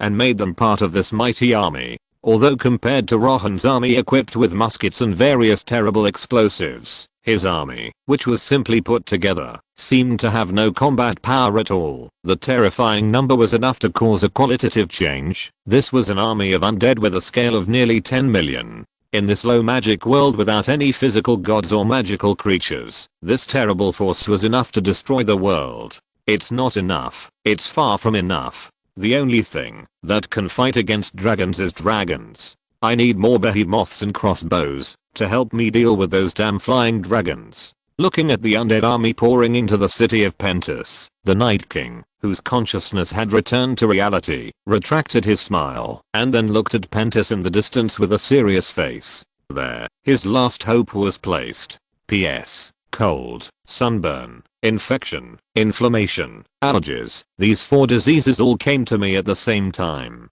These days I feel like I'm going to turn into a chaotic egg. I have to go to the hospital to get an injection in my buttocks. So I'm not in the right state every time I write recently. Please forgive me. Chapter 368, Dragon Mother's Sorrow. I'm your noble king. You damned lowly people. I order you to take me to a safe place right now. Don't worry about this idiot. Go. Wait. The city is in such a mess now. We can take some treasures from the vault and leave, and then rob a ship to Lies directly. What do you think? The chaos in Pentus continued, and the streets and houses were full of sounds of people biting each other and calling for help. The dirty nature of human nature was fully revealed at this moment. Due to the lack of war for many years, the guards who were in a panic did not have the courage to face the enemy directly and did not notice that the once arrogant idiot was trying to command them. In their opinion, this so-called beggar king was just a bastard who relied on his sister who hatched 3 little dragons and was a dog who relied on the power of others. He was not worthy of their respect at all. After all, how could there be a Targaryen in this world who was not recognized and close to the dragons? You stupid and arrogant king, we have tolerated you for a long time. If you can honestly hand over the key to the vault now, perhaps we can spare your life. Yes, yes, and by the way, tell us the location of your beautiful sister, so that we can take the lovely Daenerys to Lies and protect her, well recalling the scene when the other party was burned by the dragon's flames, and pissed. The faces of several guards immediately showed a touch of undisguised contempt and ridicule, and it was obvious that they were dissatisfied with Viserys.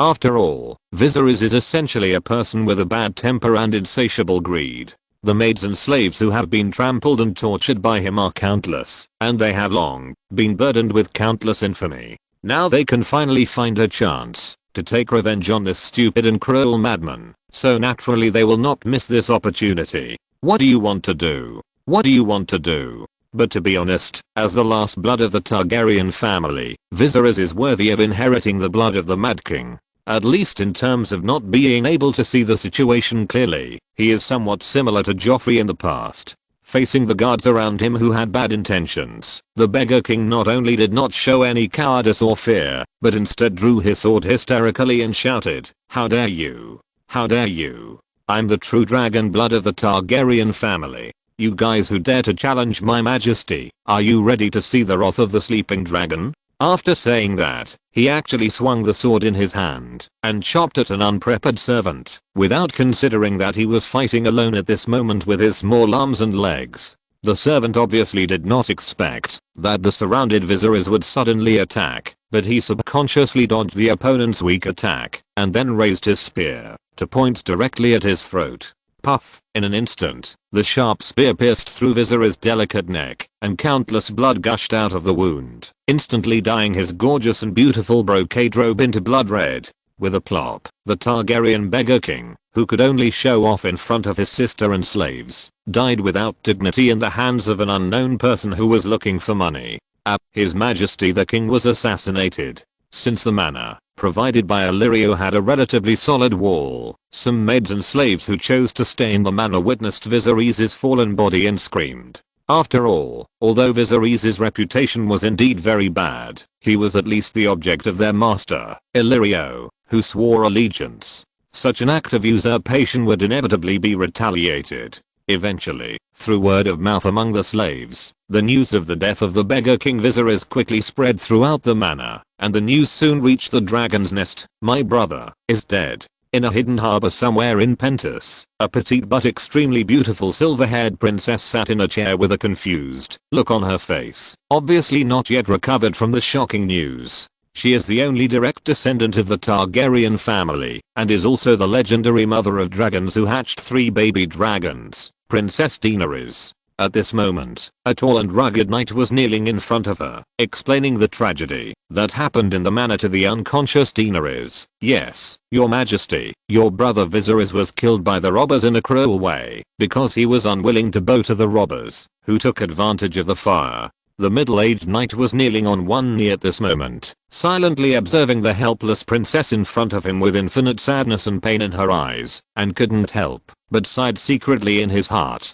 Due to the change of the world line, Daenerys has not experienced the marriage with the Horse King and the betrayal of her brother. At this time, she is just a simple-minded dragon-raising girl. Although Viserys is a bastard, he is Daenerys' only direct relative in this world, and he is also the legal male heir to the Iron Throne in name. His death even made Daenerys subconsciously believe that the Targaryen family can no longer escape the fate of destruction. The so-called true Dragon Emperor is dead. Is it necessary for him to seek that cold broken chair for the will of the family? But compared to the painful death of having his head filled with gold in another world line, Viserys at least managed to save a bit of dignity. After all, dying in battle is much better than dying in torture. Roar. After an unknown amount of time, Daenerys, who looked grief-stricken, was awakened by a series of friendly dragon roars. She then noticed that the 3 little dragons had come to her side without her noticing, and were looking at her with concerned eyes.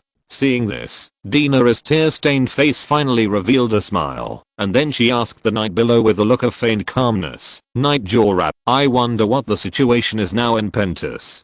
Do you know the details and causes of the riot?" "Riot? No, your highness. This is not a riot that can be contained at all. It is a premeditated attack. We should flee Pentos by boat as soon as possible." Hearing Daenerys asking her about the situation in Pentos, Jorah Mormont immediately told her everything he had seen and heard along the way, and then said in a serious tone, "According to the sentinels on the city wall, an unprecedentedly large army has appeared in the desert not far from Pentos, and they are very likely the culprits who provoked this war. Therefore, for the safety of you and these young dragons, we should leave Pentos by boat immediately and consider the next plan after the situation in the city returns to stability." After that, Jorah lifted a bag and placed it on the table and opened it. It was filled with all kinds of priceless gold, silver, and expensive jewelry, which made Daenerys stunned for a moment. She recognized that these gold, silver, and jewelry belonged to the wealth of the governor who adopted her, Illyrio, and the bloodstains on them also proved that these gold, silver, and jewelry came from illicit sources. Just as Daenerys was about to ask where the wealth came from, she saw Jorah had put away the bag, and then pointed to the sailboat in the harbor and said, "Please rest assured, princess, I have prepared enough food on the ship for us to use for 3 months in advance. With these gold, silver, and jewelry, it is enough for us to move to another place to develop again. Have you been ready to leave here a long time ago?" Looking at Jorah, who seemed to have been ready to leave a long time ago, Daenerys felt that her brain seemed to be a little insufficient. She didn't understand why she had to leave the protection of Governor Illyrio. After all, in her opinion, how could Governor Illyrio, who was willing to take them and despite the risk of being harassed by other governors and being hostile to the Iron Throne, be a bad guy? Facing Daenerys' doubts, Jorah just quickly collected the necessities around the house and at the same time did not forget to answer her questions and said, "To be honest, Governor Illyrio's conditions for us are indeed good, but that is only because the Targaryen family is useful for the legal inheritance of the Iron Throne. Now that King Viserys is dead, you, who also have the legal inheritance rights, will inevitably become the target of public criticism.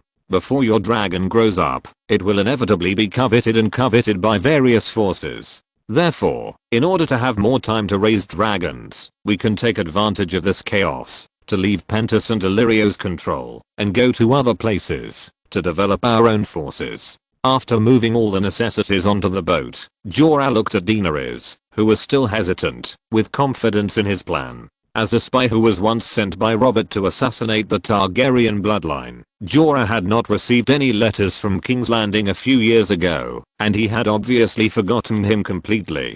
During this period of time, Jorah gradually began to admire Daenerys, who was kind-hearted, simple and lovely, so he followed her loyally. "Okay, since you have made preparations in advance, let's go."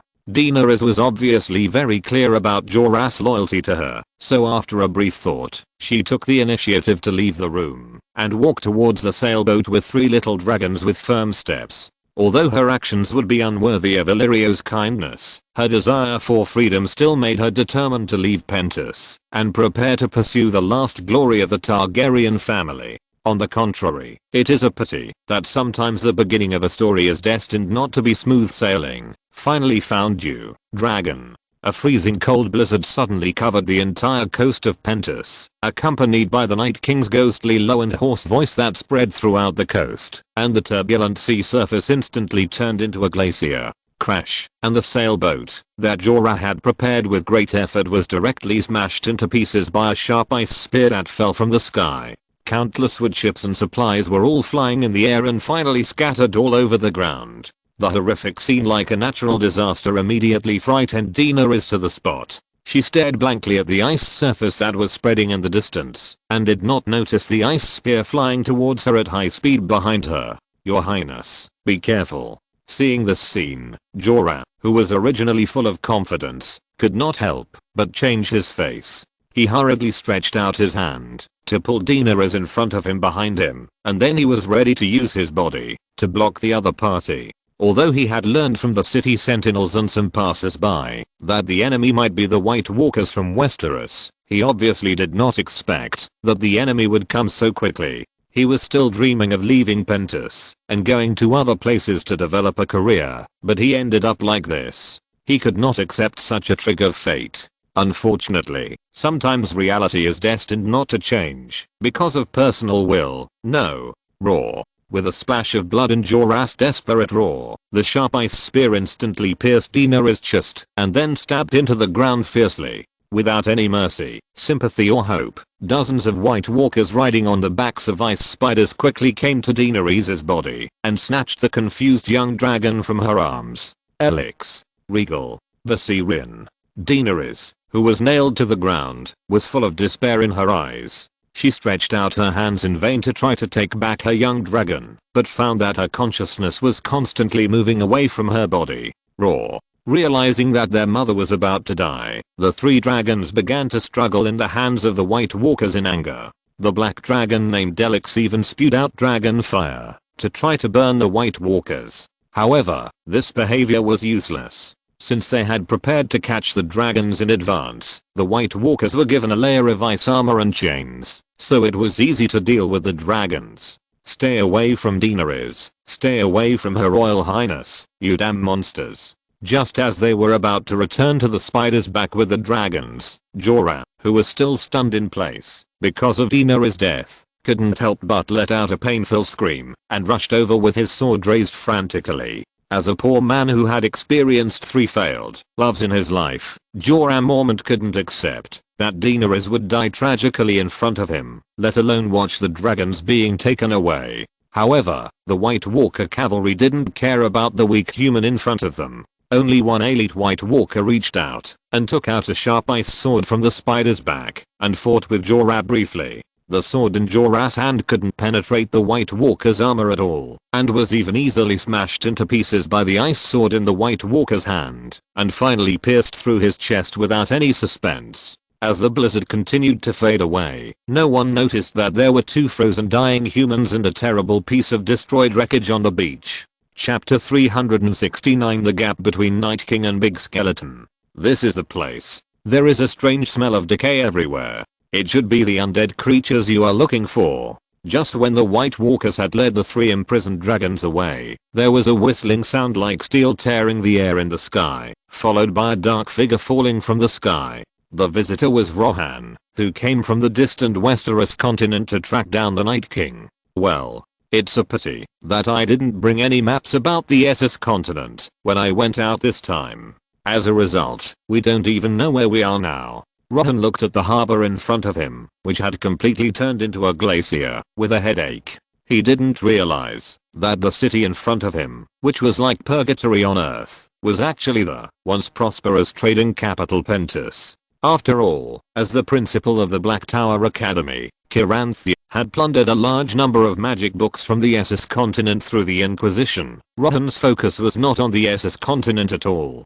For him, the only thing that could interest him in Essos was the 3 magical young dragons of Daenerys Targaryen, the mother of dragons, which were of some value, but that was all. According to his previous plan, these 3 dragons with magical breath would be used to improve the genetic sequence of the ash dragon, and eventually breed a magical dragon that could be mass-produced. Thousands of magical wyverns covered the entire Ulthuan like the sky and the sun. The scene of this Acer battle was exciting just to think about. However, as the storm dragon eggs he stored in the system space had gradually begun to move recently, coupled with his own terrifying strength, this matter could only be left unresolved in the end. After all, compared to the wyverns, Rohan still hoped to have a real magical dragon to serve as his mount, just like the black dragon Seraphon of His Majesty the Witch King who could fight Volkir alone. Hey, there seemed to be 2 humans being nailed to the ground with spears on the beach below. It seems that those undead creatures using ice magic are killing people.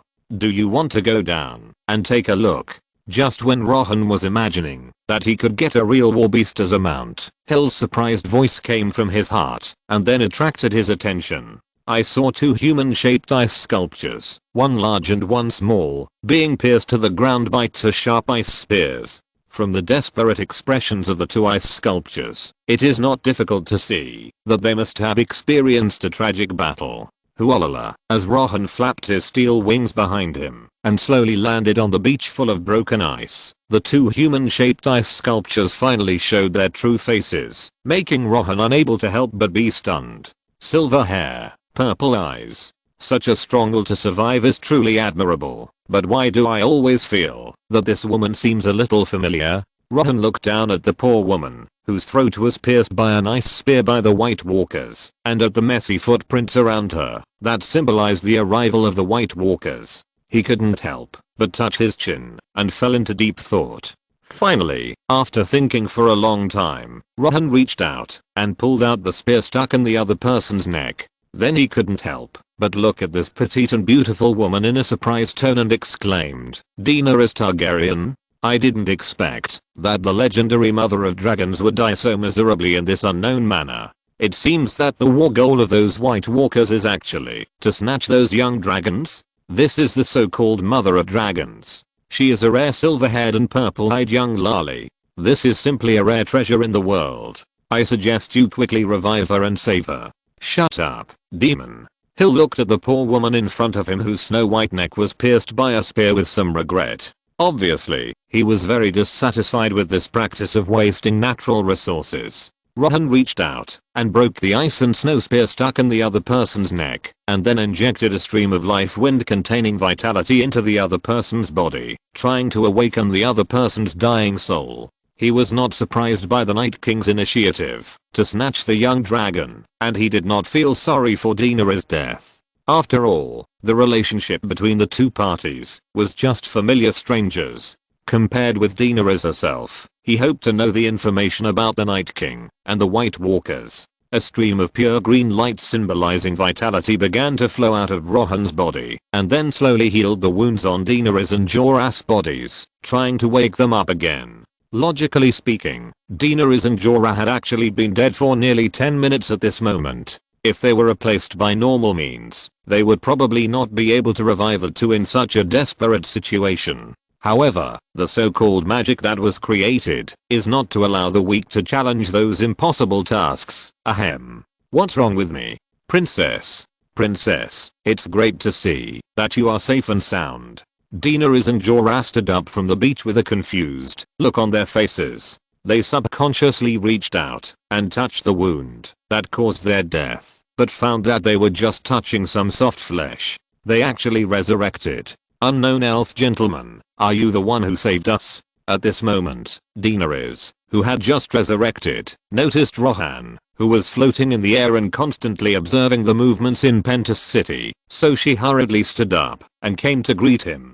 Through Rohan's iconic wings and appearance, Daenerys had already recognized that her savior was actually the famous elf lord, Rohan. This was her first time to come into contact with the elf lord at such a close distance. She only hoped that she could leave a good impression on him and avoid becoming his plaything. After all, although it was on the other side of the strait, the bad practices of the Druzy elves breaking into the Widow village at night had already spread throughout the continent along the footsteps of the bards. Although she didn't want to admit it, as the last legitimate heir of the Targaryen family, she didn't want her ending to be too embarrassing.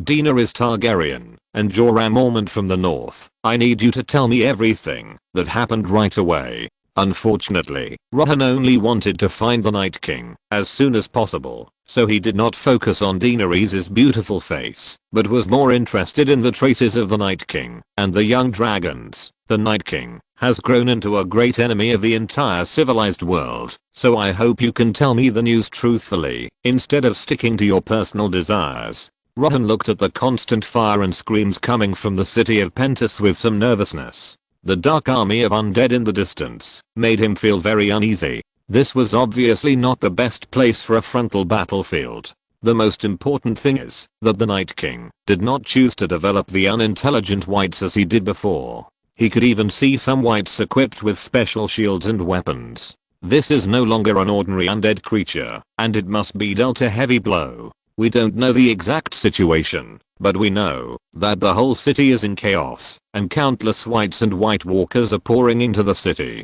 There may be some defenders in the city who are still resisting, but the number of enemies is too large. Even if we don't want to, we can only choose to flee Pentos by boat instead of brandishing swords and guns right away. Facing Rohan's question, Jorah, who was also rescued by Rohan, has realized the seriousness of the problem, so he decisively told everything he knew. He knew very well that now was not the time to keep the power and privacy of the party. If even the elven lord in front of him could not defeat the Night King, then they would forever become part of the Walking Dead. After listening to Jorah's summary, Rohan realized that the Night King had been constantly developing his power during his absence, so he couldn't help but sigh and said, I didn't expect that in just a few years, the entire Essos continent would be turned into such a mess. It seems that the Night King is really going all out this time. After all, the aristocratic world of Game of Thrones that focuses on power struggles is indeed far inferior to the world of Pendor with its tough folk customs and the world of Warhammer with its abundant martial virtues in terms of war potential. The Night King was able to create a huge army of nearly 10 million in Essos, far away from the continent of Westeros. This alone is enough to make him admire it. Of course, not everyone has a positive opinion on this. That's it. I remember that there seems to be a very powerful undead wizard named Nagash in Nehekara in the old world. Compared with him, this guy called the Night King is simply too weak. Hearing Rohan bragging about the Night King's insignificant achievement, Hill, who was originally watching the show in Rohan's body, immediately jumped out excitedly, constantly waving his pliers and shouting in Rohan's mind. In her opinion, the Night King was just a wizard who had some experience in necromancy, and there was no comparison with a master like Nagash.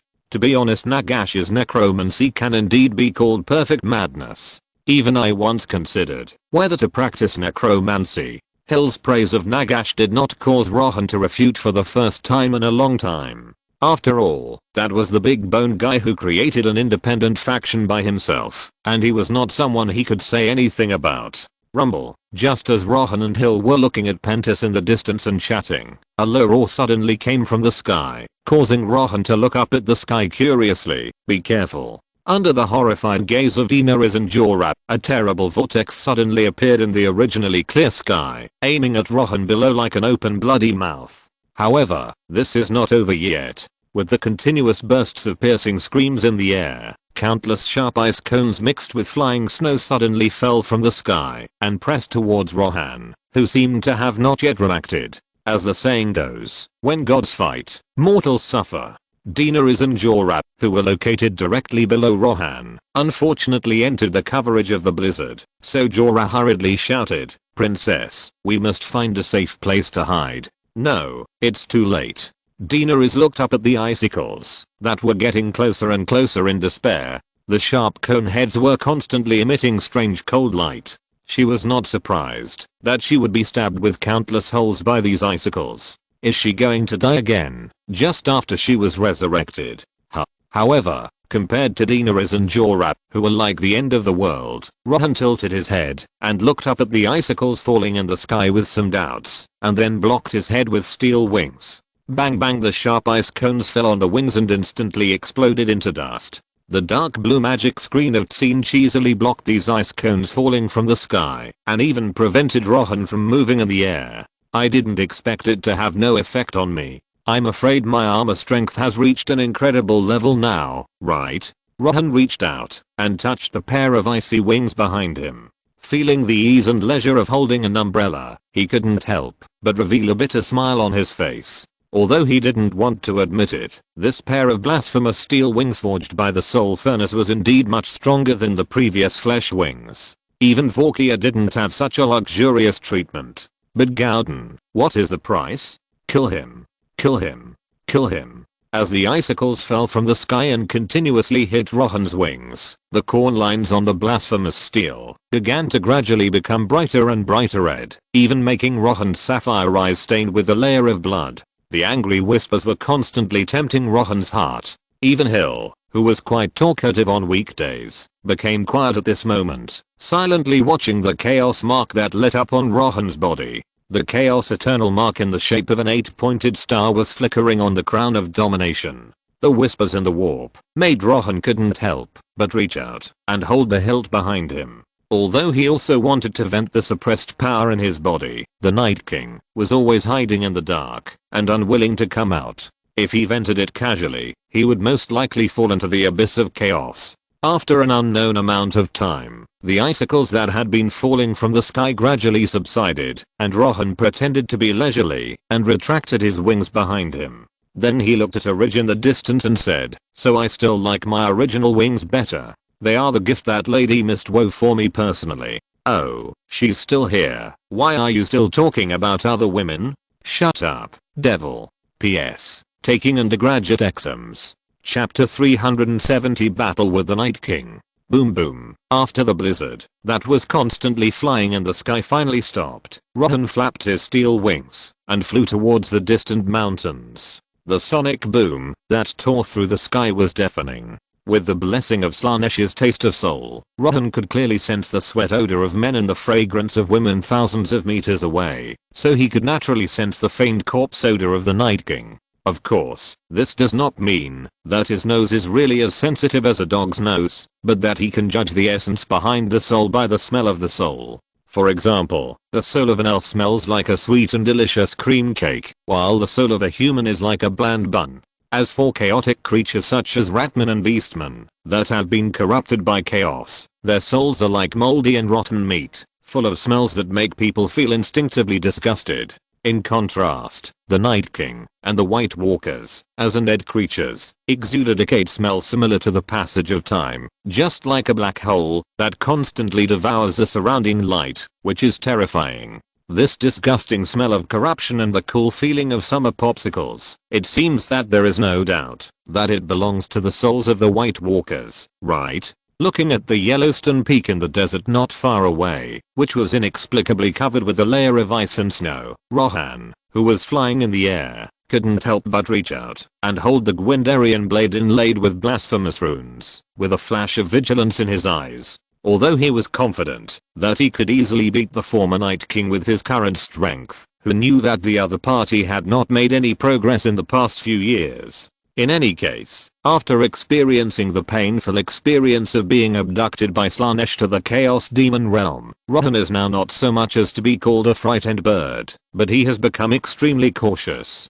He knows that the equally cautious Night King will never actually expose himself to his attack range. Ding ding ding, as expected, accompanied by a sound similar to the breaking of ice crystals from the peak. Countless elite White Walkers riding on ice spiders crawled out of the snow waving ice crystal spears, with ferocious light blue dry skin. The leading White Walker captain seemed to be an old subordinate of the Night King in Westeros. Therefore, he was not unfamiliar with Rohan, who had hunted down White Walkers in the land of eternal winter. So he raised his gun and said sternly, "Elven Lord Rohan, you used to be able to rely on the powerful army under your command to hunt us like chasing prey. You probably never thought that there would be a day when you would be surrounded by us. Oh, it looks like I'm really surrounded. Am I really going to die?" Looking at the dozens of White Walker spider cavalrymen who surrounded him, Rohan suppressed his almost uncontrollable teasing smile, then pretended to be serious and said, "I see.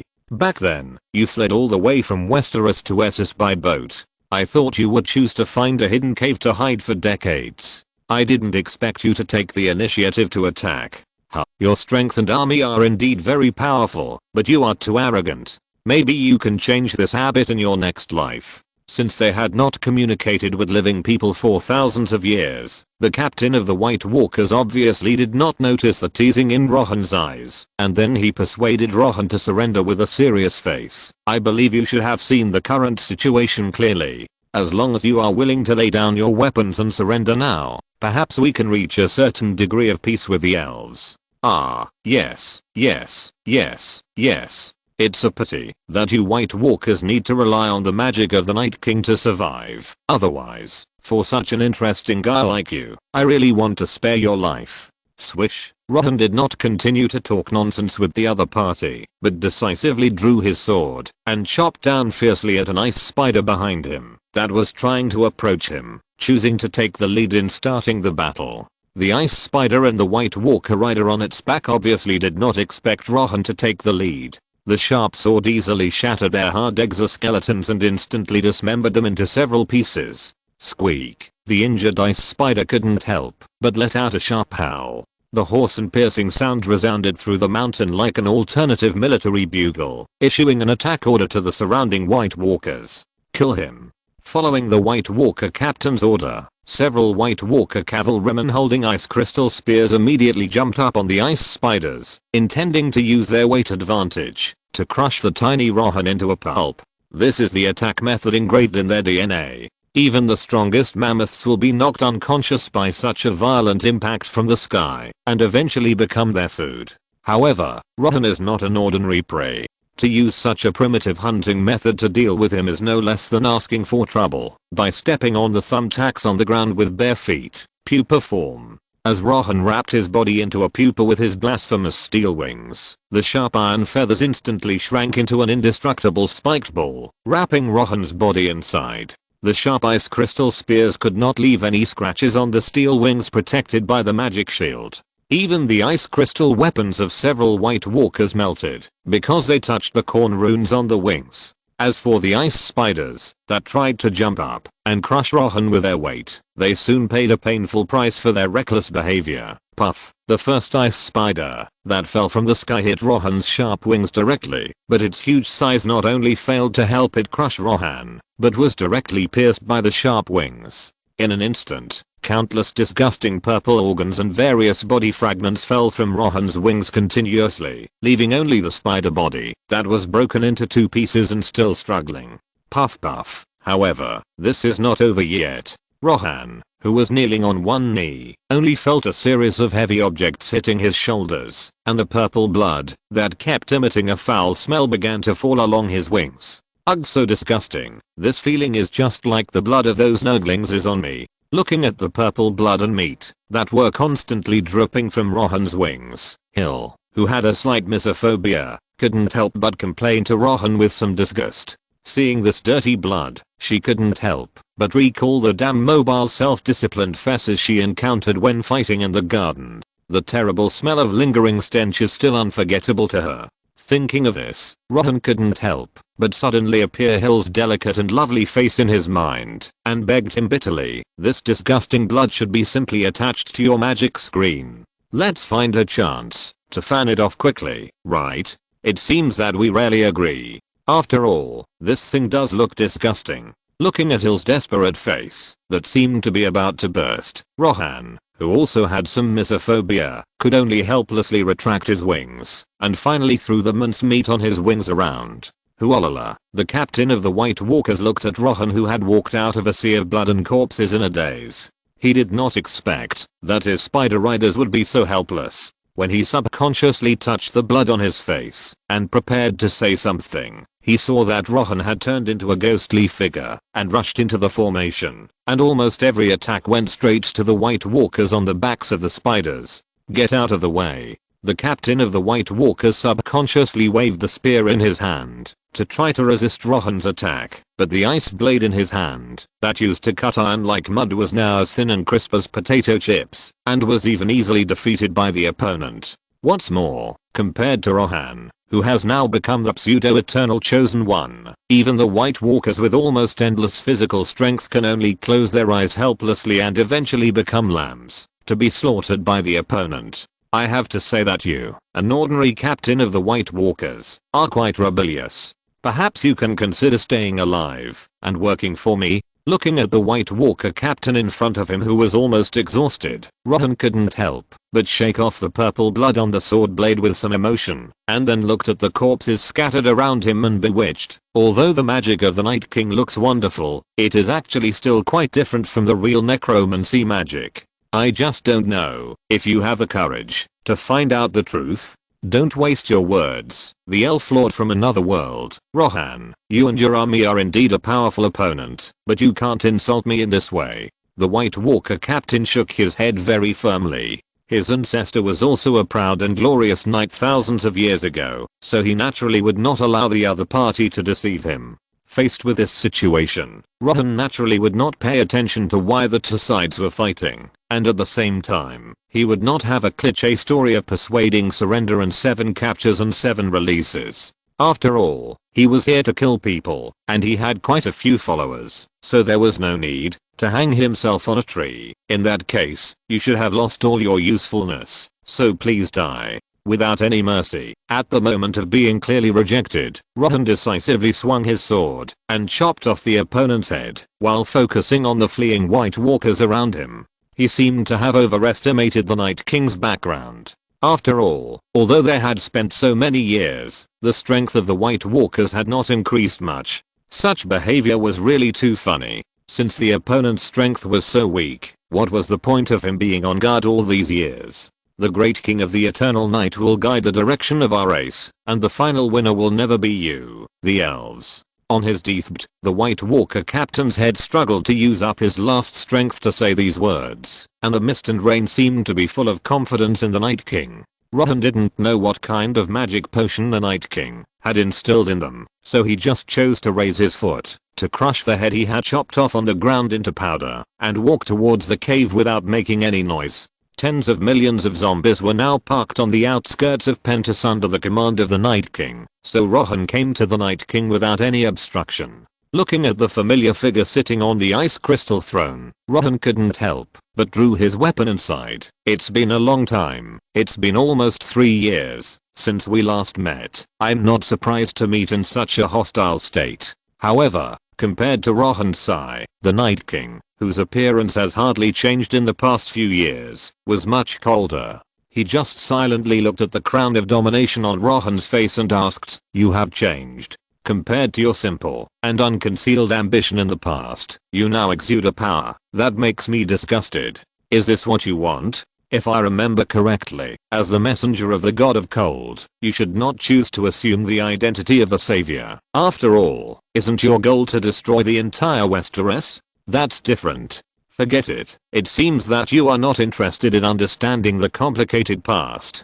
so let's just fight quickly. After that, he pulled out a sharp spear that exuded a chilling cold air from the ice throne behind him, and pointed the sharp tip of the spear directly at Rohan, who still wanted to continue the conversation. After meeting again after many years, Rohan could clearly feel that the Night King seemed to have become more talkative than before, but he still couldn't get rid of his nature of being unwilling to explain too much like a riddle man. But he didn't care. Since the other party wanted to fight him, he would naturally accompany him well. Kerala, crystal snowflake-shaped runes began to light up from the Night King's spear one after another, and at the same time, a powerful momentum began to rise from the other party, and even Rohan felt a hint of threat. There is no doubt that during the years of hiding in the continent of Essos, the unwilling Night King has been trying every means to enhance his strength, and obviously he has done it to the point where he can feel threatened. It really makes my heart surge. I didn't expect your strength to grow to this level. This is such a huge surprise. Feeling the aura emanating from the other party, the golden corn runes flashed again on the sharp edge of Gwendalian's blade, and began to feed visible bloody fighting spirit into Rohan's body. However, he still had one last question in his heart, so he suppressed his anger and fighting spirit and asked, "Why don't you choose to bring your army of zombies with you, so that you might be able to use them to consume my strength, and finally find a chance to defeat me?" You are still as confident as ever. Don't you find that there is something wrong around you? Hearing Rohan's naive question, the Night King couldn't help but reveal a mocking smile on his face, and then he signaled Rohan with his eyes to look up at the ceiling of the cave. I saw a light green young dragon nailed to the ceiling without any breath, and the dragon blood gushing out of the wound was drawing a weird symbol in the air. Chapter 371. My annoying Cullis, you are not in Changyuan at all. Some kind of trap by sacrificing a young dragon? You don't think this kind of low-level magic can have any effect on me, do you? Looking at the eye-catching runes on the rock wall that were constantly swirling like a vortex, Rohan's handsome face under the crown of domination couldn't help but reveal a mocking smile. The holy relic plate armor given to him by Slaanesh has a strong magic resistance ability, coupled with the magic barrier given by Tzeentch and the immune long-range resistance runes of Khorne, which almost makes his stats reach a terrifying level.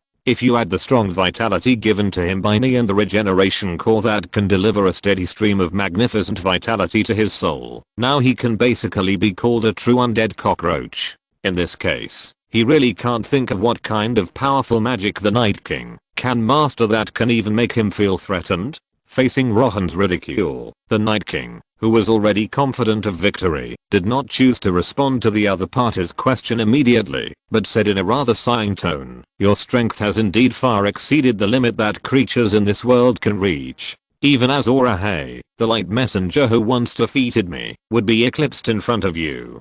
But because of this, as an outsider, you are also more arrogant and discriminatory towards us locals than ordinary people. You treat ordinary creatures as cruelly as ordinary pigs and dogs." At this point, the Night King couldn't help but stare at Rohan with his ice blue pupils, and even the smooth rock walls around him gradually became covered with ice crystals because of his anger. As the Lord of the White Walkers, who symbolizes ice in A Song of Ice and Fire, the former Night King did think about leading his loyal subordinates to flip over the Great Wall and go to the south of Westeros to harvest the souls of living creatures. However, with the arrival of Rohan and the growing influence of the elves, the Night King has quietly changed his mind. The battle between ice and fire can be put on hold for the time being, but the invasion of the elves must be resolved as soon as possible. Although the battle between ice and fire will plunge the entire Westeros into chaos, it is ultimately just a struggle between local gods involving the mortal world, and will not have much impact on the core of the world.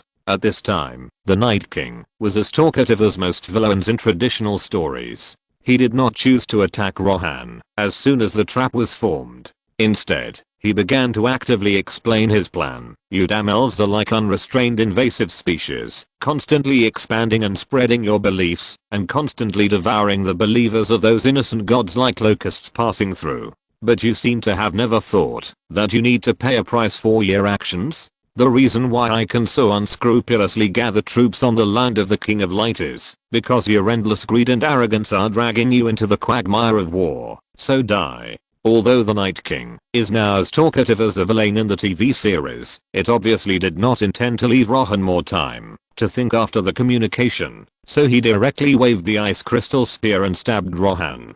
Countless frosts and biting cold winds pierced Rohan's helmet. Although this seemingly swift attack was easily resisted by Rohan, Rohan's heart suddenly sounded alarm bells. Although his vision was blocked, Rohan still noticed that the vortex runes originally on the stone wall suddenly flashed a strange red light, and the energy contained in it even made him slightly uneasy. He could feel that this was a blessing of Tsinch constantly warning him. Wow, sure enough, accompanied by a strange dragon roar like a giant dragon's roar in the vortex rune, the surging red flames suddenly attacked Rohan from the void like the lava that destroyed the world. The Night King had disappeared in the cave at some point, leaving Rohan frowning and raising a magic shield in front of him. It's the magical dragon flame that contains divine power.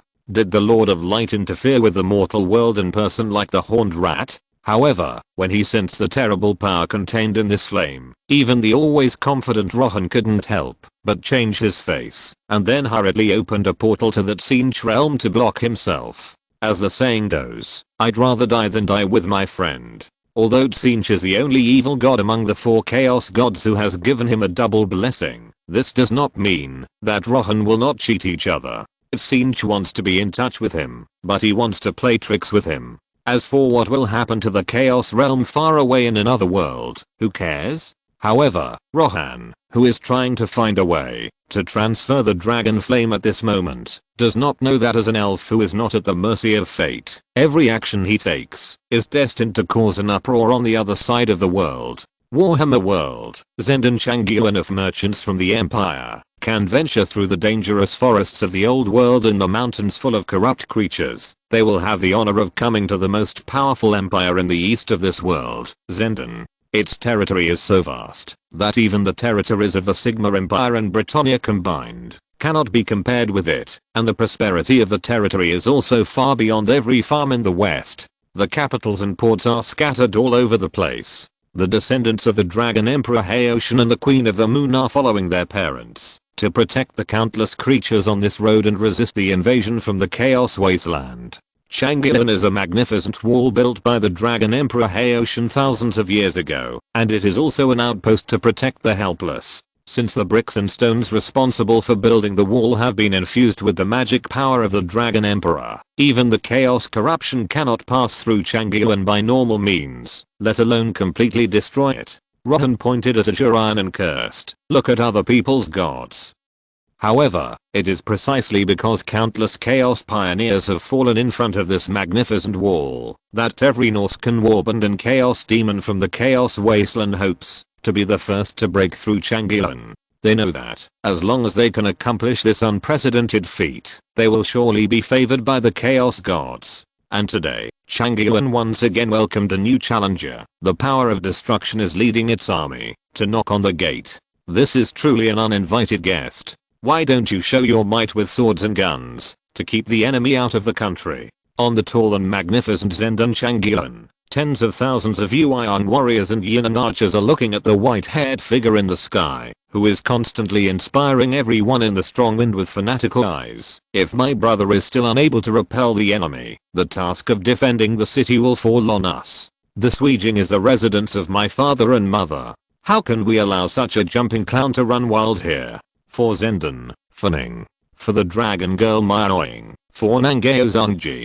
Countless Zendan warriors were all waving their weapons fanatically. The fanaticism and faith revealed in their words would make even the most devout Sigma priest feel inferior. Although Emperor Haoshan and his descendants did not want to see the people of Zendan follow them, as if they believed in gods. After all, the dragon gods were not tyrants or indifferent dignitaries, but mentors and protectors of the people. However, the prestige of the descendants of the dragon gods among the people was too high. Therefore, even though the dragon descendants often mixed with the people to try to lower their prestige, they created a feeling of the gods are by my side. For example, a brother-in-law of the dragon who did not want to be named, even though he often drank and had fun with everyone in the military camp, he still could not get rid of the soldiers' fanaticism for him. But the protagonists of today's story are obviously not these dragonborns, but the enemies from outside Changyuan. How do you think we can successfully take Changyuan today? Of course, in the future I can see, we will win countless victories, and today's battle is just an ordinary one among our countless victories. Is what you just said true? Of course it's true. Located in the chaos wasteland outside Changyuan, a tall but extremely old-looking changeable demon lord is constantly flapping his slightly dry wings, hiding in his cloak, and talking to himself. Several pink fear monsters not far away exchanged glances with each other, and their eyes seemed to reveal the helplessness and uncontrolled chaos in their hearts. Hey, the boss is crazy again. After an unknown amount of time, the slightly skinny Lord of Change slowly emerged two ugly heads from his cloak. One of the heads frowned and looked at the surrounding Tsinch demons and murmured, "How strange. Why in the future, that I can see, these little guys suddenly split into blue horrors? It's obviously me who can see the future, and it's obvious that there won't be any sudden attacks here that can threaten us. Zenden will not take the initiative to leave their Changyuan. Kerala." However, before the heads of the Lord of Change could finish talking to each other, a deep blue Tsinch portal suddenly appeared in front of him, followed by a raging flame. The pink giant demons that were closer to the portal obviously didn't expect to encounter a sudden attack. They just screamed in despair and disappeared on the spot. Under this dragon flame containing divine power, the pink horrors didn't even have time to split into blue horrors, and they turned into a pile of flying ash and returned to the embrace of the soul furnace. Gaga. On the other side, the Lord of Change, Carlos Fatova, obviously did not expect to be attacked unexpectedly. When the burning pain made him scream in pain, it seemed too late. The flames like lava attached to his body like sticky glue. Although the magic screen blessed by Tsinch helped him resist some corrosion, it could not heal the burning pain. After all, pain is also a part of change. However, before Carlos could recover from the sudden dragon breath, a cold and arrogant female voice suddenly came to his ears. "Although I don't know what happened, our distinguished guest seems to have encountered some trouble. Maybe my subordinates can taste the roast chicken tonight. Myroing? Go to hell." Hearing this voice, Carlos, whose head was originally covered with dust by the red dragon flame, suddenly waved the staff in his hand, aimed at the direction of the sound in the sky, and cast a blue and purple magic fireball. However, in the face of this head's reckless action, Carlos' other head suddenly changed color, and then hurriedly manipulated the body to leave the original place, while not forgetting to curse in a low voice. "Be careful, this hot-tempered female dragon has a kind of ability to rebound magic. Now you should immediately distance yourself and use range magic." After saying that, it flapped its wings and flew towards the direction of that Tsinch army behind, obviously preparing to use those chaos warriors who had not yet recovered from the panic of the wonderful shadows attack as cannon fodder. As the most favored Lord of Change, Carlos Fatova has the terrible ability to peek into the past and the future, so he can often gain the upper hand in the war. But with this powerful peeping ability comes a fatal weakness: he can't see the present clearly. For example, one of Colossus' heads can see that he will be lying in the hospital for treatment in the future, and the other head can see that he is walking up the stairs, but he can't see that he is falling now. It is precisely because of this shortcoming that Carlos, although he has a powerful strength that is not inferior to that of an ordinary ever-changing demon lord, almost never allows himself to get involved in a fierce close combat. After all, why would he take the risk when he can win with his brain? Because of this, Carlos has always been confident in his ability to peek into the future, and he is even confident about this attack on Changyuan. However, the sudden firestorm just now made Carlos' mentality change a little bit, feeling that the wonderful shadow behind him seemed to have transformed into a giant dragon and chased after him. Carlos couldn't help but curiously nod the head next to him and asked, "Haha, so, in the future, that you can predict, will we be chased and beaten by that irritable dragon girl like now?" "Haha, what? You are the head responsible for predicting the future, and I'm responsible for the past." "Haha, I'm the head responsible for recalling the past, and you are responsible for the future." "No, it's me. It's me. The head responsible for predicting the future will not admit his mistakes, so in order to evade responsibility, he decisively chose to disguise himself as the head that recalled the prediction of the past. So on the chaotic wasteland outside Changyun, a strange scene appeared. I saw a purple dragon hundreds of meters long constantly flying in the sky and sometimes spewing out terrifying lightning to bombard the two-headed chicken in front that was constantly fleeing. The two-headed chicken fled in a panic, and its two heads were also involved in an endless quarrel, not paying any attention to the wonderful shadow chasing behind it. A chaotic invasion that threatened Changyun's safety was inexplicably resolved. If you're listening to this novel on a channel other than Fanfic World, it means they downloaded and uploaded it without effort. We cordially invite you to visit our channel, Mundo Fanfic Novelos. There you'll find the original version of this story and you can explore many other novels of various genres. We're waiting for you to immerse yourself in a world of incredible novels.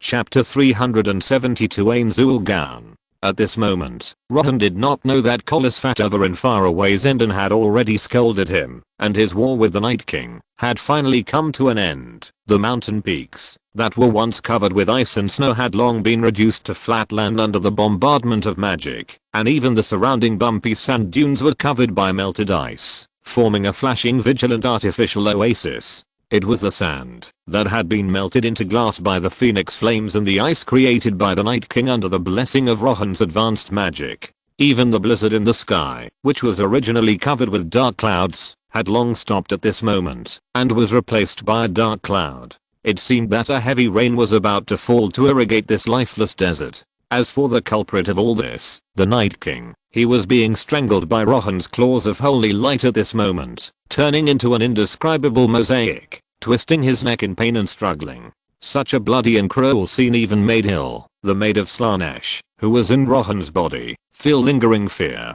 Is this really what the gentle and considerate Rohan could do? Although Rohan, who believed in the Lady of Mist, was a dark elf who leaned towards the side of order, this did not mean that Rohan knew nothing about the dark elves' methods of torturing prisoners of war and slaves. On the contrary, he was well versed in this. In view of the unimaginable killings committed by the Night King in Essos over the years, tens of millions of innocent humans died tragically under the butcher's knife, and Rohan finally decided to punish him personally. In just half an hour, Rohan successfully used the skinning skills learned from his human slave Ramsay to successfully harvest a new light blue leather and took it back to the system space for exposure. Whether it is the cold god you believe in, or the so-called King of Light, now it seems that they are just the most dim existence in the starry sky. In this world, only the Lady of Mist is the rising sun in the east, and the chaos gods. Shut up, demon. Rohan first scolded Hill, who was whispering in his heart, then looked at the Night King, who was already dying with contempt in his claws, and then clenched his claws fiercely. The previous torture on him was entirely to punish him for the killings he committed on the continent of Essos. He didn't want to feel pleasure from sadism and eventually degenerate into a Slanesh prince holding a whip. Puff, as a hideous skinned head slowly fell to the ground, Rohan's ears suddenly rang with a system prompt, and the content of the broadcast made him smile. Ding, it is detected that the host has successfully killed the Night King, the chosen of the God of Cold, and is settling the following achievement task for the host, Undead King. Mission rewards obtained. Time traveling speaker. This is a directional speaker that can travel through dimensions and space, but due to some force majeure factors, the speaker has lost its communication function and can only be used for the most basic material transmission. Bound to the transmission target, Undead King Ain Zul'Gan. Is it finally here? Exclamation mark. Looking at the eye-catching lines of large characters on the system panel, Rohan couldn't help but glance at the cardboard box that suddenly appeared in the system space. Presumably, there should be speaking gas inside, and the object of the transaction is also not a simple character. It is a powerful existence whose attainments in undead magic can even surpass Nagash. The fake skeleton man can only manipulate some poorly equipped zombies and death magic. The real skeleton man directly uses super level magic. Speaking of which, my warehouse seems to still contain a lot of hometown delicacies and standalone electronic products obtained in the lottery. Maybe he can exchange some good things with me, because we are both Earth travelers? thinking that he might even be able to master a new magic independent of the wind of magic in the future, and even be able to summon those soulless undead to counterattack the chaos demon realm. Rohan's mood instantly became happy. However, for Ains, who is far away in the great tomb of Nazarick, how will he face this sudden teleporter? Another world. The great tomb of Nazarick, please be careful, Ains Sama. This unknown object can actually pass through the defenses of the guardians and come directly to your bedroom. It is very likely a trap set by the enemy. In a dark and secluded underground tomb, a black-haired woman wearing a sexy and revealing white robe with black wings and demon horns on her body stood in front of a standing skeleton with a nervous look on her face, staring at the cardboard box on the bed. The black-haired woman's clothes were very messy, and the charm she showed in her gestures was even more beautiful, making people want to take it for themselves immediately. Unfortunately, in this gloomy room, except for a skeleton without any flesh, who was silently watching all this, no other creature could witness such a beautiful scene. Her name is Albedo, the chief guardian of the great tomb of Nazarick, and also a powerful succubus warrior. Just now, she had sneaked into Master Mamanga's bedroom, and then took advantage of Master Mamanga's bath to comfort herself on the bed, obsessed with the pleasure of being wrapped in the aroma of pork ribs. After all, as the head of the Guardians, her duty is to loyally check for possible threats around Master Mamanga, so isn't it reasonable for her to check for threats on the bed for him? And when she thought that Master Mamanga would be stained with her scent after falling asleep tonight, Albedo could no longer control her excitement. In order to ensure that her actions would not be disturbed by others, Albedo also found an excuse to transfer the combat maids of the Pleiades, so there would be no accidents in this action. Who knew that before her plan was officially implemented, Master Mamanga actually finished his bath early and returned to the bedroom, and then bumped into her, who was just lying on the bed and had not taken any action. Albedo, who was caught cheating, felt her face was about to turn red like the sun, so she jumped up from the bed and tried to explain her behavior. However, before she could say anything, this cardboard box that she had never seen before suddenly fell out of the void and hit the defenseless Ains Sama. Although this cardboard box did not cause any harm to Ains Sama and even failed to trigger the passive defense magic, this behavior still succeeded in making Albedo explode. This is the safe place at the bottom of the great tomb of Nazarick, and it is also the place where the supreme beings rest and live. The power responsible for guarding this place is enough to control the entire outside world. And now, an unknown object suddenly teleported into the heavily guarded dormitory and even attacked Mamanga-sama. How can this be? Exclamation mark. Thinking of this, Albedo's body was suddenly covered with a layer of 3-layer armor shining with a strange light, and a hideous two-handed warhammer appeared in her hand, which looked extremely terrifying. This is the unique artifact level armor that belongs to her, Hermes Trismegistus. Lord Ains, I think this is a long-planned attack on the great tomb of Nazarick. This box must contain very dangerous items. I suggest summoning all the guardians immediately. Calm down, Albedo. This may just be an ordinary cardboard box. Although it is not clear how he entered the bedroom, it does not seem to pose any threat at present. There is no need to go to such great lengths. Ains looked at the fully armed Albedo in front of him with a headache. He also had a system and had already completed the scan of the cardboard box, but he did not know how to explain it to Albedo. After all, although Ains's situation is much better than Rohan's, the system as a trump card must be known to as few people as possible.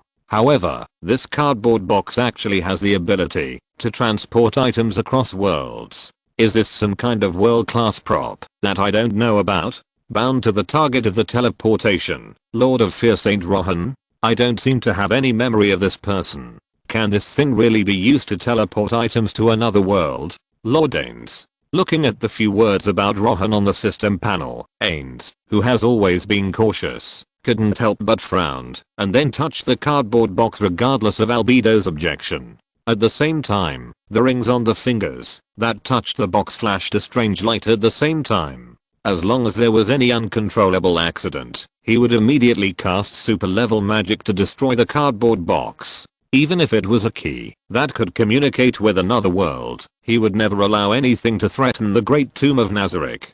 A moment later, Under Albedo's worried gaze, Ames's palm, which was originally on the cardboard box, gradually stopped glowing. Then, a gleam of light suddenly flashed in his deep eye sockets, and he madly complained in his heart, "Bagger, isn't this just an ordinary express cardboard box? Is this some unknown existence playing a prank on me? This is too much, isn't it?" Ames looked at the empty cardboard box in front of him with some annoyance, and then suddenly felt a cool feeling spread throughout his body, gradually calming his tangled heart. Due to the special physique of undead creatures, if Ames shows any excessive excitement or sadness in life, then its characteristics will make him return to a calm state. It is precisely because of this embarrassing undead characteristic that, even if Albedo tries to seduce Ames every time, this characteristic will force the restless Ames to calm down. It was precisely because of his immunity to any temptation and emotion that Ames could not help but persuade himself with a wry smile every time he calmed down. "You are a skeleton without even a bit of flesh, and you fantasize about nonsense all day long?" After calming down his complicated emotions, Ames once again set his eyes on the ordinary brown cardboard box in front of him, and then he could not help but touch his bald chin and muttered, "Since the system panel has already acknowledged that this cardboard box has the function of transmission, then can I also communicate with that guy named Rohan through this cardboard box?" Thinking of this, Ames casually took off a light green jade ring from his finger and put it into the cardboard box, and then he looked forward to closing the cardboard box. Artifact: Heart Purification Ring, refreshes the host's debuff every 30 seconds, and restores 25% of the HP limit for all friendly troops within 50 meters every 60 seconds, with no CD or number of times, since Ames's position in the guild is similar to that of a mage responsible for backline support. His warehouse is filled with various artifacts that can be used to provide buffs to surrounding friendly troops. This heart purification ring used for experiments is just the most insignificant artifact among his countless ring collections, and it is also one of the earliest equipment he obtained in the early stage. After all, compared with those artifact rings that can pause time and teleport over unlimited distances, the value of the heart purification ring is indeed much weaker. Apart from anything else, he has at least 30 rings of the same type stored in his warehouse, so it is not a pity to give it away. Moreover, in Ames's opinion, although he does not know what kind of artifact Rohan on the other side of the portal has, the low-level artifact he gave away should be enough to represent his sincerity, right? Although he didn't know how this teleporter, that looked like a cardboard box, actually worked, he thought it was totally worth it to use a ring to test the function of this teleporter and a possible friendship. Lord of Fear. With such a cool name, he must be a leader who needs to control a lot of territories like me. I just wonder if he will be dissatisfied with my gift. Thinking that he was about to communicate with the leader of another force in another world, Ames couldn't help but worry whether Rohan would think his gift was too cheap. To be the leader of a force, he must be a noble and powerful person who has no shortage of magic props and money artifacts, right? Essus. Pentus money, so much money I dream of being able to swim in the sea of gold coins looking at the golden ocean that was truly piled up in the vault in front of him. Rohan, who was originally a little short of money because of the need to expand the army, immediately jumped into the waterfall and exploded a golden flower in the sea of gold coins. Under the leadership of His Majesty the Witch King, all the Durachi are about to launch a large-scale counterattack against Ulthuan, and the 4 Chaos Gods are also gearing up, hoping that Rohan can open up new worlds as soon as possible. Under such circumstances, the Forge world and the recruiting world under Rohan have almost always maintained high efficiency, and the coins and expenses spent every day are almost like pouring water. Under such circumstances, the once greedy princes and governors of Essos have voluntarily donated all their property. What could be more exciting than this? This is simply a great harvest. Chapter 373. I'm Cheo, Hatsune Miku. With the death of the Night King, the Lord of the White Walkers, this undead creature similar to the will of the swarm finally exposed its biggest drawback. Tens of millions of transformed whites turned into piles of bones and corpses scattered on the ground, and the White Walkers transformed into magical creatures also lost the source of their survival, and eventually turned into a wisp of ice slag in the desert. All the preparations made by the Night King to counterattack the Westeros continent were completely wiped out due to his own demise, leaving only the oases and glaciers in the desert to record their former great achievements. It is estimated that it will not be long before the barren desert environment that once spread all over the continent of Essos will become a habitable grassland due to the melting of these glaciers. However, Rohan is not interested in the development of Essos now. After all, the killing of the Night King has long turned this continent into a series of empty cities. It will take at least several years to fill this gap. To put it bluntly, these cities are like ruins that have been completely destroyed in the game. Even if they are rebuilt, it is a thankless task, so this kind of thing should be left to the slaves. In contrast, the money and jewels that the slave owners had been squeezing from their slaves for thousands of years were so close at hand. Lord Rohan, we have looted nearly 80 million gold coins from the Iron Bank of Bravos, and the Night King's undead army did not loot the treasuries of the free trade cities. Right now, we have more than 1 billion gold coins on hand. In the former prince's garden in Pentus, an elven accountant was excitedly holding a list and reporting to Rohan, who was sitting on the throne, with an uncontrollable excitement on his face. In the harbor of Pentus, thousands of Durachi warriors were working hard to move boxes of gold, silver and jewels into the cabin, without any complaints or dissatisfaction about the hard work. Although the treasures they were moving now belonged to Rohan's private property, they were already very satisfied, just to be able to satisfy their desire. Hearing such an astonishing number, even Rohan, who always claimed to be uninterested in money, couldn't help but widen his eyes slightly, then touched his chin and murmured, "I thought it was amazing that these fat pigs who have accomplished nothing could control tens of millions of gold coins, but I didn't expect that their means of making money could be so exaggerated." Although a lot of silver and copper were mixed into the gold coins of Essos continent during the production process, even so, the gold content was still maintained at 50%. If these billions of human gold coins could be melted and recast into elven gold coins, it would at least bring Rohan a huge wealth of hundreds of millions of gold coins. It is no exaggeration to say that Rohan may have surpassed most of the elven families in terms of wealth today, and even the treasury of His Majesty the Witch King may not have more money than him. Now that the war is about to begin, this wealth will allow him to recruit and train tens of thousands of new Durachi warriors from Grand City, ready for the next war at any time.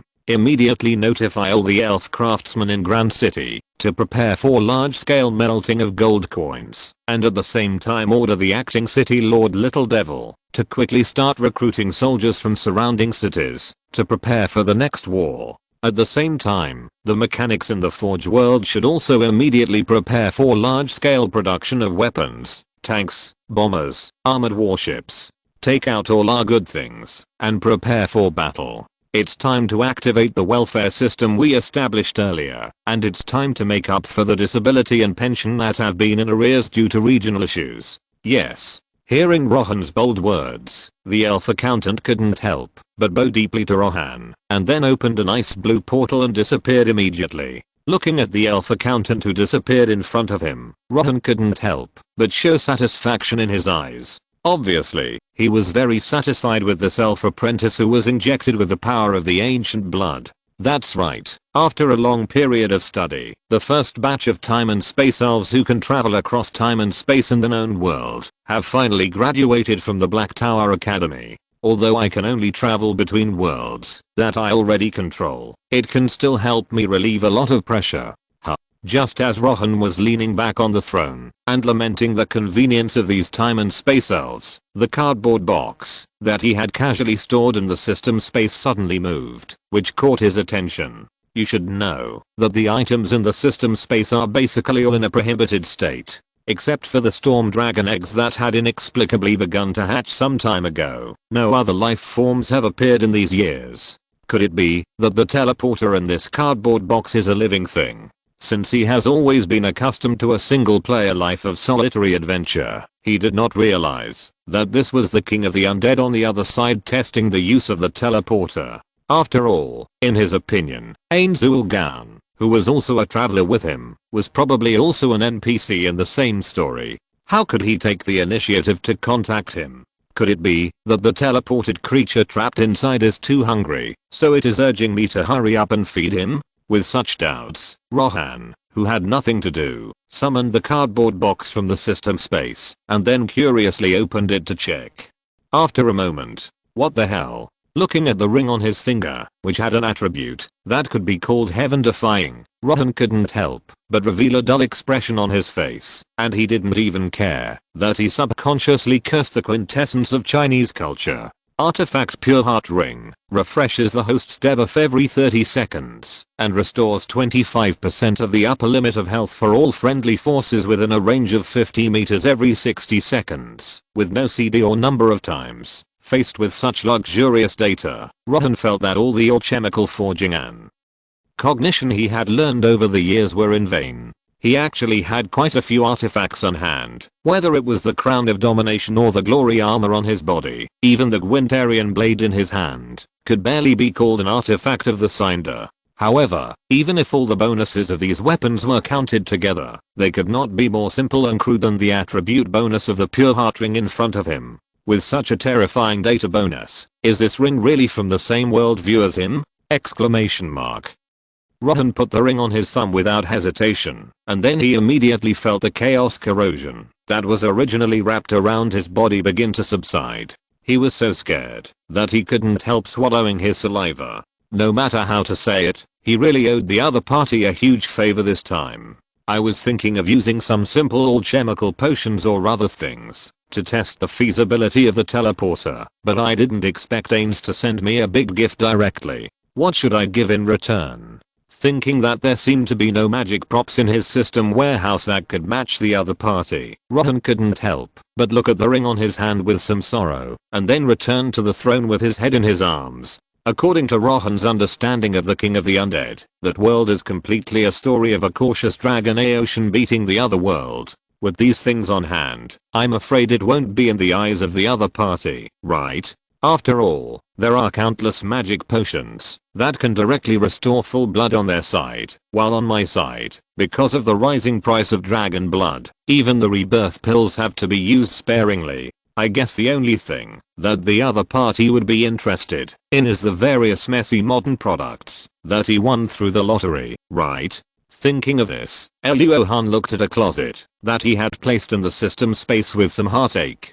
On it were various past life memories that he had won through the lottery over the years, cola soda, potato chips, various game consoles, and matching cassettes and discs, and even out of print figures of Hatsune Miku and Gundam. These are all his treasured king's secret treasures. Speaking of which, the plot of King of the Undead seems to be a story of a neo-Otaku from the future society who traveled to another world to conquer. Maybe I can try to awaken the memories of my home guard? After thinking for a long time, Rohan finally took out a few bags of his favorite barbecue flavored potato chips and 2 bottles of Fat Otaku Happy Water from the system space with a painful look on his face, and put them in the box, as well as the cute Hatsune Miku Fufu and the figures. Looking at the sweet and lovely girl holding green onions in his hand tenderly, Rohan couldn't help but reveal a smile of memories on his face. That was the past that he could no longer recover. Thinking back to when he was a child, it seemed that he had been a fanatical member of the Knights for a period of time. However, just as Rohan was immersed in the memories of his past life, a soft reflection of a succubus suddenly flashed in front of him.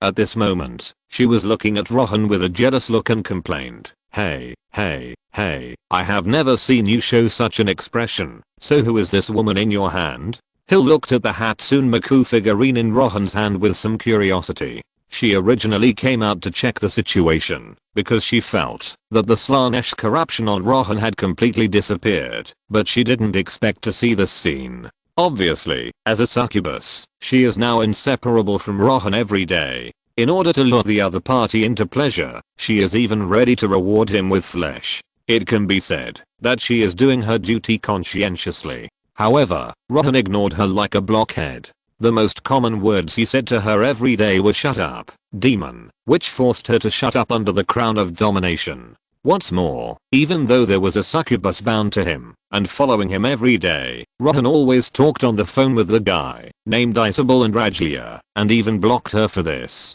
Now he showed such an expression to this little doll, which was simply the biggest insult to her as a succubus. Looking at the sweet and cute doll in Rohan's hand, Hill simply transformed himself into Hatsune Miku and flew in the air, and then deliberately seduced with a charming voice. "Come on, little master, do you want to have a happy journey with your sister? I promise to let you." "Shut up, demon." However, before she finished speaking, Rohan directly controlled the crown of domination to force Hill in the sky back into his body, and at the same time a disdainful smile flashed in his eyes. "You can neither yell Ani-chan nor sing the onion swinging song, and most importantly, your voice doesn't even resemble Hatsune Miku, so why are you trying to imitate her?" Moreover, the reason why he was lost in memories when facing Hatsune Miku's figurine was more because of his nostalgia for that beautiful world without the threat of chaos and death and his past childhood, rather than being tempted by her beauty. The existence of the soul is bound to make some emotions more beautiful than primitive carnal desires. After sealing Hill's aggrieved soul directly into his body, Rohan once again focused his attention on the cardboard box in front of him, and then decisively sealed it, and placed it aside. There should be no outsiders disturbing us now, but I wonder if the undead king, who has turned into bones, still has a sense of taste and emotions? Another world, the great tomb of Nazarick in the magnificent guild hall. Several Nazarick guardians of different sizes were nervously looking at Lord Dane sitting in the president's seat and the express box placed in front of him. Since the cardboard box was directly transported to the bedroom in the deepest part of the great tomb, Albedo, who was worried about Ain Sama, informed the other guardians of the matter, which eventually led to the current situation. Because it was related to the safety of the great tomb of Nazarick, all the guardians were serious and holding their own artifacts to prepare for battle. After an unknown amount of time, a demon with pointed ears wearing an orange suit took the initiative to break the silence in the hall, and then adjusted his glasses on the bridge of his nose and said with some concern, "Ain Sama, in fact, you don't need to use such a precious artifact for testing. After all, no one can guarantee whether this unknown object can be connected to another world.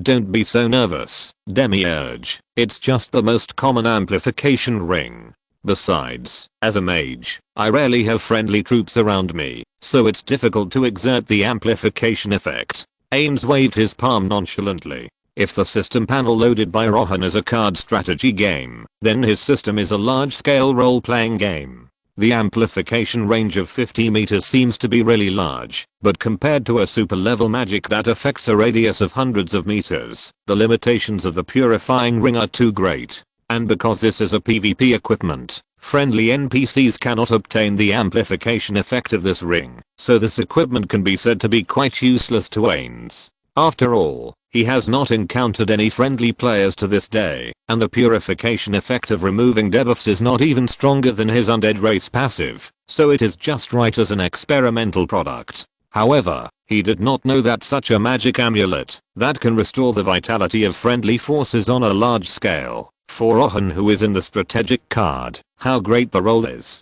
Chapter 374, Gift from the Undead King. Happy 20th birthday.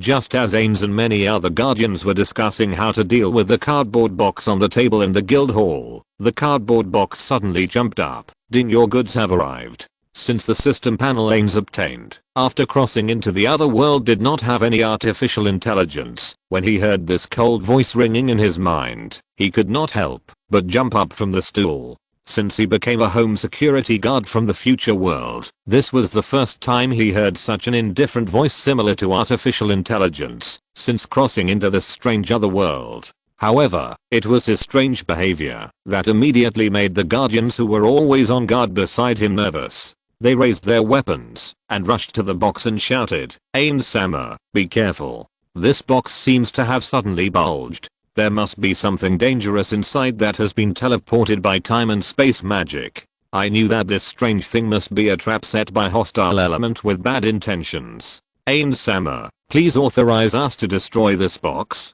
The guardians raised various artifacts of different forms and aimed at the box. As long as the box showed any abnormal movement, they would not hesitate to use their strongest attack. After all, under the influence of Ain Sama, as the guardians of Nazarick, they also inherited the cautiousness of the Supreme Being. Therefore, even if the opponent was a cardboard box, they did not dare to be careless. However, at this moment, Ains did not pay attention to these loyal guardians. Instead, he stared at the cardboard box filled with Coke and bagged potato chips, as well as the eye-catching Hatsune Miku figurine, with a look of surprise. Is that true? Looking at the blue-haired girl holding a green onion on the box, Ains couldn't help but emit a fierce purple light. It was his racial talent that was constantly reminding him to complete his mission and suppressing his emotions. Whether it was the 2 bottles of cola with eye-catching icons on the packaging, or the classic original flavor of the plastic bag packaged potato chips, they were enough to awaken his infinite memories of the beautiful world he once had.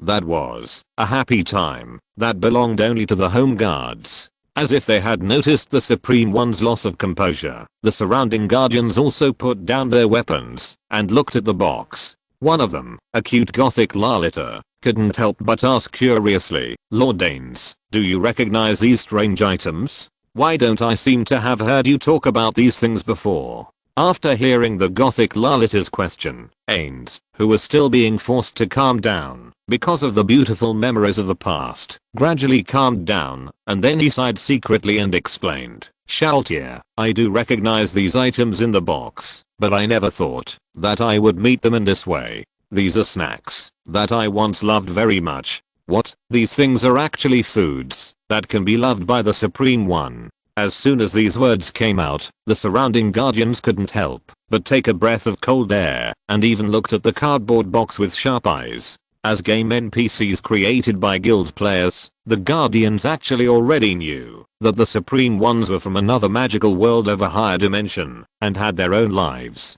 As the players in the guild kept quitting the game, the guardians simply believed that the supreme beings who created them had actually gone to live in a more distant world, leaving only Master Mamanga to accompany them. And now what appeared in front of them was actually the food that was once loved by the supreme beings. How could they not be surprised? After a short silence, Shaltier, the true ancestor of the vampires, couldn't help but lick her cherry lips with her tongue, and then stepped forward seriously and said, "Ahem. Master Ains, as your most loyal guardian, I think I should have the responsibility to ensure your food safety, so please allow me to be the first to test the poison for you. You have to be careful, Shaltier, these are all delicacies loved by the supreme beings.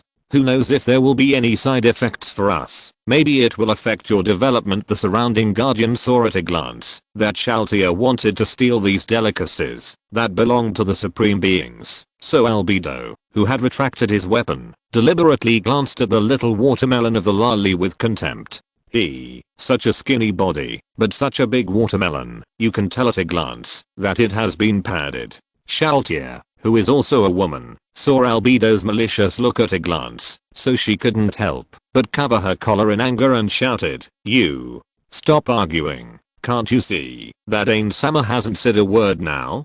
Please don't interrupt Ainsama's thinking." However, before they officially started arguing, Demiurge, who had been silent all the time, suddenly adjusted his glasses on his nose and then looked at Ainsama, who was silent in the main seat with the help of the reflection. Although he didn't know what Ainsama was thinking about now, it didn't prevent him from constantly speculating on the holy will in his heart. As the light reflected from the glasses became clearer and clearer, Demiurge, who was covering his eyes, couldn't help but raise the corners of his mouth, obviously guessing something. Although it seemed that Ainsama simply wanted to taste the delicacies of his hometown, that was Ainsulgan, who was ready to conquer the world. How could he be moved by the desire for food? There must be a deeper reason behind this hidden desire. Hehe, so that's how it is. It turns out that Ainsama has been hinting at us all along. I think I finally understand what Ainsama's ultimate goal is. Seeing that Ainsama's eyes have been on the snacks in the box, Demiurge, who has been thinking for a long time,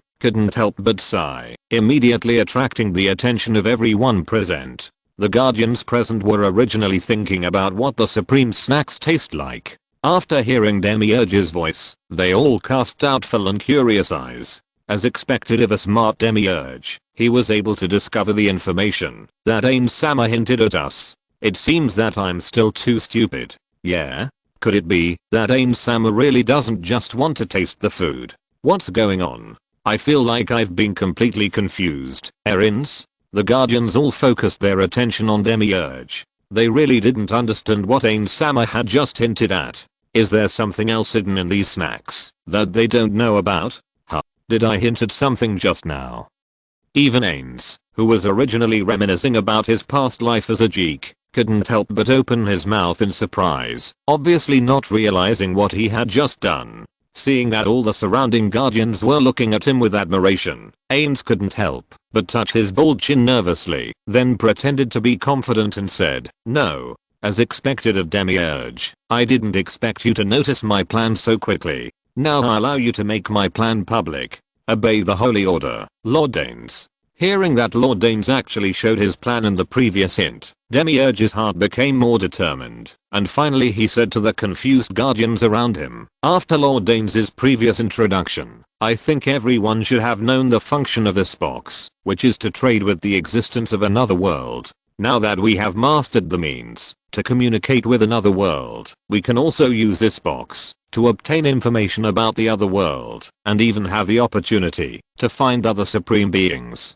Moreover, we can also study the way this box travels through space, and try to master the method of opening a portal to another world, so that after we conquer this world, we can conquer more of the heavens and worlds." As soon as these words came out, not only were the Guardians stunned by this ambitious plan, but even Ains, who was sitting in the main seat, was surprised by Demiurge's bold idea. Looking for other supreme beings? Conquering another world? In his previous life, as an ordinary otaku, he had no such ambition to be a conqueror. Now he just wanted to protect his great tomb of Nazarick in the sorceress kingdom of Ain Zul'Ghan, and develop steadily step by step. What's more, even the establishment of the sorceress kingdom of Ain Zul'Ghan was just a means for him to find possible guild partners. He himself did not have such a strong desire for power. What's more, he was really just recalling the taste of Coke and potato chips just now. How did Demiurge see the ambition to conquer the world? Facing the admiring gazes of the Guardians, Ains coughed a few times in embarrassment, and then said in a solemn tone, "Ahem. Although Demiurge's plan is somewhat different from my own ideas, it does coincide with some of my ideas, such as looking for other supreme beings that may exist in other worlds. Now that we have the means to communicate with other worlds, and the other party also has delicacies that only supreme beings have tasted, then maybe the other party has already come into contact with other supreme beings. Therefore, according to the current intelligence analysis, the Lord of Fear in another world, named Rohan, must be a powerful person, so it is indeed necessary to establish a trade relationship." Hearing that Master Ains actually planned to look for the traces of other supreme beings, the faces of the Guardians showed a touch of excitement. After all, they were all Guardians created by the supreme beings. Although they all obeyed the orders of Master Ains at present, it did not mean that they would forget the master who created them. Seeing that he had actually guessed part of Ain Sama's plan, Demiurge couldn't help but reveal a gratified expression on his face, and then he asked again with some hesitation, "Ain Sama, since we are already planning to establish trade with the territory of another world, what exactly should we trade with them?" This question is indeed very important. We know nothing about Rohan, but this transaction actually only exchanged for some useless snacks. It seems that he is not satisfied with the ring I gave him, and the other party is likely to be my fellow countryman from the real world. Maybe I should really choose some unique gifts for him. Hearing Demiurge's question, Ains reached out and opened his system warehouse to start searching. Not knowing Rohan's strength, he could only choose gifts carefully at this moment to avoid making enemies with him. Maybe give him another artifact? No, if Rohan is not satisfied with the artifact he gave, wouldn't he miss an opportunity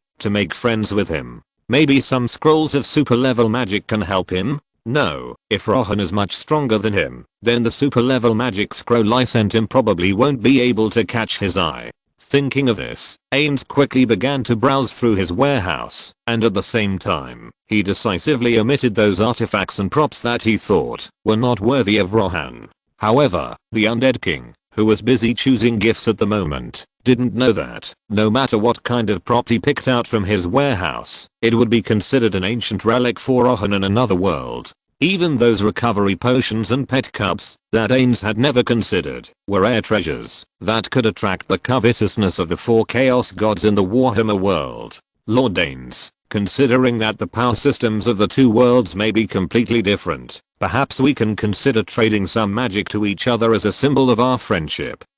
Demiurge noticed Ains's distress, so he took the initiative to explain, perhaps just like when we first came to this different world, perhaps the world where Lord Rohan is located is completely different from our magic system. Perhaps they don't have necromancy over there? Necromancer. Indeed, among the top 10 guilds, only our Great Tomb of Nazarick specializes in necromancy. Black magic is indeed a relatively unpopular subject. After hearing Demiurge's explanation, Ains, who was checking the system panel, decisively shifted his gaze to the magic column, and then made a secret decision in his heart. Considering that there may indeed be differences between the magic systems, I will choose Intermediate Undead Creation Death Knight and Intermediate Undead Creation Skeleton Legion.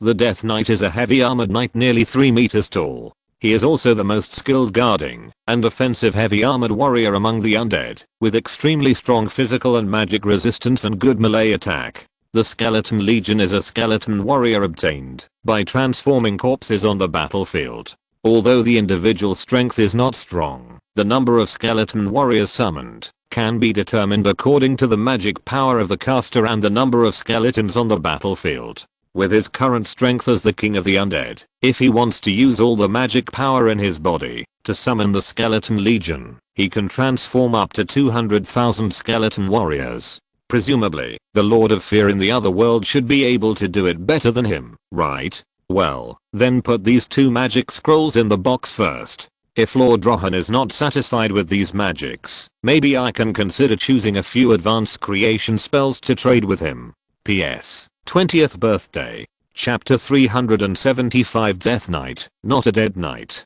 Essus, Pentasanes, who was worried that the gift he gave might be too cheap, did not know what the 2 intermediate undead creation magics he had chosen meant to Rohan on the other side. The necromancy in the Warhammer world is basically a new type of black magic created by the first and most powerful necromancer, Nagash, who also created the existence of the entire death side. The dead have no souls or emotions, so the undead creatures that rely entirely on the consciousness of the operator are simply the natural enemies of chaos, because they will not become the nutrients of chaos at all. In a sense, undead creatures are a group of constructs driven by magic to move, and even their existence violates the laws of the birth of the subspace. After all, undead creatures will not be excited by fighting, and without a brain, they cannot think about tactics and strategies at all. Any action is just based on the command of the action. As for spreading plague and feeling the pleasure of the flesh,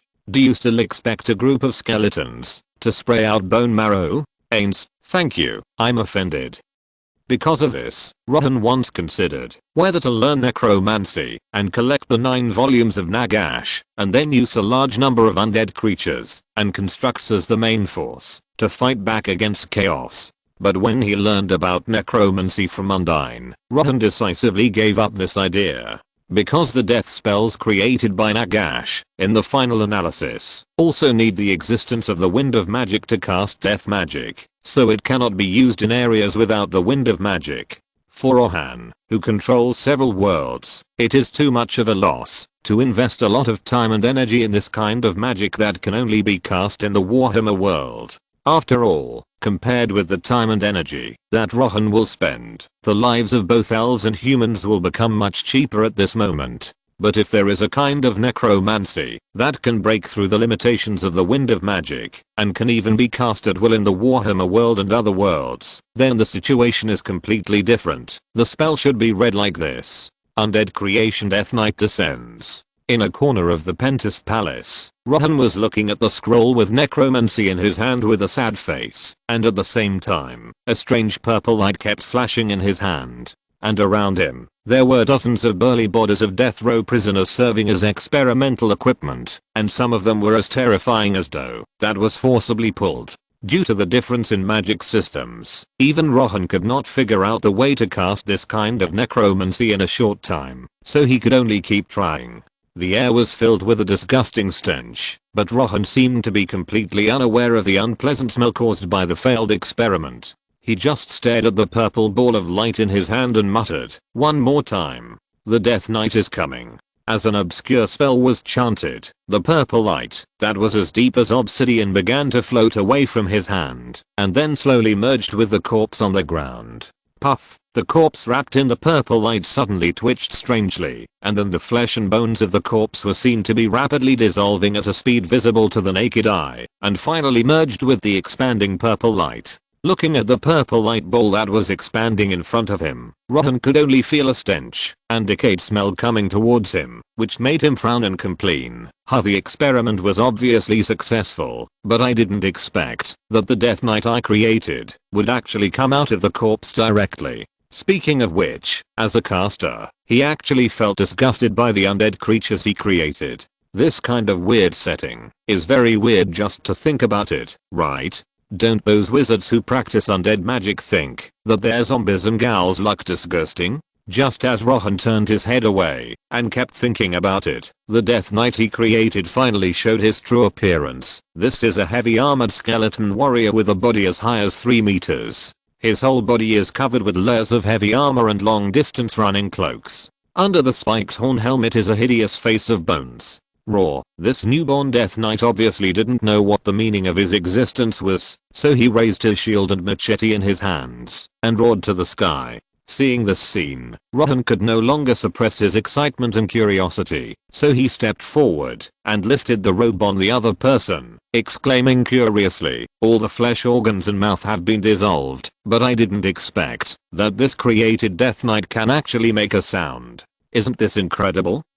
Looking at the creator in front of him who was lifting his clothes, the Death Knight couldn't help but tilt his head. It turned out that with its intelligence, it couldn't understand Rohan's current behavior at all. While Rohan was checking whether the Death Knight he created was developing normally, he used the system panel to scan the data about the opponent. Death Knight, skill, taunt. The caster selects the target, and the selected target will be forced to fight the Death Knight until the taunting or taunted target dies. Skill, blessing of the undead. As an undead, the Death Knight will never feel tired or demoralized, and will be immune to death attacks. I think I should take a break first. After carefully studying the attributes of the Death Knight, Rohan couldn't help but sigh deeply, and then sat down on the corpse on the ground next to him, and fell into deep thought. There is no doubt that the two skills of the Death Knight, whether it is taunt or blessing of the undead, are enough to be called magical skills. The taunted target will be forced to duel with the Death Knight, which means that Rohan can completely let the Death Knight taunt when he is about to suffer a fatal attack, and finally forcefully avoid this terrifying blow.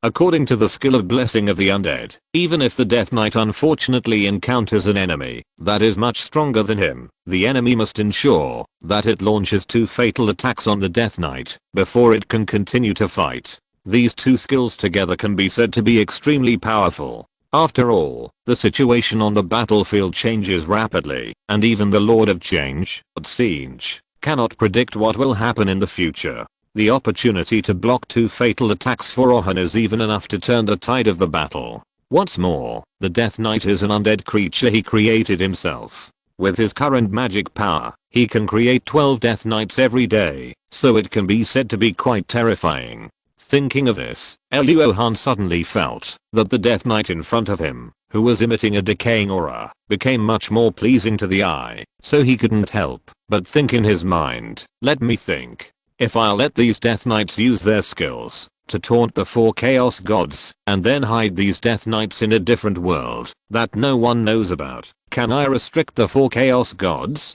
Ding. According to the analysis of the dream replay, the Death Knight's taunting skill will lose its effect once it is out of sight, so the host's fantastic idea does not hold true. However, just when Rohan was complacent about his own ideas, the cold voice of the system sounded in his heart like a knocking stone, and then directly shattered his fantasy. Although his plan had failed before it even started, Rohan did not feel any dissatisfaction. After all, he had expected the failure of this fantastic idea. Think about it, the Death Knight in the world of Bone King can only be regarded as an ordinary meat tank summon, and the 4 chaos gods can at least be regarded as the existence of the big boss at the end of the level. How could they be solved so easily? Rohan shook his head helplessly, then took out a dark shield from the system space and erected it in front of him, and ordered the Death Knight who was still waiting in front of him. Forget it, Death Knight. Now I need to test your strength, so now use all your strength to attack me. Swish. As soon as the voice fell, the Death Knight suddenly raised the hideous machete in his hand, aimed at the unprepared Rohan's head, and chopped it down fiercely. As an undead creature, it did not have too many thoughts and feelings. Although it was slightly confused about the order that required it to attack the creator personally, it still faithfully executed Rohan's order. Fuck. However, Rohan on the other side did not expect that the Death Knight would suddenly attack as soon as the voice fell. He was so scared that he quickly blocked his shield in front of him, and then his whole body shrank into the shield.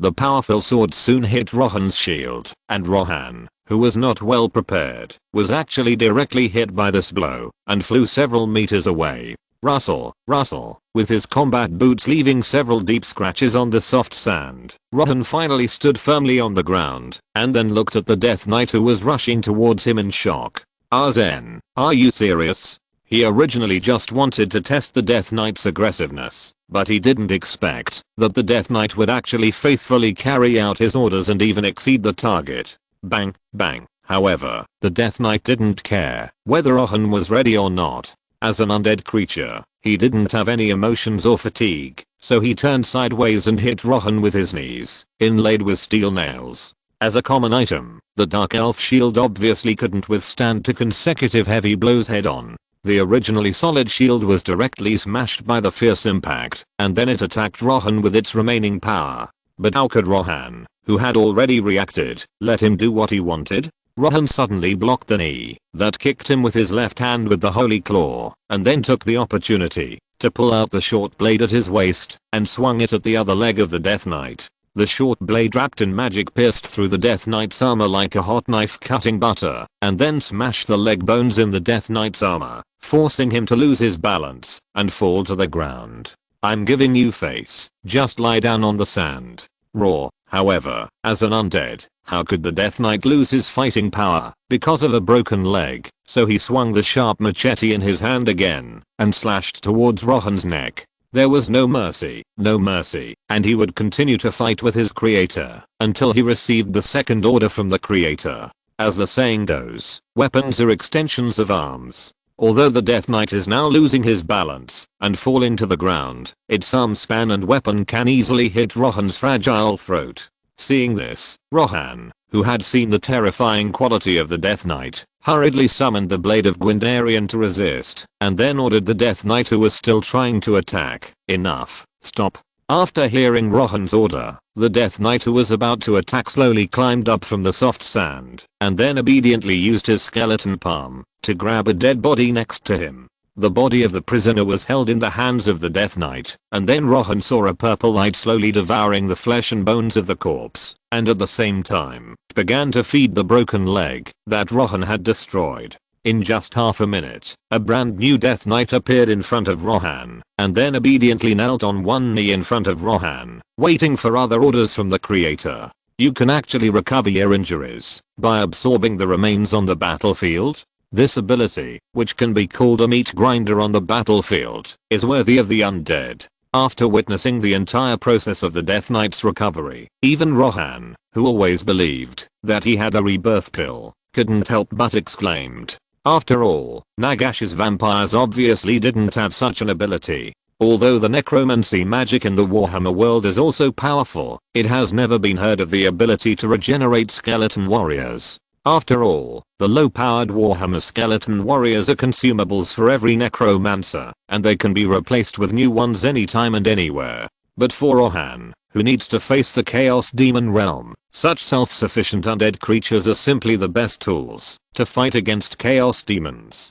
After all, Chaos Demons also need the existence of the flesh to interfere with the real world, so can't their flesh also be used as the best supplies for undead creatures to replenish the damage in battle? If Rohan could really find a way to summon a sea of skeletons and an army of the undead in such numbers that they could drown the mortal world, then why would he be the eternal chosen? Wouldn't it be better to just become the god of death like Nagash? Moreover, although the skeleton warriors summoned by Undead Creation Skeleton Army are not as powerful as the Death Knight in terms of individual strength, they are outnumbered. Whether generated out of thin air or using local materials, with Rohan's current magic power, he can forcibly summon a sea of skeletons of 200,000. This number is enough to affect the outcome of a battle. Thinking of this, Rohan couldn't help but look at the cardboard box next to him with a complicated look, and then said with some emotion, Ainzulgan, this gift is really too precious. I really don't know how to give you a gift in return. End of this chapter. Thank you very much for reaching the end. Don't forget to like. Looking for more exclusive content and immediate access? Subscribe to our Patreon. Remember, every like, subscription, or donation encourages us to continue. Thanks to everyone. See you in the next video.